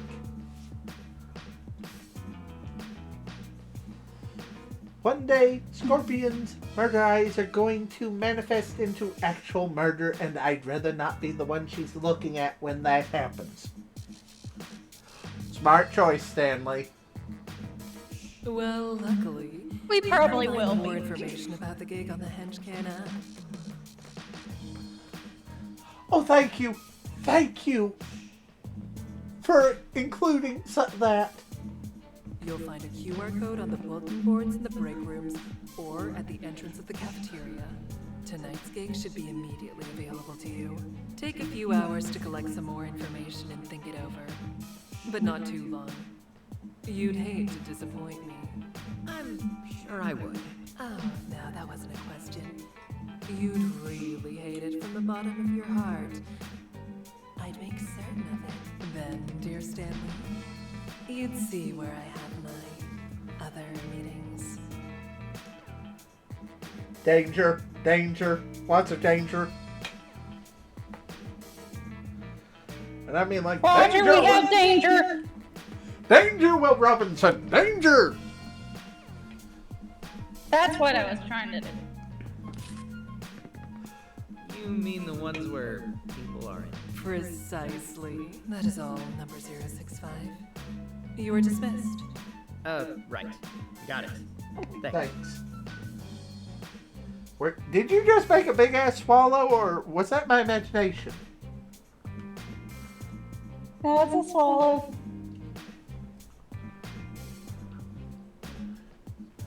By the time I stood from my seat, Madam Scorpion is behind her desk. Her attention turned to something else entirely, so I silently head for the door and step outside as quickly as I can without seeming like I'm in a panic. Or, that's a goal. Not sure if it worked.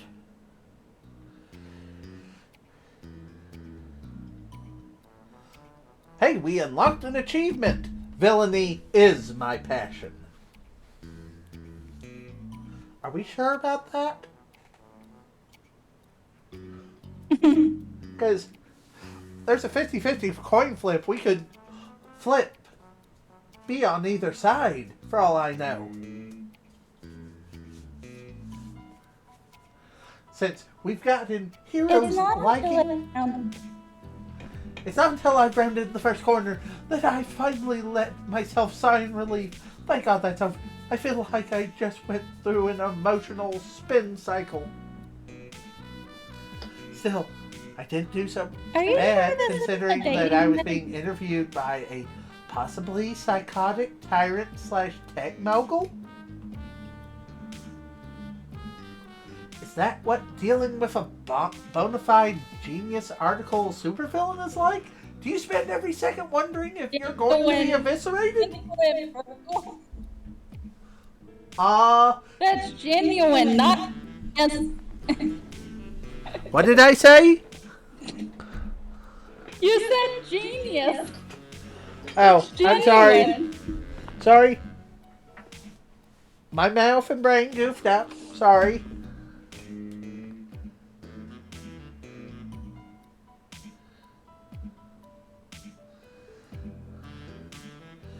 Do you spend every...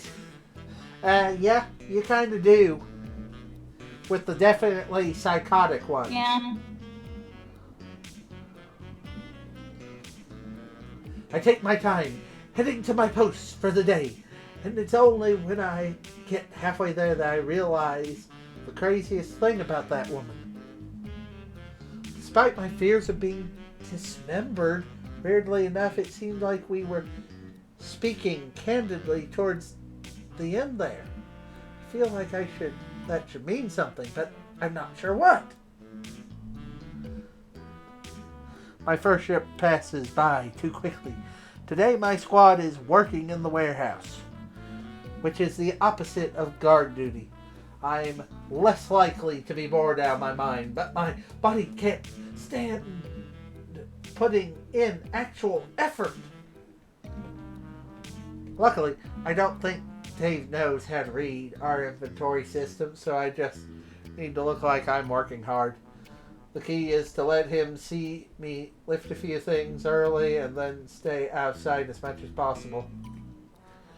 All that time and energy I've put into avoiding work has given me quite the appetite, and by the time we head to the cafeteria, I'm absolutely stuck. Ah, shit. Oh, what's wrong, buddy? I forgot that Chef Antonio and I are at war. Metaphorically, I mean. Don't worry, it's not actual war. Oh, good. I was about to say. I know you were, Dave. Anyway, I think I'm just going to skip the line and get a table. So, would that be a metaphorical retreat? I prefer to think of it as guerrilla tactics. If he asks where I am, tell him I'm in medical. Doing my best to avoid the all-seeing eye of Chef Antonio, I find an empty table and have a seat. I drum my fingers on the table and try to think of anything but food. The food everyone else is eating. Sadly, my stomach has other plans. It lets out a loud growl. Filthy traitor. Sorry.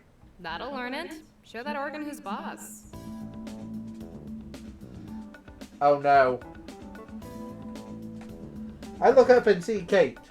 Take a seat across from me. Tray in Damn hand. right. You've got to keep them in line. Sometimes instead of doing cardio, I just berate my heart for an hour.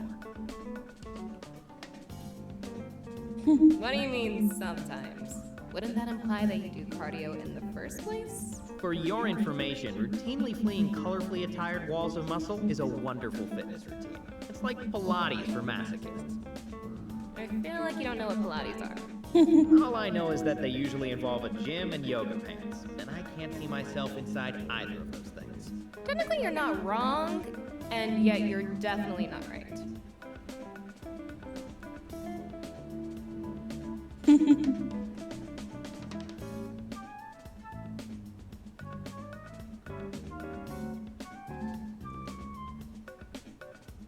Kate eyes the empty space Kate in front eyes of the me. empty space in front of me.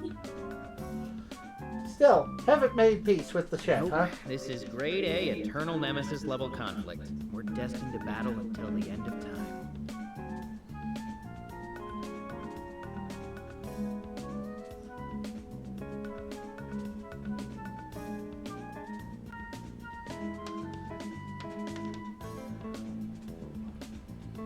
Yeah, well, I don't think that treacherous stomach of yours can last that long.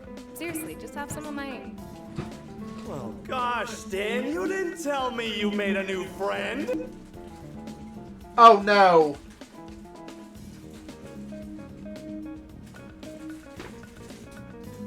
Look, it's Blabbermouth. Dave, you fail at tactical stuff. Dave, you are an embarrassment to villains.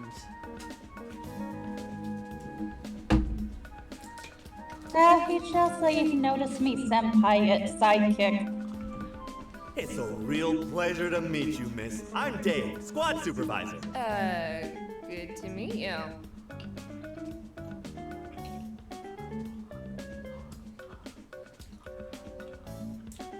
Kate extends her hand and receives a firm shake in turn. Once Dave lets go, she points to the name tag that's still on her I know, uniform. Kate. She's the rookie I guided around yesterday. Just happens that we have the same lunch block, so... Wait, are you still wearing that name tag? Oh, yeah. Is that a problem? No, it's just that I don't think you have to anymore. That was a one-day thing. I guess not, but I'm still new, so it's easier for people to learn my name this way. Yeah, she's just being considerate, Stan. Gosh, you millennials have no manners. Dude, you're a millennial, and I'm pretty sure I'm older than you. Oh god, I'm older than you. It's this social media. That's what my papa says. Everyone has to clap back, or back clap, or post little emojis of clapping. Yeah, I mean, if you're gonna clap, do it to my face, you cowards. Am I right?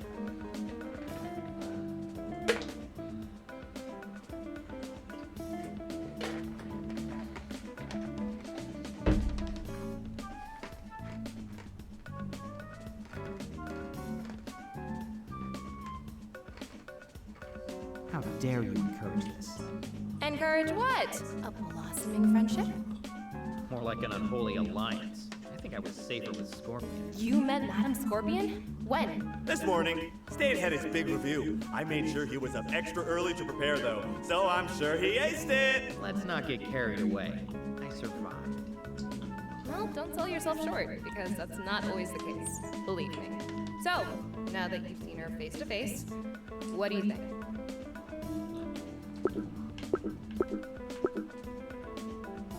In a word, impressive. I guess that's what you'd expect when you're alone in a room with a bona fide top-tier supervillain. You've never been in a room alone with Lord Bedlam? Nope, no. Guess not. He's impressive too, of course. Supremely impressive. But Madam Scorpion just has this presence, you know? Yeah, presents. I'm sure that's what you're talking about. Actually, yeah. Presence. Definite presence. The presence of, please don't kill me. I am, really. Sure, she has other things too. Like great fashion sense, you know. She wears a catsuit, and not correctly, I might add. Well, it's probably a designer catsuit, Italian or something. And for all you know, that zipper could be broken, okay? Pretty shoddy craftsmanship for a designer catsuit, then, wouldn't you say? I don't make the laws of fashion, Kate. I'm just a student. Seriously, though, I mean it. She's the kind of person that becomes the center of attention the moment she walks into a room. Even room she's not in, apparently. Hey, you asked. I did, yeah. And you're right. She's very commanding.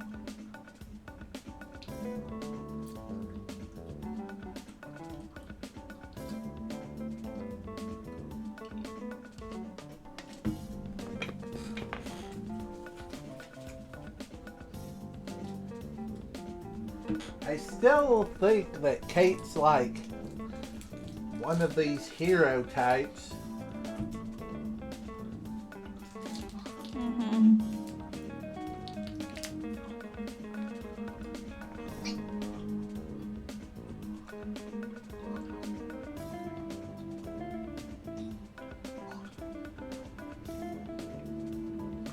It's a little curious. I know Madam Scorpion technically isn't her boss, but because of how this whole HenchCan app works, But she wasn't too enthusiastic about my enthusiasm for the superhero's demeanor. Look, just be careful around her. I'm serious about what I said. Not everyone that walks into a room with Madame Scorpion walks back out. Why do you say that? Because it's the truth. At least I think. Look, this is just a rumor, but the word is that before she founded the Scorpion Group, she was basically the apex predator of the assassin world. That's how she got the money for it. She doesn't do it anymore, I don't think. I mean, that's the rumor, but you know what they say about old habits. You can't teach them new tricks. Sure, but mostly they just die hard. And for Scorpion, people die a lot more easily. Oh, okay, that makes more sense. My old habits die hard too. And sometimes I think I'm back on the farm. Today in the warehouse, I called the crates hay bales by accident, and this other time I thought someone's pet parakeet was a chicken. So what, you tried to take its eggs or something? No, my sister collected the eggs. My job was to butcher the ones we ate. That sounds pleasant. Hey, wait a second! Oh my god, you did it! Well, it looks like we finally solved the mystery of what happened to Lord Birdlum. It was an accident! It was just old habits, like you said! I think that crosses the line from habit to disorder. Wait. Yeah. Oh my god, did he kill Lord Bedlam's pet? He apparently killed a parakeet. Although, now that I think about it, that's a pretty good example for this situation. Thanks, Dave. Oh, you're welcome, Kate. Just a little squad supervisor nugget of wisdom for you. I've got loads of them. That wasn't a nugget of wisdom, that was a horror story in the making. That poor parakeet.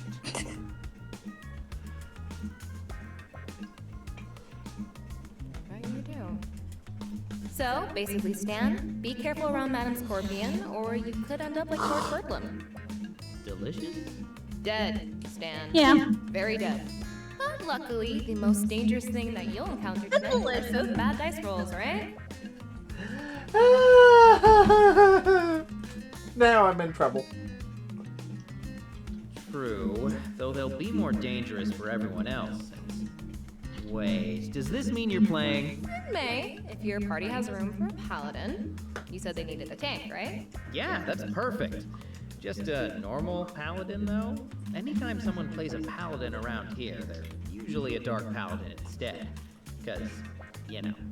Oh, right. I mean, of course it's a dark paladin. I just figured that was obvious. Wasn't that obvious? Paladins? Dice rolls? What are you guys talking about? Wait. Oh, are you guys playing spells and swords tonight? Oh gosh, that sounds fun. Can I join? I tried to hide my face. Ah, crap. I should have been more careful. I knew if he heard about it, he'd I don't see why not. There's not a limit on players. As long as it's okay with Stan, of course.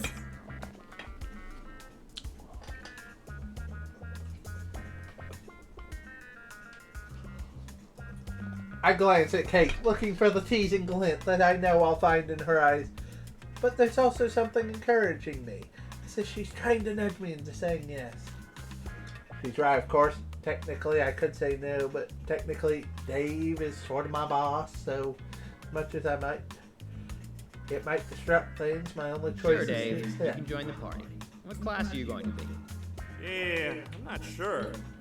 Is there a class that's kind of like a squad supervisor? That would work great! How about a cleric? They're sort of like a supervisor. So they make sure everyone is on time and focusing on their work? No, I mean they help support everyone and keep them feeling good. Supervisors aren't supposed to do that?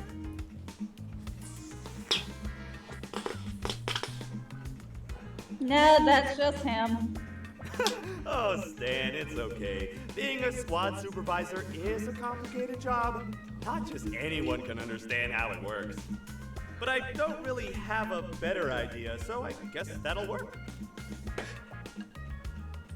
I shrug and sigh in resignation. Well, if he's going to invite himself into the party, it might as well be as a healer.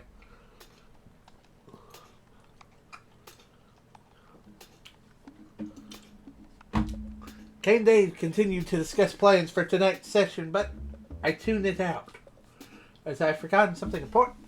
Oh, beep! The gig! I got so into all this talk about spells and swords that I forgot all about it. So, not to change topics or to kill anyone's enthusiasm, but I may have gotten ahead of myself about tonight's session. What's wrong? Is a dark paladin not villainous enough? Do I need to be a demon paladin or something? No, there's definitely enough villainy. It's just that something else happened in that review. The thing is, Madam Scorpion asked me to sign up for a HenchCan gig. Tonight.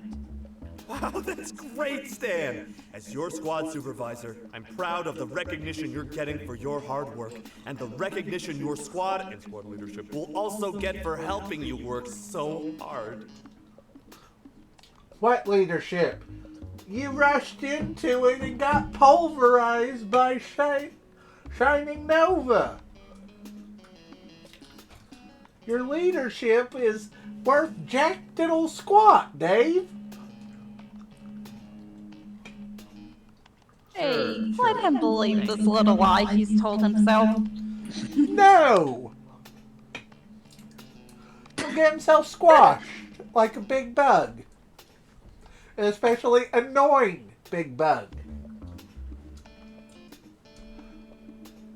Well, apparently Stan is thinking the way I do.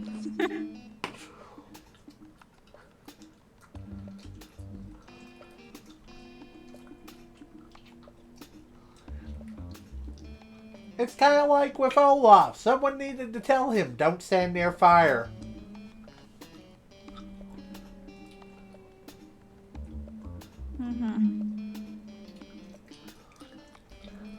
I look at Kate, not sure what reaction I should be expecting. Disappointment, maybe? The reality is more along the lines of pensive silence and a hint of concern. Did she say what the job was? No. There's a few more details in the app. Here.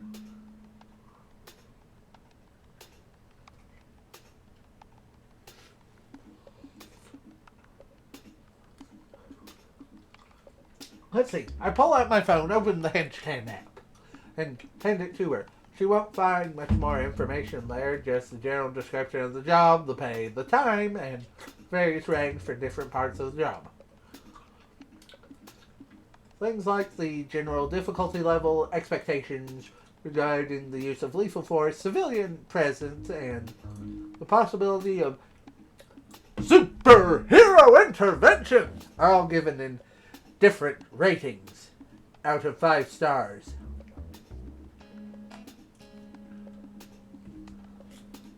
No location is given. Meeting coordinates are set through a separate encrypted message shortly before the job. If you decide to accept, more information would be nice, but I can't say I expected much more. Kate frowns as she scrolls through the data and hands me back my phone. Seems like a good payday. Could be risky, though. This is an entry level from the looks of it. That's the idea, I think. It's meant to be some kind of test.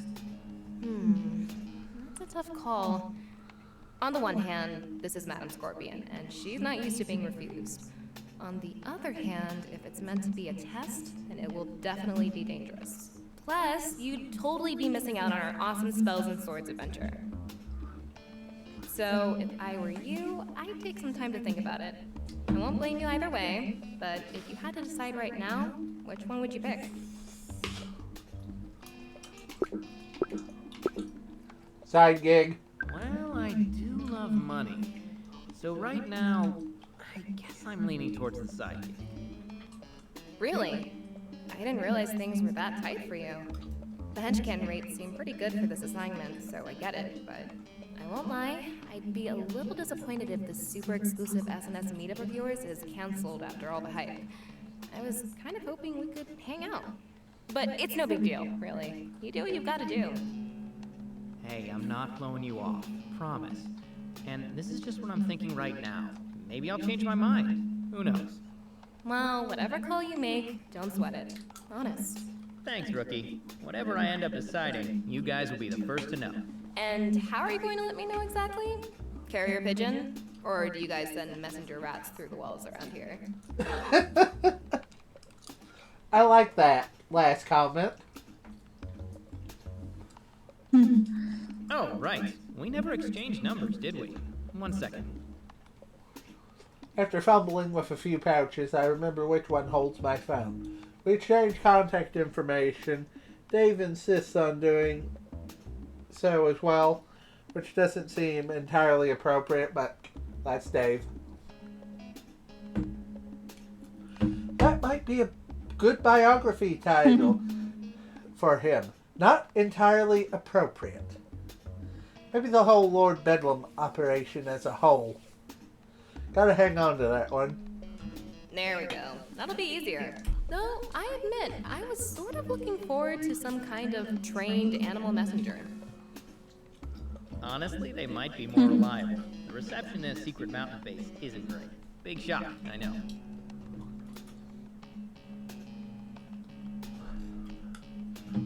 The rest of lunch is filled with small talk, nothing groundbreaking.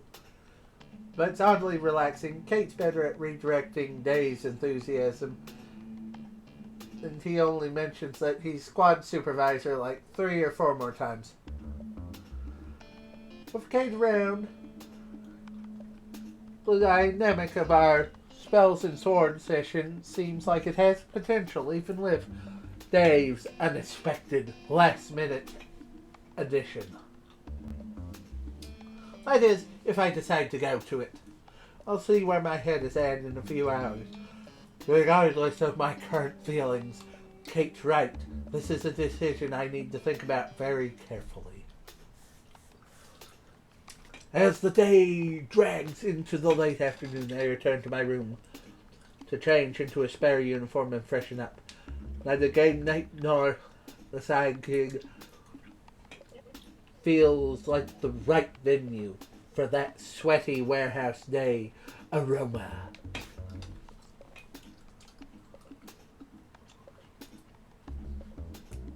Maybe I should invest in some cologne.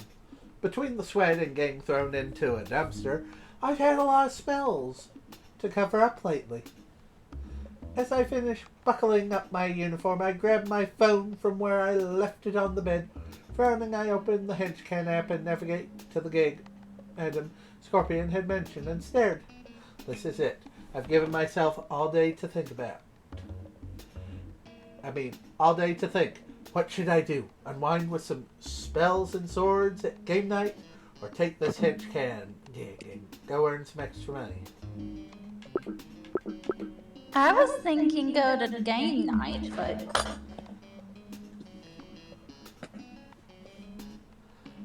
I tapped the button labeled Accept on the app. I could use the extra money. And turning down Madam Scorpion's direct offer feels like it could end very badly. Well, we are going to explore the differences of this game. We're just... Oh, come on. It'll be fun. Besides, I've heard that there's supposedly some hero ending where we become a superhero.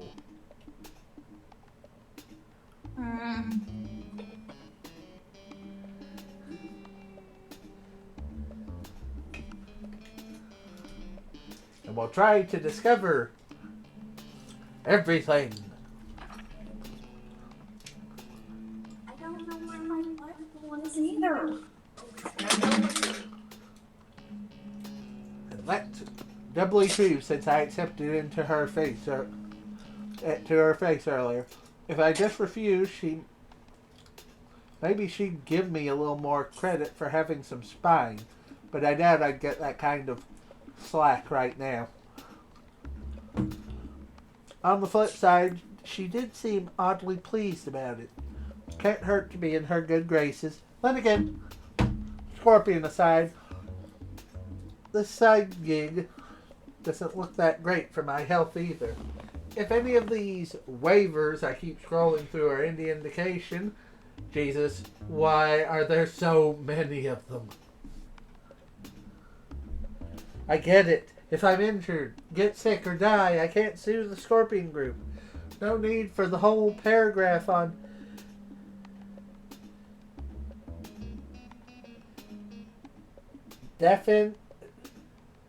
I'm not even going to try to pronounce that word because I have no idea. Defenestration?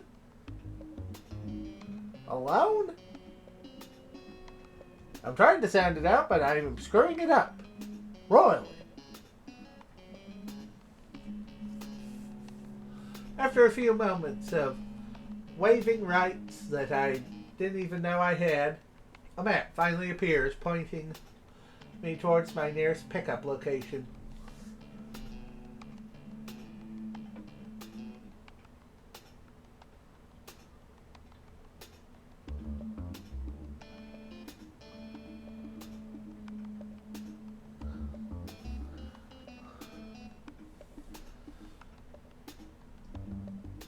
Pickup location looks like it's outside the base, in the middle of the forest. It's appropriate, I guess, but this whole crowdsourced Black Ops shit is a weird vibe. They may not let me use my phone once we leave, so I'd better text everyone beforehand. Dave will be disappointed. Ow. He may have just found out about it, but anything that can be tied back to team building or squad unity can become as sacred as Lord Bedlam's philosophy to him, such as it is. Well, he'll have to get over it. I've got my own priorities, and he only has a say on what I do during work hours. Outside of that, it's my business. Kate's another matter entirely. After texting Dave, I type out a message to her, but hesitate before sending it. She seemed genuinely excited to be part of the game, and part of me feels like I'm laying her down. But she has to understand, right? She's on the app herself. It wouldn't be fair of her to knock it. I'll just have to make it up to her. I shake off the guilt and press send. And pocket my phone. No going back now. And that meeting points a ways off. Better get moving. Henchman's side hustle. What? What's wrong? Another pins. Oh, are you trying to draw something? No. I managed to step on one of the pins on the cover. Ah, ouch. I walk through the halls, going against the grain of the usual game night traffic. A short while later, I step out into the hall, bag in tow.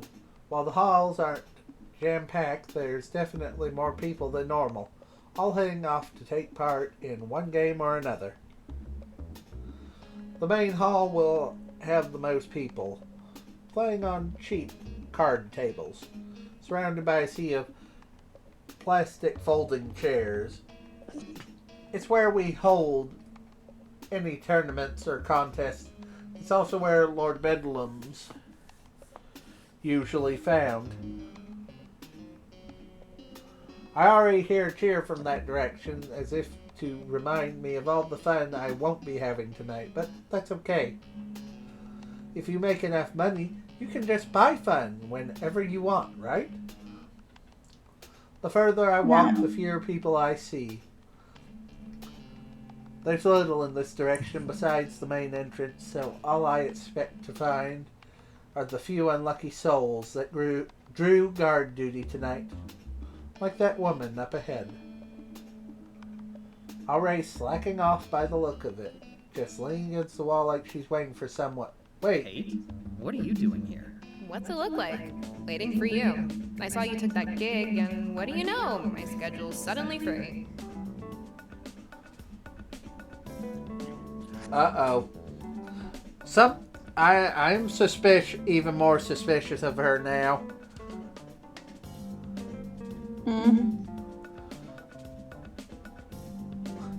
Kate's schedule becomes free and she's waiting by the door of the main entrance. Does that seem unusual to a henchman mentality?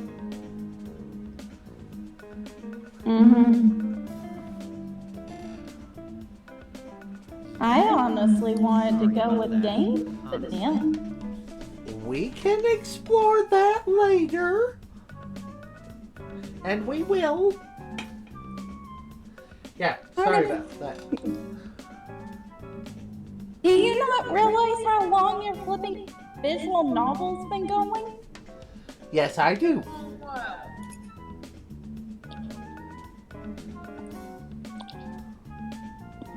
Yeah, I sorry told you about not to sweat it. Besides, you were upfront about it. Can't ask for more than that. I can still feel that, though. If that's your prerogative. But really, it's no big deal.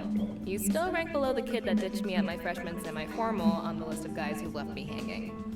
What did you do to him? Let's just say that was when I took apart my first engine. Now, come on. We can't be late for dust off.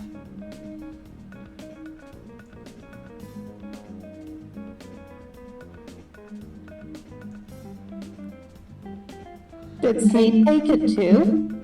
How'd you meet me here anyway? It's a long walk from the living quarters. I was in the area. Doing what? Alright, I was lost, okay? I've been looking for the game room for a half hour when you texted, so I figured I may as well stay put. Alright. She didn't look like someone who had been lost, but I don't press any further. So, find out any more details about this gig? Not really, but I expect the queen bee herself to be part of it. Just smells like one of hers. You mean Scorpion? Does she tag along on a lot of these things? No, just occasionally, but there's a pattern to it. It's usually... well, it's hard to explain. Just a hunch, I guess. I scratch my chin as I ponder her explanation, or rather, lack thereof. Just a hunch, huh?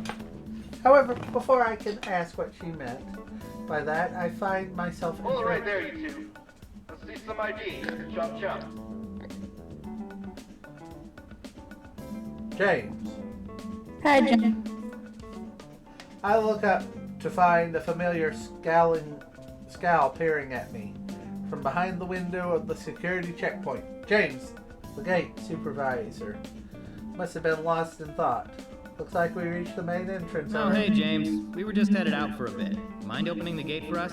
Oh, just like that, huh? I'm just supposed to open the gate for you and you waltz on through? Is that not how gates work? Should we do a different kind of dance when we go through or something? What type of dance isn't the point? I'm never rookies these days. This gate is under my jurisdiction.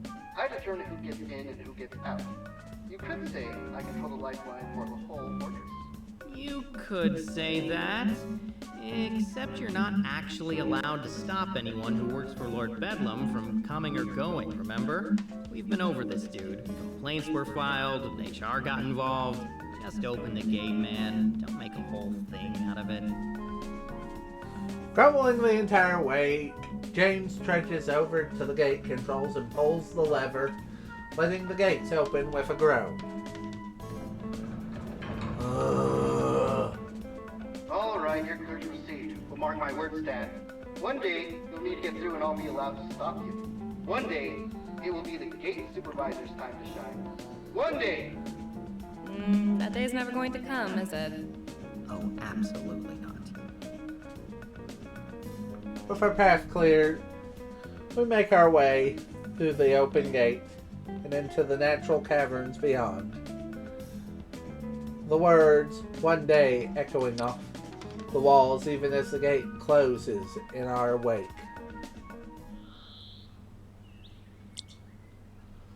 Another hike through a series of tunnels and we finally emerge into the wilderness, where we're greeted by painfully bright light of late afternoon sun. Glad we got off work early today. I hate coming out here at night. The return trip is gonna suck. I feel the poison ivy in my uniform already. This way. I know the spot they're using. It's not long before we reach our destination. A small clearing with a large mossy stump in the middle, and a small babbling creek before the far tree line.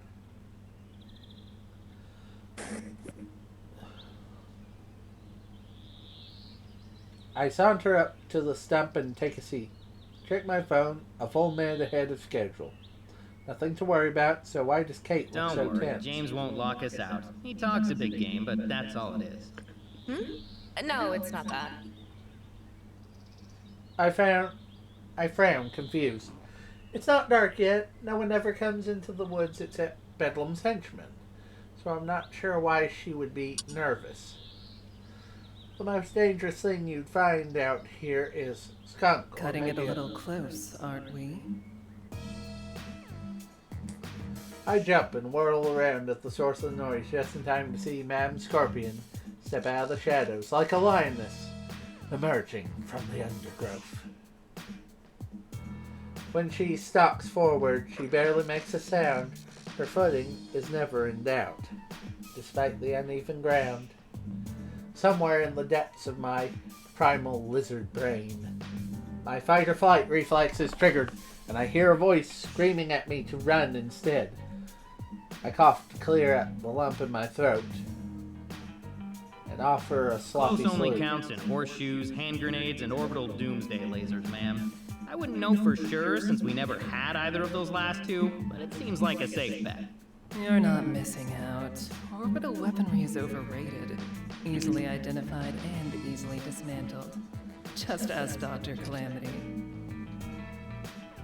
Scorpion chuckles to herself and shakes her head at a joke that we're not privy to.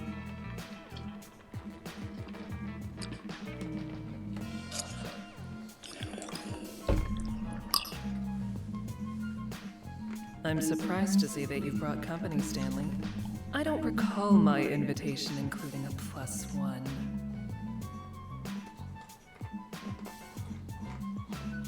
Ma'am, sorry if I'm intruding. I just saw the gig on the app and... I am speaking to Stanley. If I require your input, I will request it.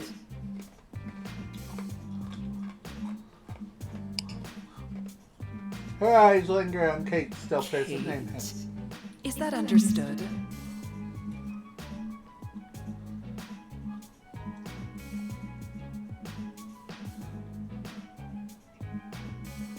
This time Kate stays silent, merely nodding in understanding.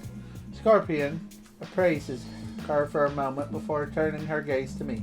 Hastily I rise from my seat and offer a decidedly less crisp Now, salute. Stanley, explain yourself. Why is she here with you?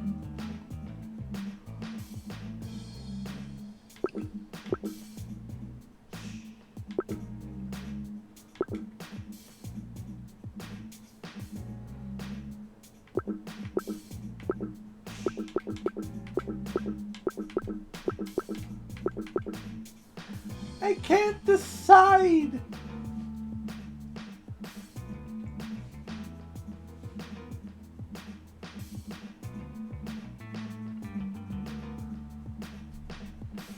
Okay, Dice. Why are any here is what I'm going with. Huh?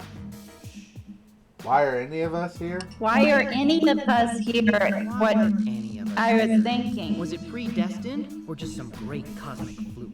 Are we part of a grand design, or cold, uncaring math? If you put a I didn't like any of the answers, so. Enough, Stanley.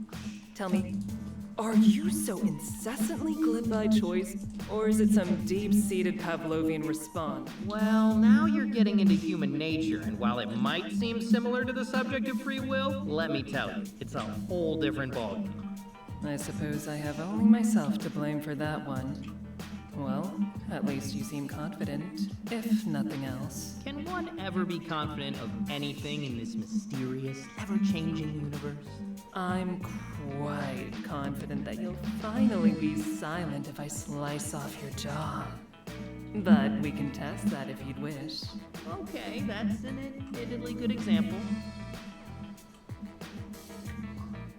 I hope you have a better answer than that for me.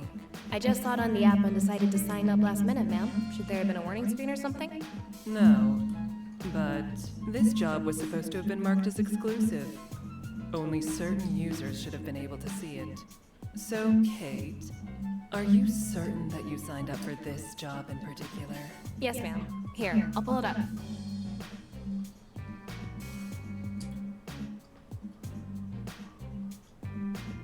Odd.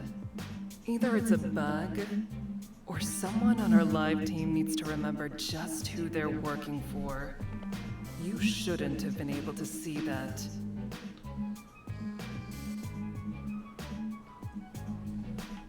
Yes, ma'am. No. I just saw it on. I hope you.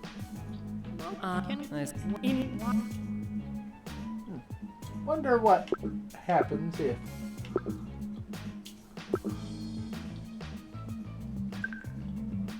Honestly, she just followed me here. You didn't have to say it like that. What? You did follow me here. I'm not saying it's a bad thing, just My Stanley. I didn't know that you could be so ruthless. Throwing your friend to the wolves at the slightest hint of danger. I don't like You that have one. potential. Though, a dash of subtlety Well, will guess go a what? long way. The best We're betrayal going to should have go to explore completely this unnoticed all until in the last greater possible detail. moment. Because there are 7 different endings to this game.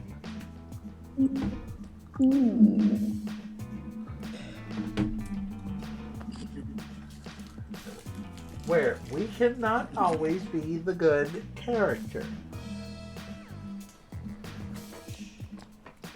Yeah, completely ignoring the fact that you went back and changed things. Her. I just wanted to see what would happen. What? You didn't have to say.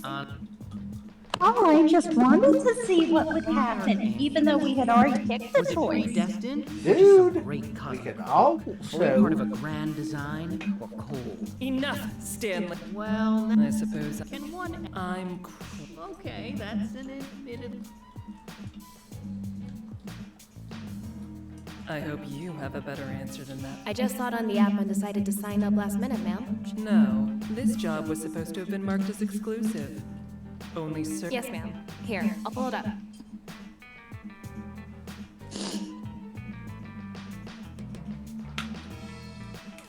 Odd. Either it's a bug, or someone on our live team needs to remember just who they're working for. You're one of ours, correct? How long have you been with the program? A few months, ma'am. This is my 3rd gig, first long term. Sorry about the mistake. I didn't even know that the app had exclusive jobs. Me either. And that's why you're doing this whole closed beta thing, though, isn't it? To test all the features? That is one of the goals, yes. Well, assuming you don't botch the job and get yourself captured, I expect you to file a bug report before morning. Understood. Absolutely, ma'am.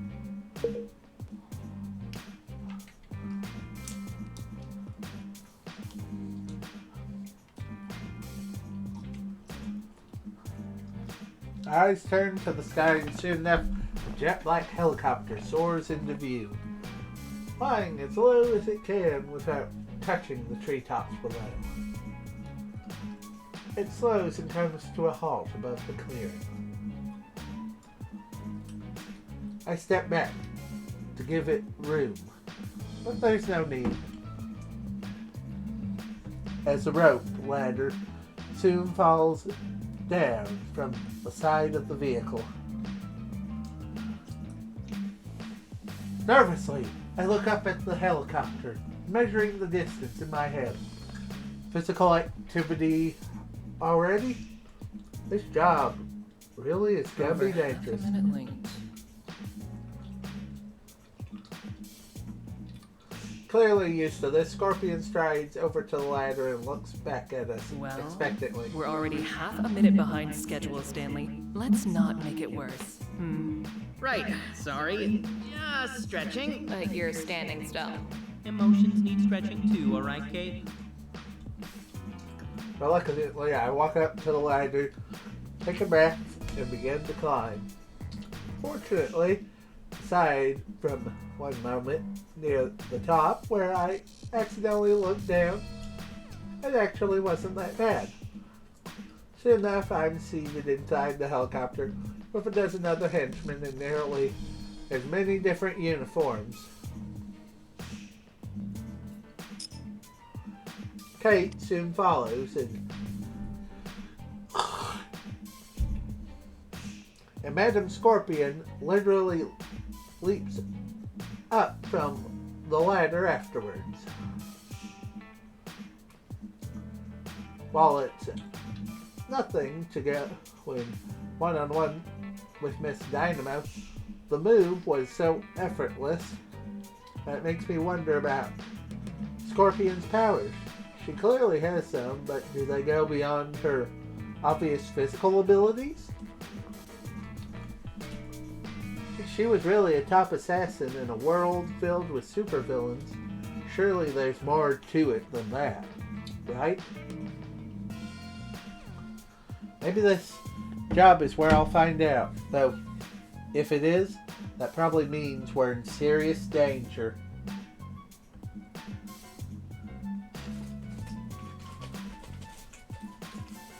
She plays things so close to the vest that I can't imagine her revealing her full arsenal unless she has to. So on second thought, maybe some mysteries aren't meant to be solved. All accounted for. Pilot, take us to the next rendezvous point.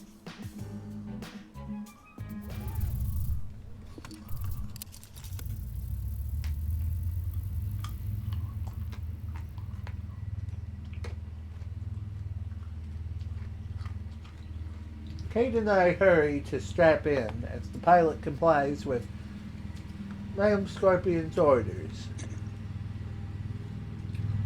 For her part, the supervillain merely grabs a handhold and plants her feet, unperturbed by the swaying of the helicopter. As we ride towards our destination,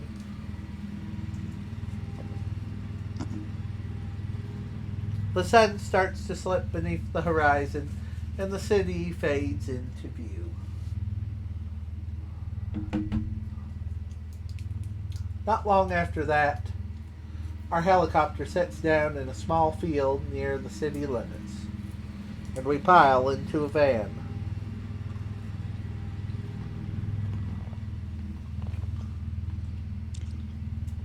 Was wondering when we'd make a switch like this.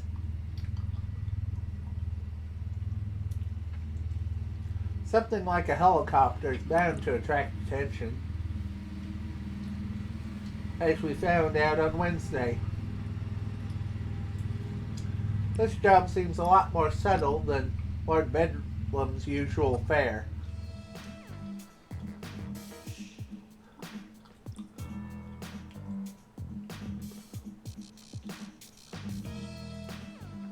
By the time we pile out of the van and into an abandoned parking lot, that's apparently our destination, the last shreds of dusk are gone, and the night is lit only by the moon and the city's bright neon lights. And here we are. Now, I know this might be a foreign concept to some of you, but while we're exposed, let's try to keep a low profile, shall we? That means minimal chatter, understood?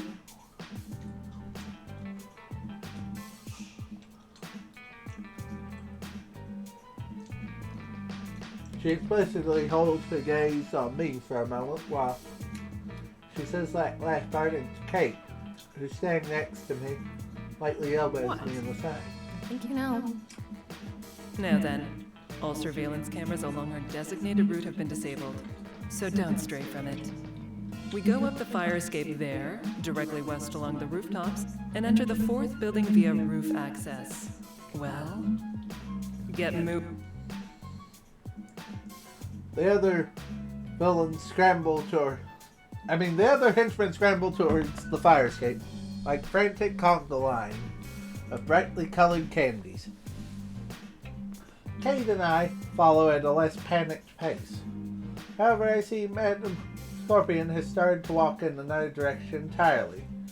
Perceptive as always, she doesn't fail to notice my stare and turns to face me, eyebrows raised in imperious Yes, indignation. Stanley? Do you have a question? You said you turned off the cameras. How did you do that exactly? An insightful query. Perhaps too insightful for your own good, darling. Do you really think someone of my stature wouldn't know how to deal with a few cameras? I guess not, but... I trail off, not daring to finish that thought, pointing out that she didn't answer my question is more likely to earn her ire than an answer. Luckily, Kate takes my hesitation. We're just as a- impressed. That's all, ma'am. You're in a tight ship.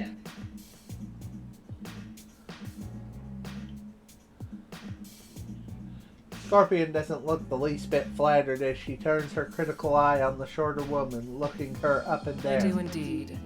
And that means you'd better stop stalling and get up that fire escape. Right away, ma'am. Come on, let's get to climbing.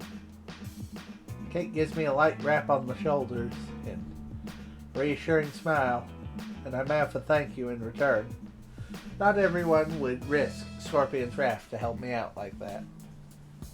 Even though we pace ourselves, the climb up the fire escape is long.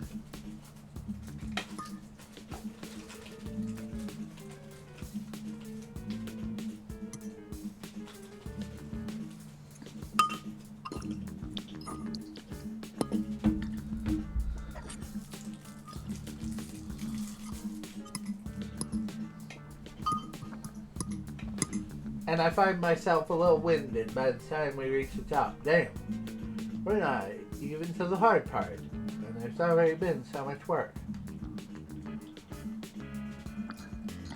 Luckily, the henchmen have us didn't do as good a job at pacing themselves, so catching up is easy. Not that Kate would have had trouble going a little faster. She barely seemed warmed up after that. Hey, slow down. We're not in a rush. What's the matter? Winded already? All we've done is climb some stairs. Come on, man. No? Well, that too, but that's not the point. Once we catch up, get past the guys in the back, but don't get too close to the front, alright? Trust me. Why? Is that your plan to get out of doing the hard work? Or are you still worried about the cameras? Nah, not that. I believe Scorpion when she says they're off. That was genuine curiosity. For an isolated operation, cutting the cameras doesn't sound too crazy.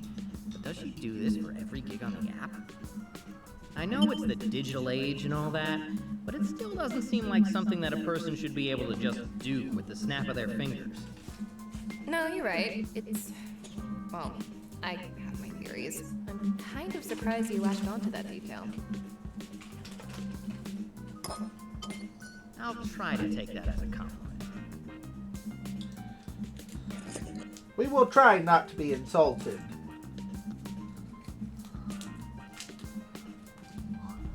But all that aside, just trust me on this. The front and the rear are always the worst places to be on any team larger than a dozen. The guys in the rear have it the worst because that's where the superheroes usually show up.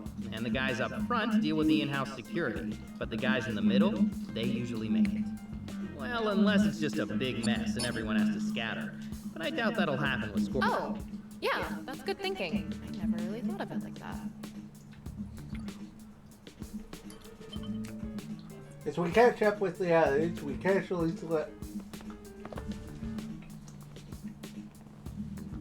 past the guys taking up the rear and meld with the middle of the pack. I glance down at Cade and offer a thumbs up, which she returns along with an uneasy smile. Our patchwork team of mercenary henchmen is quite the odd sight. A mob of multicolored goons hopping along the rooftops. But with the cameras gone and the adjacent buildings either too short or abandoned, there's no one to appreciate the show. No one in the gaggle of henchmen seems to be particularly enthusiastic about it either. None of us know each other. Hell, we don't even recognize most of these uniforms, and everyone took Scorpion's line about minimizing cheddar to heart. It's a weird vibe. We're technically a team, but not really. Eventually, we reached the target roof. The guys in front are both wearing green and gold uniforms. They're either young or cocky, because they walk right up to the entrance and pull it open.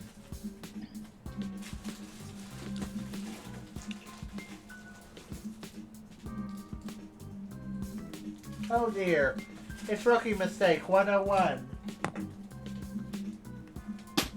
Yep.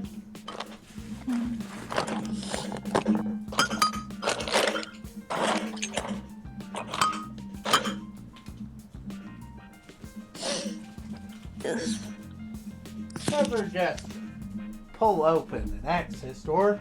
You allowed a sigh of relief. So far so good. Still, as our point and start down the staircase, Kate and I make sure to maintain a safe distance. Something's waiting for us down there. I just have that feeling. Yeah, probably a hero or some crazy tech.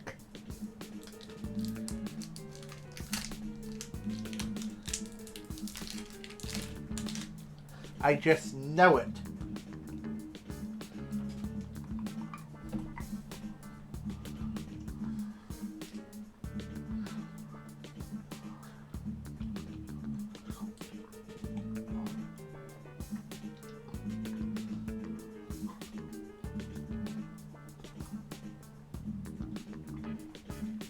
The stairwell from the roof is short, only meant to connect it to the top level.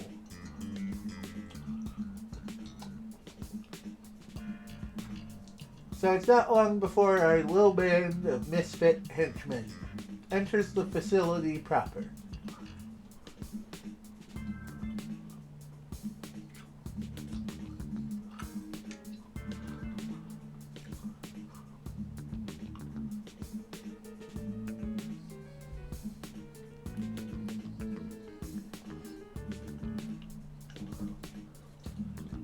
Someone lets out a low whistle as our green-clad pointman opened the door, and while he was quickly shushed, I have to agree with the sentiment. What awaits us is impressive.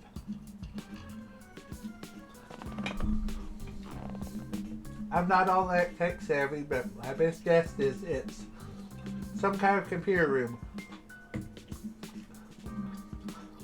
Server room. What did I say? Computer. Some kind of server room. Rows and rows of uniformed machines hum quietly in the darkness, glowing from the light of their blinking LEDs. A server farm. That makes sense. You guys were on a data heist for your last operation too, right? Yeah, we were. You figure that's what we're after here too? It would fit. Scorpion doesn't do things randomly.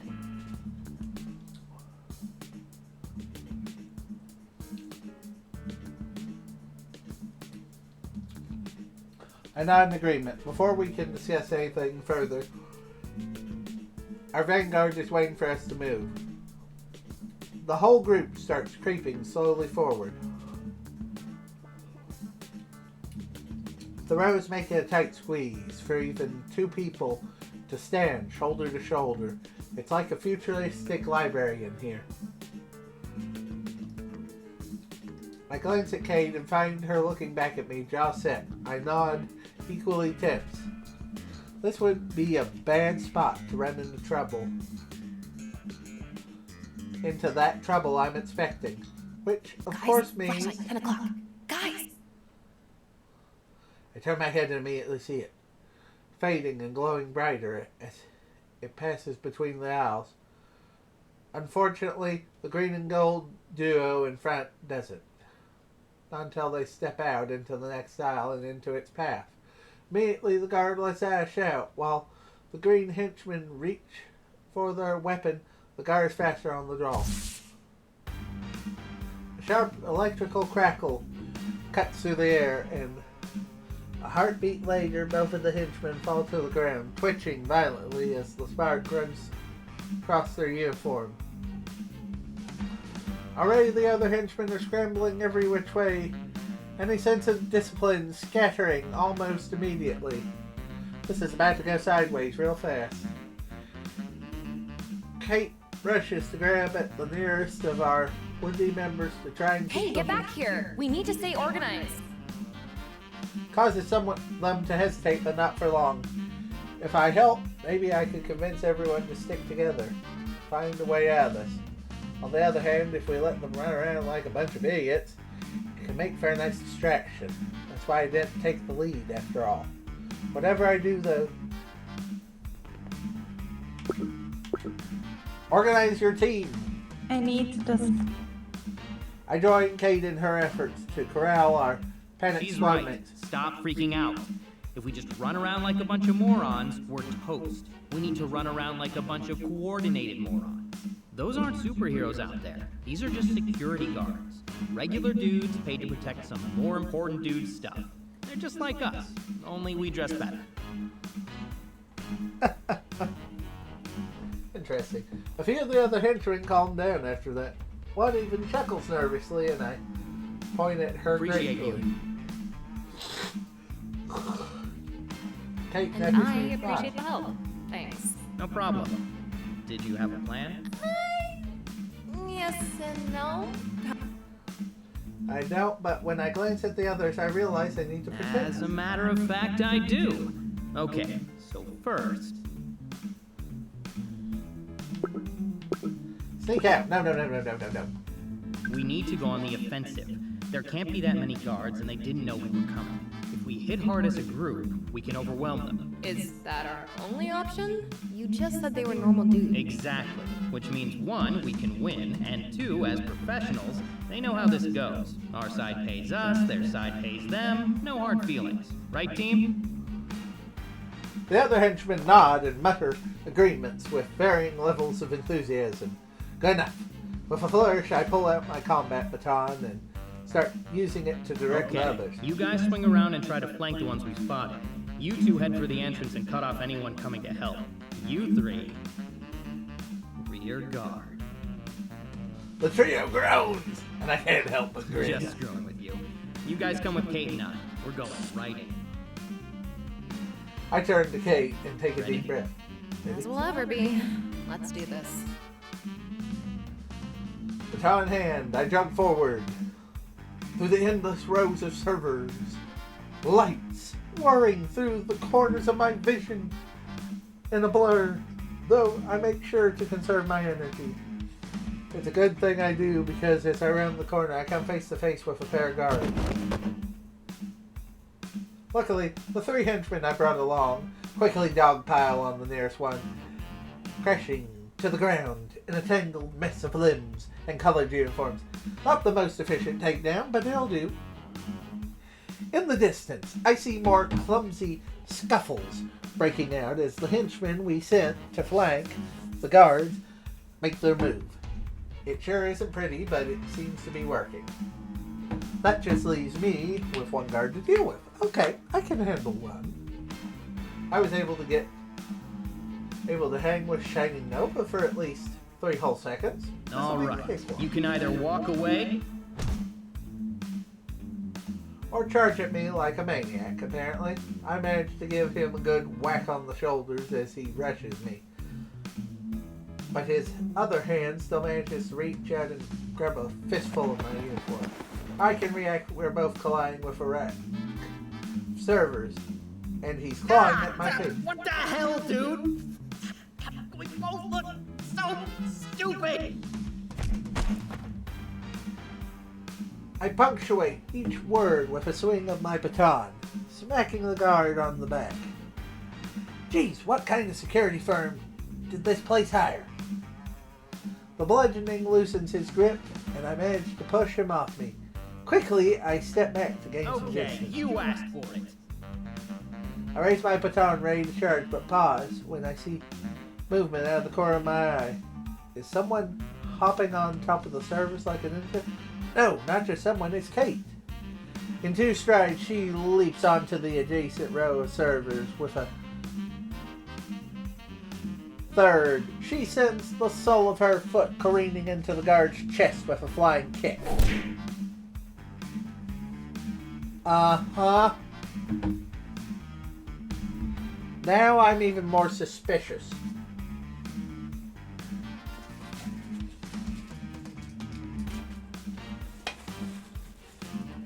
Suspicious. Highly suspect.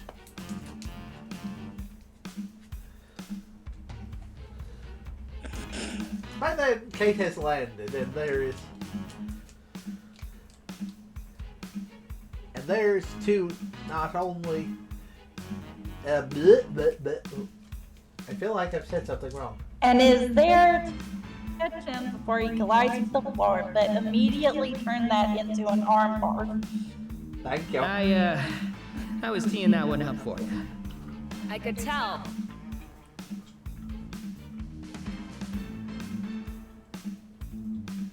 With some effort, Kate pulls the zip tie from her belt and secures the guard's wrist to one of the server racks.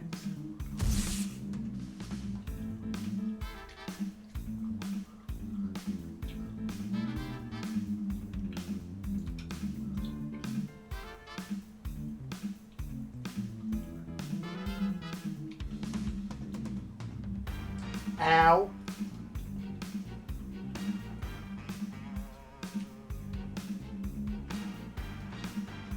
Her dudes, he twirls out of the armbar, swipes the man's taser, and fires it just past my shoulder. I whirl around and find the second guard already falling to the ground, convulsing from his co-worker's own weapon.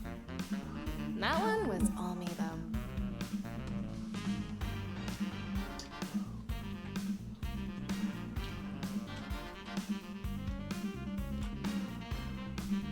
I turn back to offer a snide remark, only to find the third guard running towards Kate from behind. Like an air projectile, I run forward and dive into a baseball slide and swing my baton at the man's shin. It connects, he trips forward, yelping in pain. Meanwhile, I scramble back to my feet, fumbling with my baton. Where the heck is that shock switch? Oh, there it is!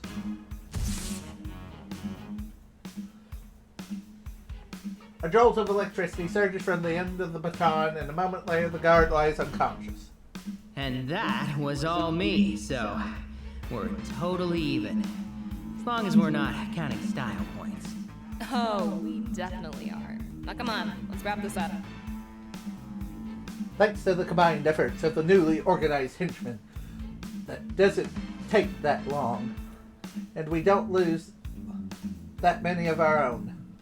I feel my phone buzz, pulling it out of my belt.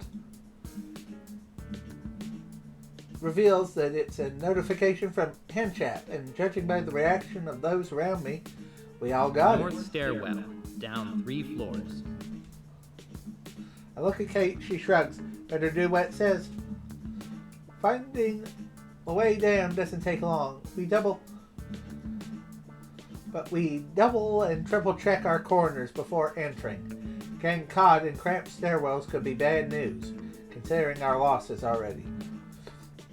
Our caution slows our pace to a crawl, but unfortunately, it's an uneventful descent. Soon enough, we open the stairwell door to find... Is this whole building filled with them? Don't doubt it. Classic Madam Scorpion target. But what's this place doing in the middle of the city? The only places with this much sensitive data that I know of are intentionally isolated. Wait, you've been to one of these places before?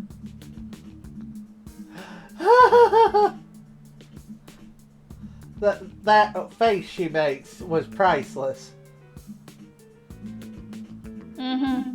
Before Kate can answer, a metal clanging sound echoes across the room, and we turn to find a severed metal limb roll to a stop a dozen meters away. Don't be frightened. It can't hurt you. With a swagger that your garden variety egomaniac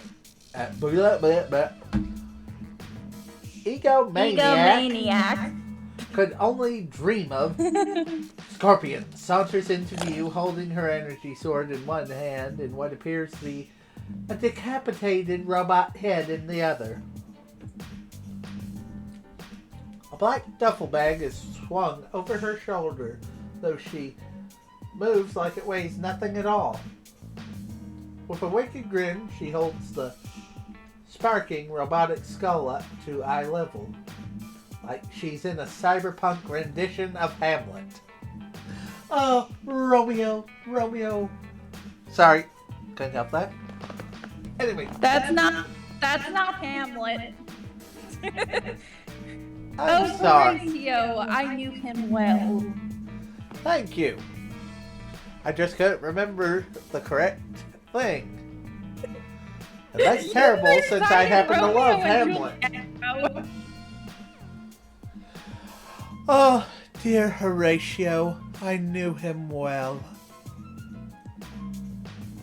And there's some more after that, but I can't remember the wording of that part, so let's continue. What happened? What's going on? Did I just enter You the save? put it in save.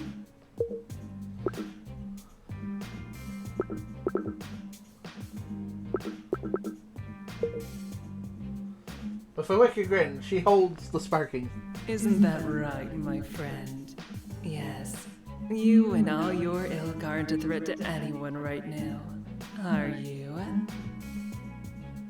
Out of a sense of morbid curiosity, I dare to peer around the corner. You've embraced for a scene of carnage. The sight is disturbing. A pile of mangled robot parts flows across several of the aisles. Twisted metal limbs and the weapon barrels protrude from the heap, and oil pools like blood across the tiles. Scorpion's done more than destroy them. She's diced them to bits. But we can't just have them lying around like that, can we? It's unsightly. So, Stanley, darling, you're coming with me, but the rest of you...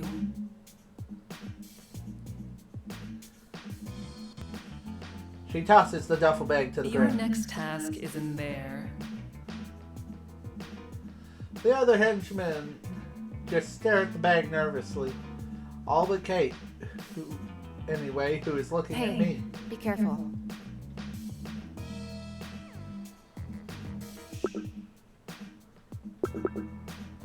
You too. You too. Kate smiles and wraps her knuckles against my shoulder. With that, my peer steps forward, offering Scorpion a salute before kneeling down and opening the bag, revealing cleaning supplies. I guess she wants to literally scrub the place of evidence. Glad I'm getting out of that. With an apologetic shrug. I suspect you wouldn't be if you hadn't reorganized the Dum Dum Dugan squad into the correct formation to gain victory in the upper floor. Because I'm pretty sure she saw all that. Most likely. Thanks for choosing me, Anyway. Or, whatever this is. I appreciate it. Don't bother. Your ability to shirk any duties related to manual labor simply makes you more useful to me here. Nothing more. And I'm curious to know how the operation has gone for you so far. Now you know how these things are. Pretty routine. If you've broken into one data center, you've broken into 100. Don't play coy, Stanley. The question was largely rhetorical. I know exactly how everything happened. First, you elected to stay in the middle of the group with your partner. A prudent measure. and one that quickly paid dividends as things, how to put it gently, broke down. Yet despite your earlier precautions, you wasted time trying to rally the troops. Why? Well, I figured that was the best chance we had at getting out of there unscathed. Stanley, I thought you were smarter than this. You do understand the premise of this program, don't you? These other henchmen are your competitors, not your You may need to pay lip service to that farce under Bedlam, but here you don't need to waste your breath. Here, you can truly act in your best interests. You need to embrace that. Even so, your overall strategy to crush your enemies beneath your heel was a sound one. I was impressed that you managed it so efficiently, even after wasting all that time. I tried my best, ma'am. Though my heel wasn't really involved. I'm actually pretty bad at kicking in general. These hammies have no flexibility at all. We made it work, though. And Kate was a big help, too. Where'd you guys find her? She pulled out some MMA cage fighter type shit out of nowhere. So she did. I'll be sure to look up her profile. That seems oddly suspicious. Because that sounds like hero maneuvers. And very uncharacteristically of the type of thing she described herself as doing. Like, say, for example, mechanical engineer. Yeah. So, something's off here with all the info and about her. As we talk, we move deeper into the room, passing row upon row of servers. A few beats of silence passed before a thought of this. Did you know what was going on up there anyway? Were you watching? In a manner of speaking, yes. I would think that was obvious. But not in person, right? You couldn't have. Did it have something to do with the cameras? Persistent about that, aren't you? I would stop barking up that tree if I were you, Stanley. Understood, ma'am.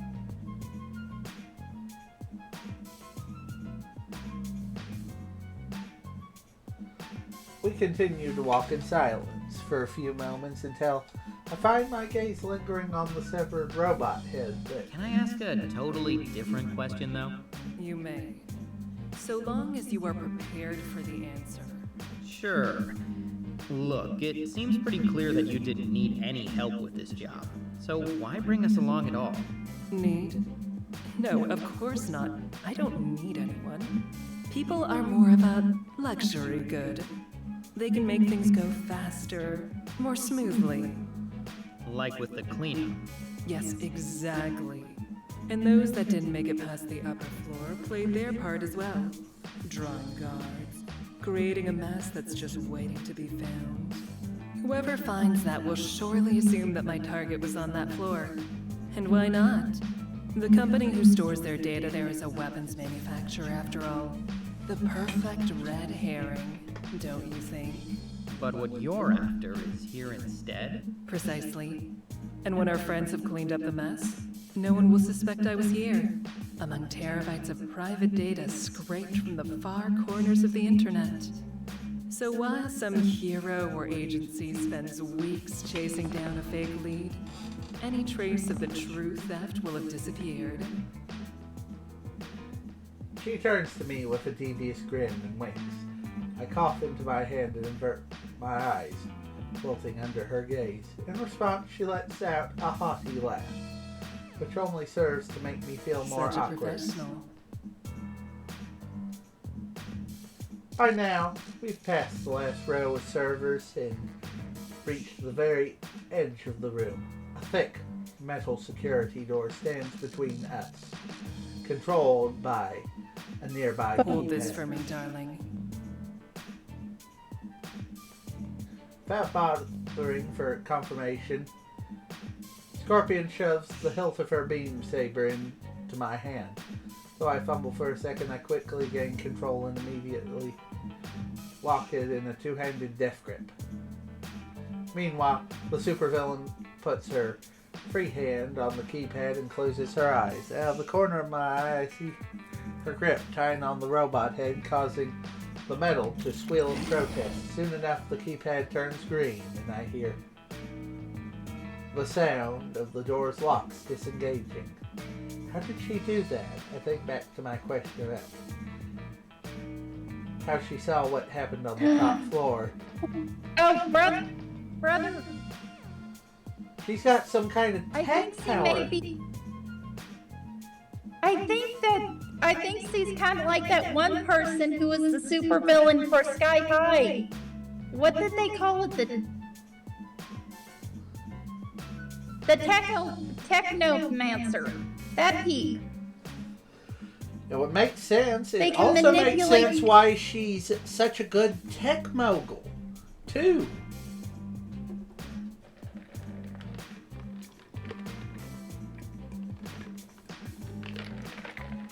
It would explain why she's constantly glowing, too. Mm-hmm.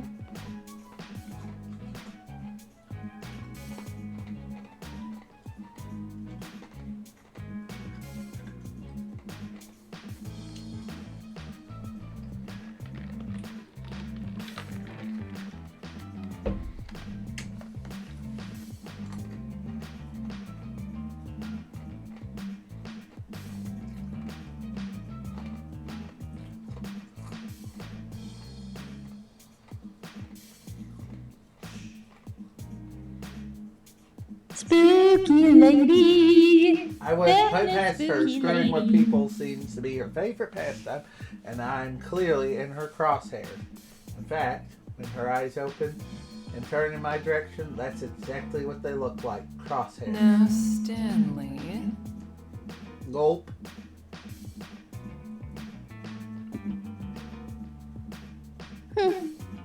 Danger! Danger! Danger! Danger! Lots of danger!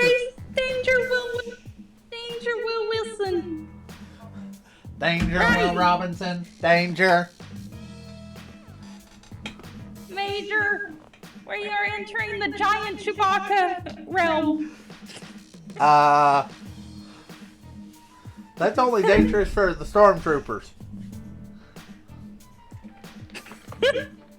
Knowing the amount of danger there is. We'd have more danger from the Death Star.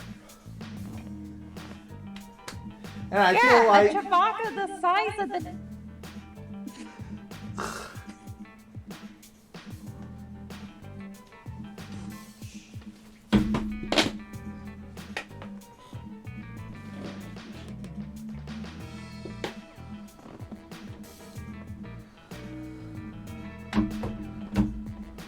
Or maybe a Chewbacca the size of flipping the Enterprise.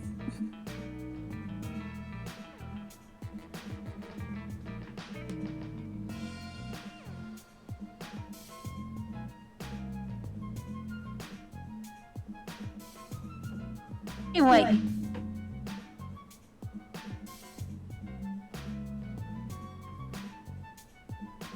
Continue.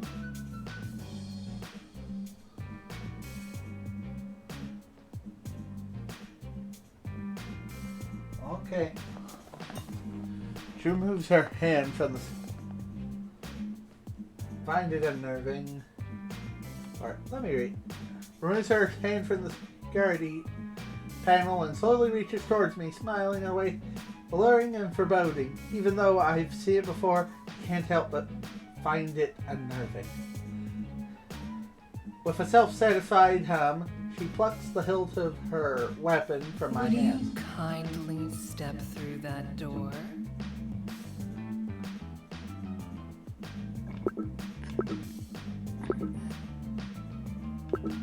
I would just do it. Otherwise, I'm gonna be turned into chop suey. Oof, that's a real doozy of an assignment. But sure thing. There's probably a catch, but there's no... No way, it's worse than cleaning up robo-giblets. So without hesitation, handle and pull it open.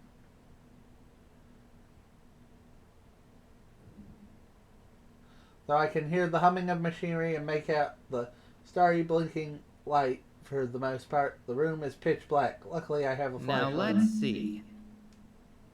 Step forward into the room even as I start rummaging through my equipment. By the third There we go. With a click, the flashlight turns on just in time to illuminate a giant robot activating right in front of me.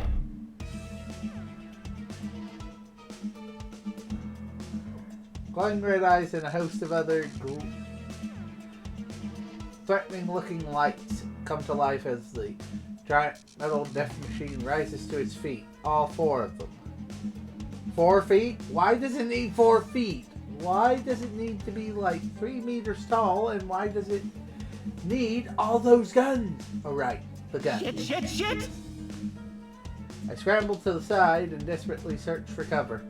Out of the corner of my eye, I see the robot's weapons tracking me. I'm not going to move fast enough, but someone else does. Stanley. In a blur of black and red, Madam Scorpion streaks into view before the deadly machine can open fire. And while it quickly turns to face this clearly more imminent threat, by then it's far too late.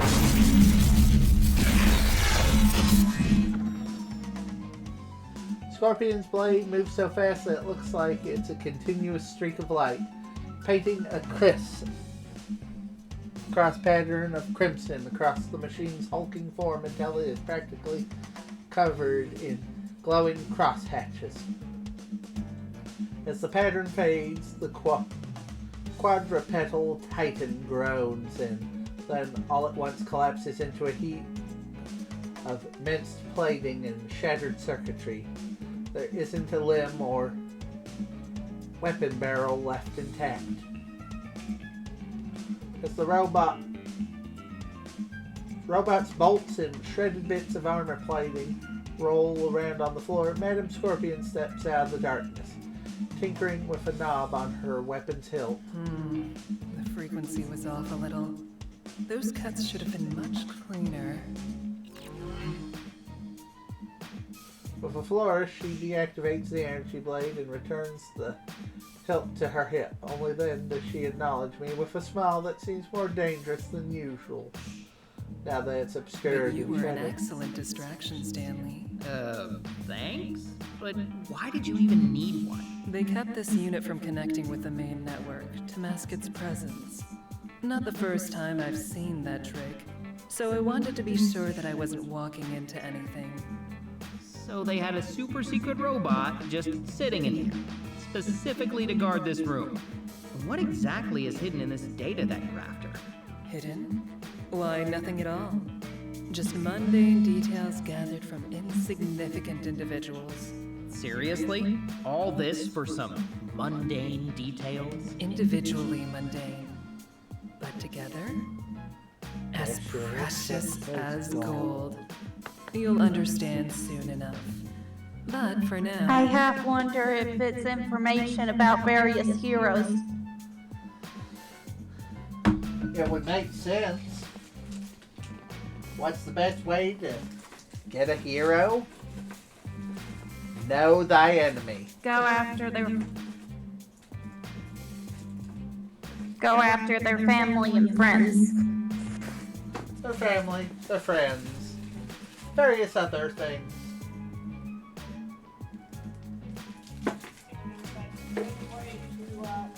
Make him turn into an anti-hero.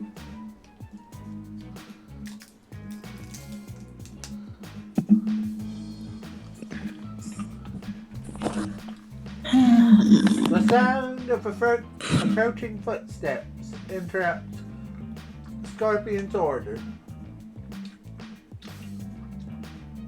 And by the time I go in to find the source, Kate is standing in the doorway, breathing hard. Ma'am, we heard a commotion from over here. Do you need any assistance?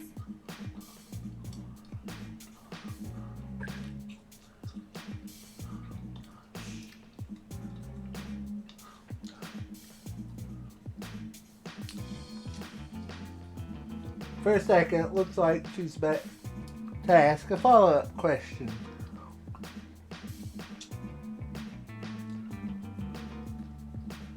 But that fades as soon as her head turns in my direction. Well, at least someone here is concerned about my well-being. Not urgently, so no. Is the cleanup complete? Just about. The others should have it wrapped up momentarily. Luckily, we still have a decent amount of manpower left standing, so it went pretty smoothly. Very well. Then help Stanley with this last one. Don't leave a trace behind. Yes, ma'am.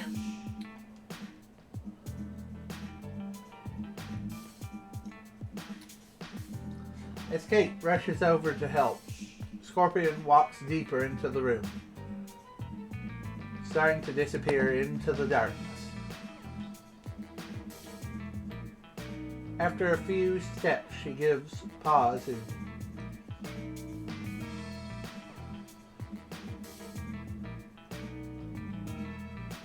leers at me over her shoulder, her face half covered That in was shadow. unexpectedly naive, Stanley. Don't disappoint me again.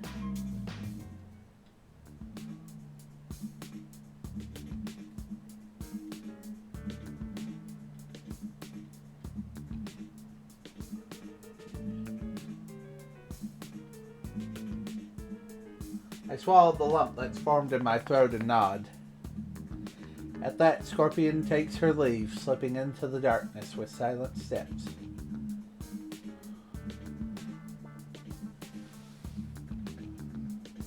But I am going to stop this and save.